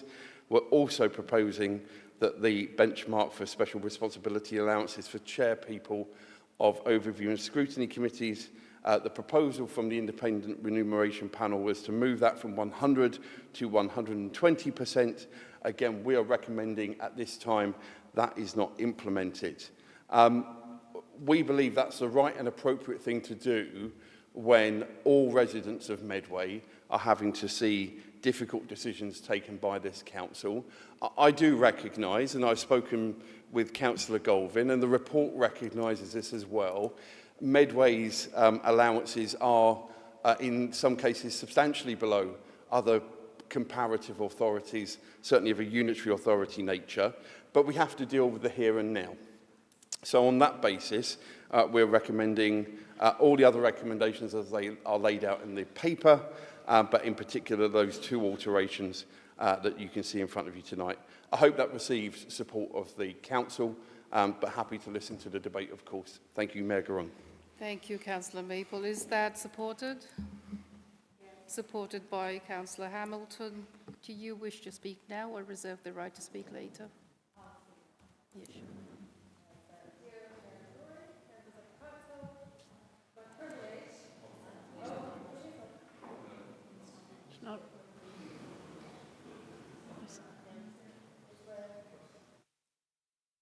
It's now on. Let's start again. So, dear Mayor Gurung, members of the Council, it's my privilege to second this proposal put forward by Councillor Maple. I would like to thank the Chair and members of the Independent Remuneration Panel for their time and diligence in preparing the report and for their measured recommendations. I want to thank all Cabinet members, the Deputy Leader and Leader of Medway Council for the exemplary work they have done since coming into office in May 2023. In particular, I note under 4.9 within the report that the panel concluded the current level of the leader's SRA does not adequately reflect the level and complexity of the work involved. I want to commend Councillor Maple for showing great leadership in not taking the recommended increase, whilst having to make tough decisions, including cuts elsewhere. I welcome the panel's recommendation to acknowledge the complexity involved in the work undertaken by the Adoption and Fostering Panel's members, and the superb work of each member on these panels. Particularly pleased by the approach taken and panel recommendations with regard to the Dependent Carers Alliance. These alliances can lead to a wider range of people across Medway being encouraged to serve their community as councillors, promoting a more inclusive local democracy in the process. Whilst a small alteration to the subsistence, travel and other alliances, the inclusion of EVs signals an important shift towards more sustainable transport modes by increasing numbers of our residents and council members. As such, the proposal put forward by Councillor Maple is measured, given the tough current decisions the council is having to make, given the situation the Labour and Cooperative Administration has inherited, offers scope for a wider range of people to serve as councillors, and recognises the shift towards a more sustainable culture and practice required to meet our net zero pledge. I'm delighted to second such a proposal. Thank you, Councillor Hamilton. We are now going to move the proposal to debate. Councillor Turpin. Thank you, Madam Mayor. I welcome these revised recommendations. I did kind of question the rise of the ONS chair, bringing it to the same level of the planning chair. And while I do not want to sort of cause arguments with Councillor Hubbard and his colleagues, I think there is a difference in those two roles with how often the planning meet and the complexity of that committee. So I welcome that there will now still be a difference in those two allowances. I just have concerns with 1.13. I acknowledge sort of Councillor Hamilton's sort of, she's welcoming this, but I do have concerns that we're effectively writing a blank cheque. I welcome the increase to the allowance in 2019. It was noted that the childcare allowance for parents of SEN children, it wasn't adequate, and it was raised quite substantially at that point. So I'm just concerned now that we're effectively taking the cap off and we're leaving this open to be exploited. We're sort of basically saying to sort of providers they can charge what they want, and we will cover that cost. So I would urge the leader of the council to sort of re-look at that and consider, you know, it's important that we pay fairly and we pay what the rate is. And I do acknowledge that that is going to be higher than other dependents' costs, but I don't think we should be leaving a blank cheque for this. My other point on the same area is where a councillor can't claim for a member of their own household. Now, of course, if that person has parental responsibility for the child, of course, they should not be paid. But there could be scenarios where an adult sibling who is still living at home, who is not in any way responsible to care for their sibling, why should they have to do this at no cost? If they happen to be the best placed person to care for that child, if we're going to be child-friendly Medway, I think we should consider amending that as well. Thank you. Thank you, Councillor Turpin. Councillor Joy. Thank you, Madam Mayor. Just trying to echo some of Councillor Turpin's points with regards to dependent carers allowance. Having responsibility for a child, albeit mostly the meetings in the evening, for me it's just every other week, and when my wife shift work, it means that she gets home quite late. Having her been working in childcare and looking at the fees that people charge for childcare, yes, the current rates were not suitable and were not acceptable. We do need to encourage people from all backgrounds into the council, and especially ones that will understand the requirements and needs of the younger residents of Medway. But we also have a responsibility to making sure that the money that is spent by the authority, that we're accountable for it. And with regards to the current councillors, probably no one here that would probably abuse the system, but we've probably all remember a councillor previously, or it might come in the future, that has or may do. And we really should have something in place to checks and balances. So I think that this needs to be looked at on a case-by-case basis and making sure that we're getting value for money. Because as I said, if someone comes up and goes, I'm going to charge £100, not saying they're going to do that, per set for a 2 or 3 hour coverage, how do we know that we're getting value for money against other providers? And also, there is going to be people that have older siblings that will probably know the child, especially children that maybe are autistic. I have nephews that are autistic, and their siblings probably know better how to deal with them and how to look after them than somebody outside the household. But I wouldn't expect, if my child was like that, I wouldn't expect his elder sister to take responsibility for him if she was not getting something for it, and I'm pretty sure she probably wouldn't do it if she wouldn't get anything for it. But apart from that, I'm fully supportive of this item. Thank you. Thank you, Councillor Joy. So we have quite a few members who wish to speak on this topic, so I'll just swiftly move on. Councillor Wildey. Thank you. I'll be brief. I'd just like to thank Councillor Maple and Adrian. I did speak to both of them about the fostering panels. I sat for many years on the fostering panel when it wasn't quite as busy as it is now by myself. It does take an awful lot of time. It takes at least a day out of your working life. So I think, personally, I believe they deserve more, but obviously that seems a fair settlement for them, and I'm grateful that you've, and the panel, and the independent reviewing panel have put that into your recommendations. Sorry, that was a muddle, but thank you. Thank you, Councillor Wildey. Councillor Osborne? Thank you very much, Mayor Garang. And I just want to just follow up really on some of the sort of quite granular points that were raised. I mean, clearly this is an independent report. And individuals would have been widely consulted upon. We had those opportunities to make those granular points at that moment in time. I'm not denuding some of this, but when we're talking about potential fraud or siblings being paid for something that they might be doing, we're getting into very specific territory. And I think what needs to be done is, obviously, those particular questions need to be answered, and perhaps after this meeting when members make those sorts of requests. But I'm not sure how I'm going to, we're in a position to answer some of those particular elements, because it is an independent report and this has been considered by experts and specialists.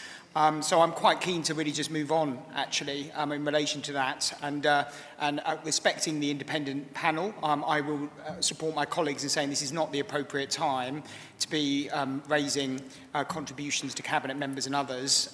This administration and this authority needs to be doing as much work as it can to resolve the financial issues that we have over the last financial year and also the upcoming financial year. And I think the optics of this to not only the public but also the broader staffing as well in the authority is not good. So I would say that this is I would support the amendment wholeheartedly, and I would encourage members to vote this through as quickly as possible. Thank you. Thank you, Councillor Osborne. Councillor Spalding. Thank you, Madam Mayor. Happy to support this, but looking through the report, one thing jumps out at me, and it's at paragraphs 9.5 and 9.6 of the actual report itself, which is on page 181 of the papers.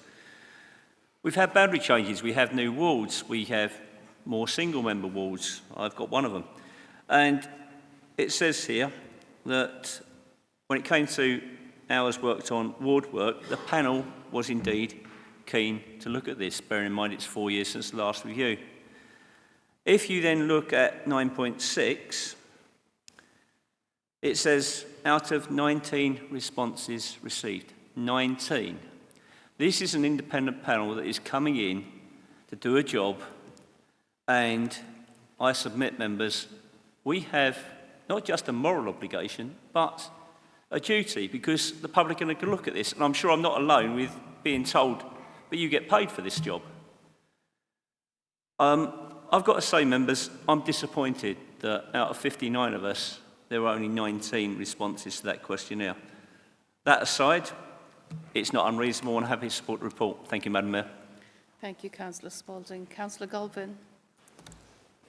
Thank you, Madam Mayor. Just on the last point, as a Conservative group, we made a joint submission, so that's the decision we made.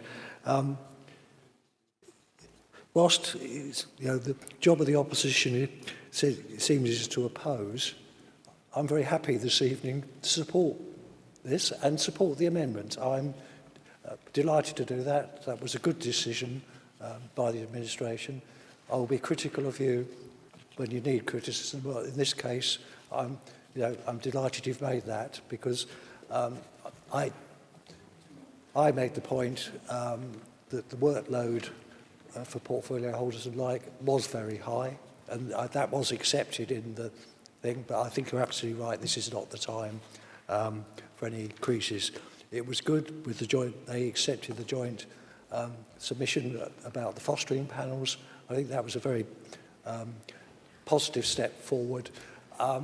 Whilst, yes, for the caring allowance, I think that's a good thing, that it should be far more just, but I share my colleagues' worry that there is the potential for it to be used. So I think we need some sort of check and balance, a receipt or something to, that could be costed and benchmarked, because we are talking about public money here. So I think whilst it's a good thing, because colleagues that have caring responsibilities, it's very important to be here, because that voice is very important to the council. That adds to the richness of this debate when people have personal experience. So I very much welcome that. But it should, as I said, it shouldn't be a blank check. So we just need to think about how we can make sure that the man on the Clapham omnibus or the Walderslade omnibus doesn't think that this is could be a mechanism for taking more than required. Because I'm sure nobody in this room would do that, but unfortunately there's a lot of suspicious people out there, and I think we must have some sort of way of making sure that we are seen to do everything correctly. So very happy to support this. Thank you, Councillor Galvin. And other members have now indicated that they no longer wish to speak on this proposal, so we will go back to Councillor Maple. Thank you very much indeed, colleagues, for all of your contributions. I'm probably going to ask the Chief Legal Officer for some advice at the end of my contribution, so I'm giving warning there. Look, I think that none of this is easy. None of this is easy. The easy approach would be to just accept all the recommendations and just get on with it. But actually, I think it is right and appropriate that we have the debate on some of those tonight. I was really pleased, actually, Councillor Wildey, that the IRP accepted the arguments around adoption panel. I think those are, I've never sat on that, but I know speaking to colleagues who have in the past, that they are difficult and challenging and often involve a lot of work outside of the actual meeting. There's been a lot of debate tonight, in particular around 13.5, paragraph 13.5 and 13.6 of the IRP's report, which is on page 185 of the Council agenda. I am comfortable with the fact that what we're doing is saying, actually, particularly for those perhaps who have got challenging circumstances, or indeed perhaps for those households who have got more than one person to be cared for, that actually taking this approach of looking at it on a case-by-case basis would be appropriate. And equally, I accept and I understand Councillor Joy's point in particular. He emphasised this the most around a household, but I do think the final sentence in there is fair from the IRP, which says actually those costs could lead to a negative public perception, which would be difficult to manage. I think there is a balance with all of this. So although it's not a formal recommendation, I'm looking at the Chief Legal Officer. Could we seek that at the appropriate first meeting of the Councillor Conduct Committee, that feels most appropriate to look at an item of this nature? It's not conduct, but it's an issue relating to how councillors are using the systems we have. Just to review that the claims that are taken in the first year when this is rolled out, again, I think that's helpful. That information is in the public domain. The final thing I would say, and I've had conversations with a couple of colleagues around this, I think there probably are some councillors who underclaim. And this is about, people shouldn't be out of pocket. If they've had to park somewhere, take a train, take a bus, use petrol, we have a system to make sure that people are not out of pocket for that, and those expenses go above and beyond. So I would recommend, it is challenging because that information is there, and some people from the Taxpayers Alliance or goodness knows who else might want to criticise every penny. I want councillors to be in a position where they're able to do their job and not have the fear of not being able to pay for the bus ticket, train ticket, petrol receipt, whatever it might be. So I just seek some clarification from the Chief Legal Officer on that suggested proposal. I'm not making a formal recommendation, but an informal suggestion, which I think would deal with some of the issues that colleagues quite rightly have raised tonight. Thank you. So, yes, the Chief Legal Advisor is saying he's happy to do that. Through you, Madam Mayor, yeah, happy to take that to Councillor Conduct Committee and have a report there. Thank you. Is that agreed? Right, moving to item 17, arrangements for the 2024-2025 municipal year, selection of mayor and deputy mayor and schedule of meetings. Councillor Myton, would you like to make a proposal? Thank you, Madam Mayor. This report deals with a couple of administrative matters for the forthcoming municipal year. I think we'd all agree as well that both Madam Mayor and Deputy Mayor Nestorov have done an absolutely great job over the past year. Firstly, members will recall that at our last meeting back in October, it was agreed to reintroduce the mayoral point system from 2024 onwards, and this report sets out the results of the calculations under Council Rule 20, details of which are set out in Appendix 1 to the report. In summary, the Labour and Cooperative Group will be entitled to nominate a Mayor and Deputy Mayor for the 2024-25 municipal year, and we will be asked to accept the entitlement at the next Council meeting on the 29th of February. In doing so, we will also announce our nominations for the new Mayor and Deputy Mayor for the next year. The report also provides details of the draft scheduled meetings for the 2024-25 municipal year. Whilst the final schedule has not been agreed until will not be agreed until the annual meeting in May, it is important that the schedule is brought forward now to provide a degree of certainty to members, many of whom will be juggling family and work commitments in addition to their councillor duties. Section 5 of the report sets out the steps which have to be taken to produce a draft schedule of meetings. Therefore, I would like to propose the recommendations as set out on page 215 of the agenda as follows. The Council is asked to note that the entitlement of the Labour and Cooperative Group to nominate a Mayor and Deputy Mayor for the 2025 municipal year, and that the entitlement is accepted or declined at the Council meeting on the 29th of February 2024. The Council is asked to agree a provisional programme of Council and Committee meetings for 2024-25 as set out in Appendix 2 to the report for recommendation at the annual meeting of the Council on the 15th of May. Thank you, Councillor Martin. Is that supported? Supported by Councillor Brown. Thank you. Would you like to speak now or reserve the right to speak later? Could reserve my right if there's anything you need to say, and thank you. Thank you. Right.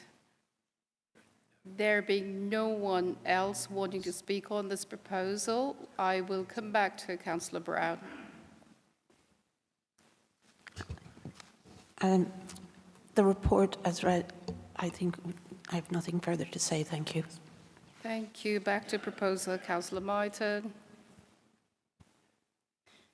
Excellent. Thank you. Is that agreed? Agreed. I think that was the loudest agreement. Thank you for that. So item 18, Audit Committee, review of terms of reference, including the appointment of an independent member. Councillor Brown, would you like to make a proposal? Thank you, Mayor Gorin. This report recommends changes to the Audit Committee terms of reference, including the provision of a non-voting independent member on the committee. The Audit Committee considered the annual review of the terms of reference in June 2023, and the review took account of the position statement on the local government audit committees issued by SIFA. While this statement and associated guidance are not statutory, it is vitally important that we consider and take account of SIF's advice in determining our own arrangements how the Audit Committee shall operate in Medway. And during that time, there was full and frank discussion around this matter.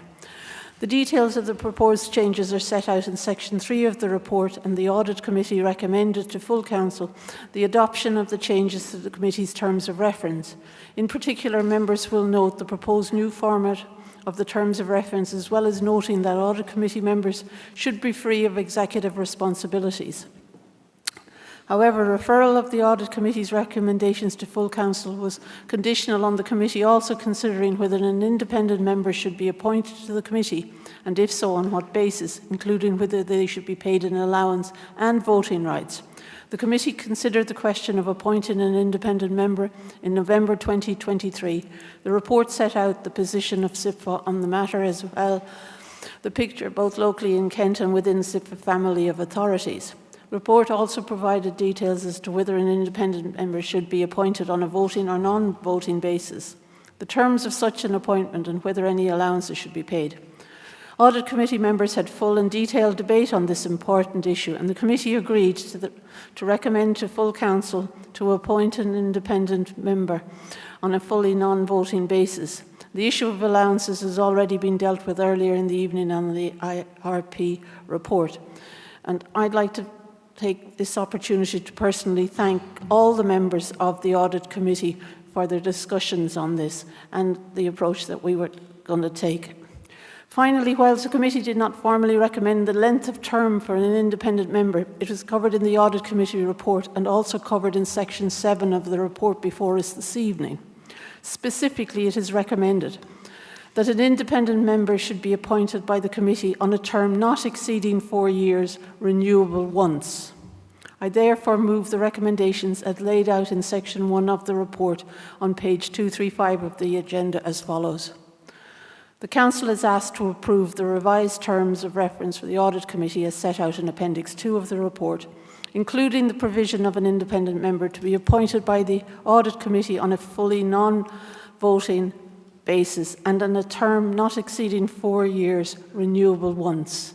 And I hope we get cross-party support on this. Thank you. Thank you, Councillor Brown. Is that supported? Councillor Bowen has indicated she's supporting. Would you like to speak now, or are you reserving the right to speak? I'll reserve the right to speak later. Excellent.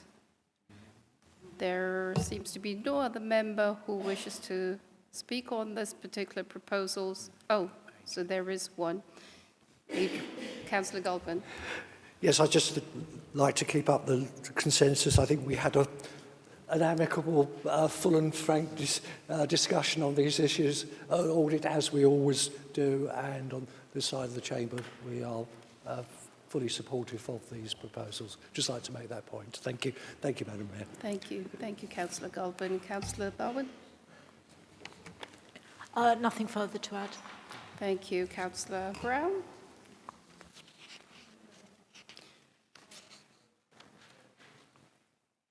Nothing further to add. Thank you. Excellent. Thank you very much. Is that agreed? Agreed. Thank you very much. Item 18 is the Audit Committee. Oh, sorry. It's getting too late. Item 19, appointments to the Children and Young People Overview and Scrutiny Committee.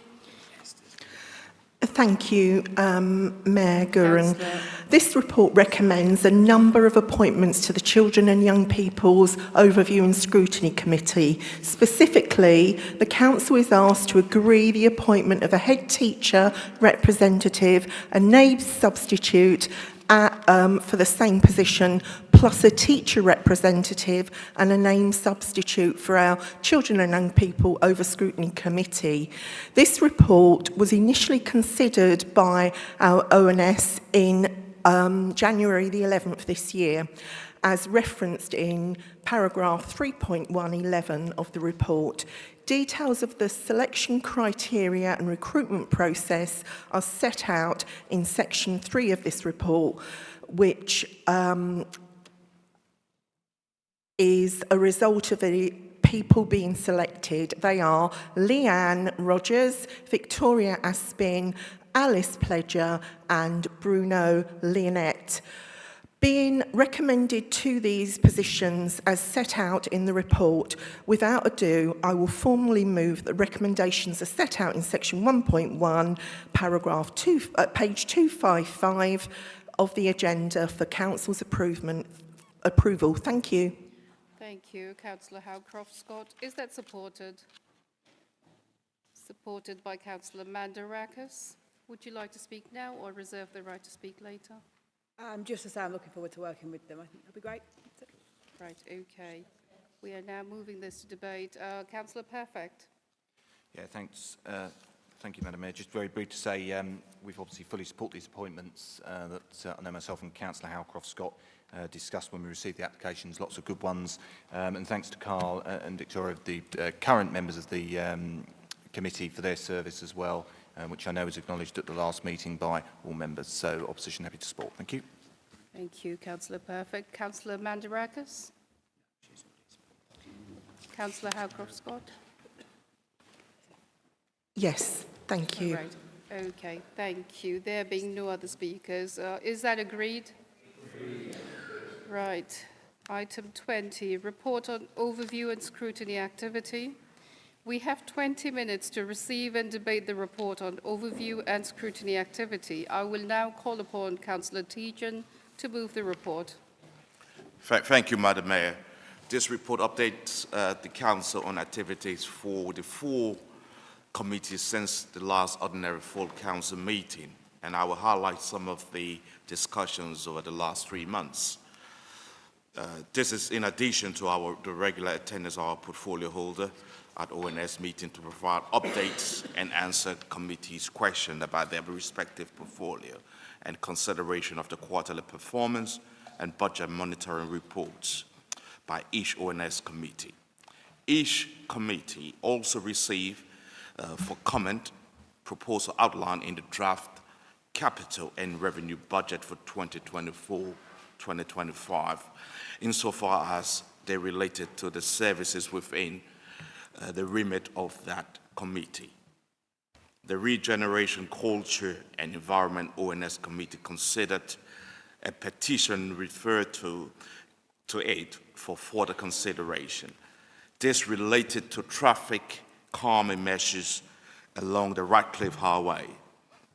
The committee requested that officers undertake a speed survey and report back their findings.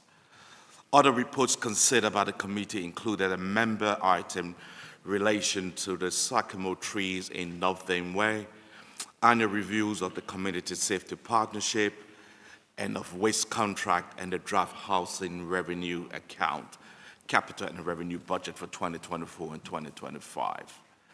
The committee also looked at a report in relation to performance issues with Medway Council's residual waste and recycling contractor, and considered calling of a cabinet decision in relation to the disposal of Union Place car park in Chatham and Temple car park and yard in Strood.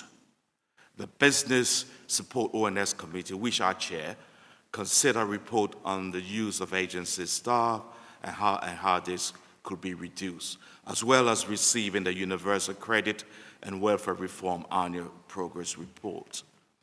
The committee also agreed the priority audit of time-limited scrutiny task group, which are responsible for conducting comprehensive reviews with the aim of being able to formulate recommendations to be presented to Council, Leader, and Cabinet as appropriate. The audit agreed was air quality and public transport and active travel, followed by Medway 2.0, the child mental health, and finally the new social housing inspection regime. Work on the task group is now getting underway. The health and other social care overview and scrutiny undertook pre-decision scrutiny of the Kent and Medway integrated care strategy and of the procurement for the support to the live at-home service ahead of these matters going to Cabinet for determination. The committee received a report from the Kent and Medway NHS Social Care Partnership Trust and an update from Medway NHS Foundation Trust, as well as considering the Kent and Medway Safeguarding Audit Board annual report. The committee also considered an update on progress made in implementing the recommendation made by the previous task group that look at GP access. In relation to community services transformation work being undertaken by the Kent and Medway Integrated Care Board, the committee determined that proposal to constitute a substantial variation of the development in the provision of health services in Medway. The Children and Young People ONS Committee received an update on progress at Cookham Young Offender Institute following an inspection that raised a number of concerns. The committee was also presented a report on the development in the Council's adolescent service to address identified areas of concern in the service.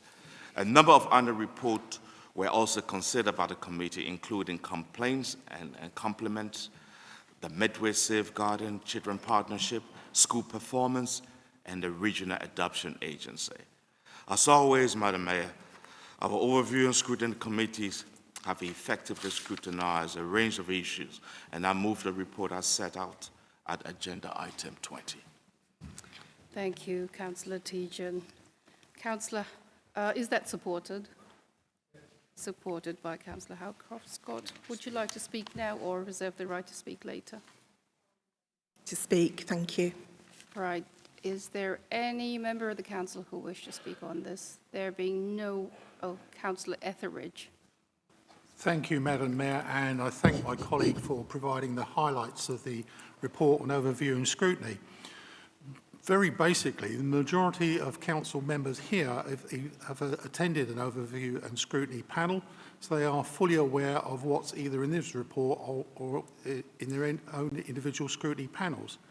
In addition to that, Madam Mayor, the portfolio holders have also been put before scrutiny. They also fully understand what they've been asked and questions, and all that is reported within the report.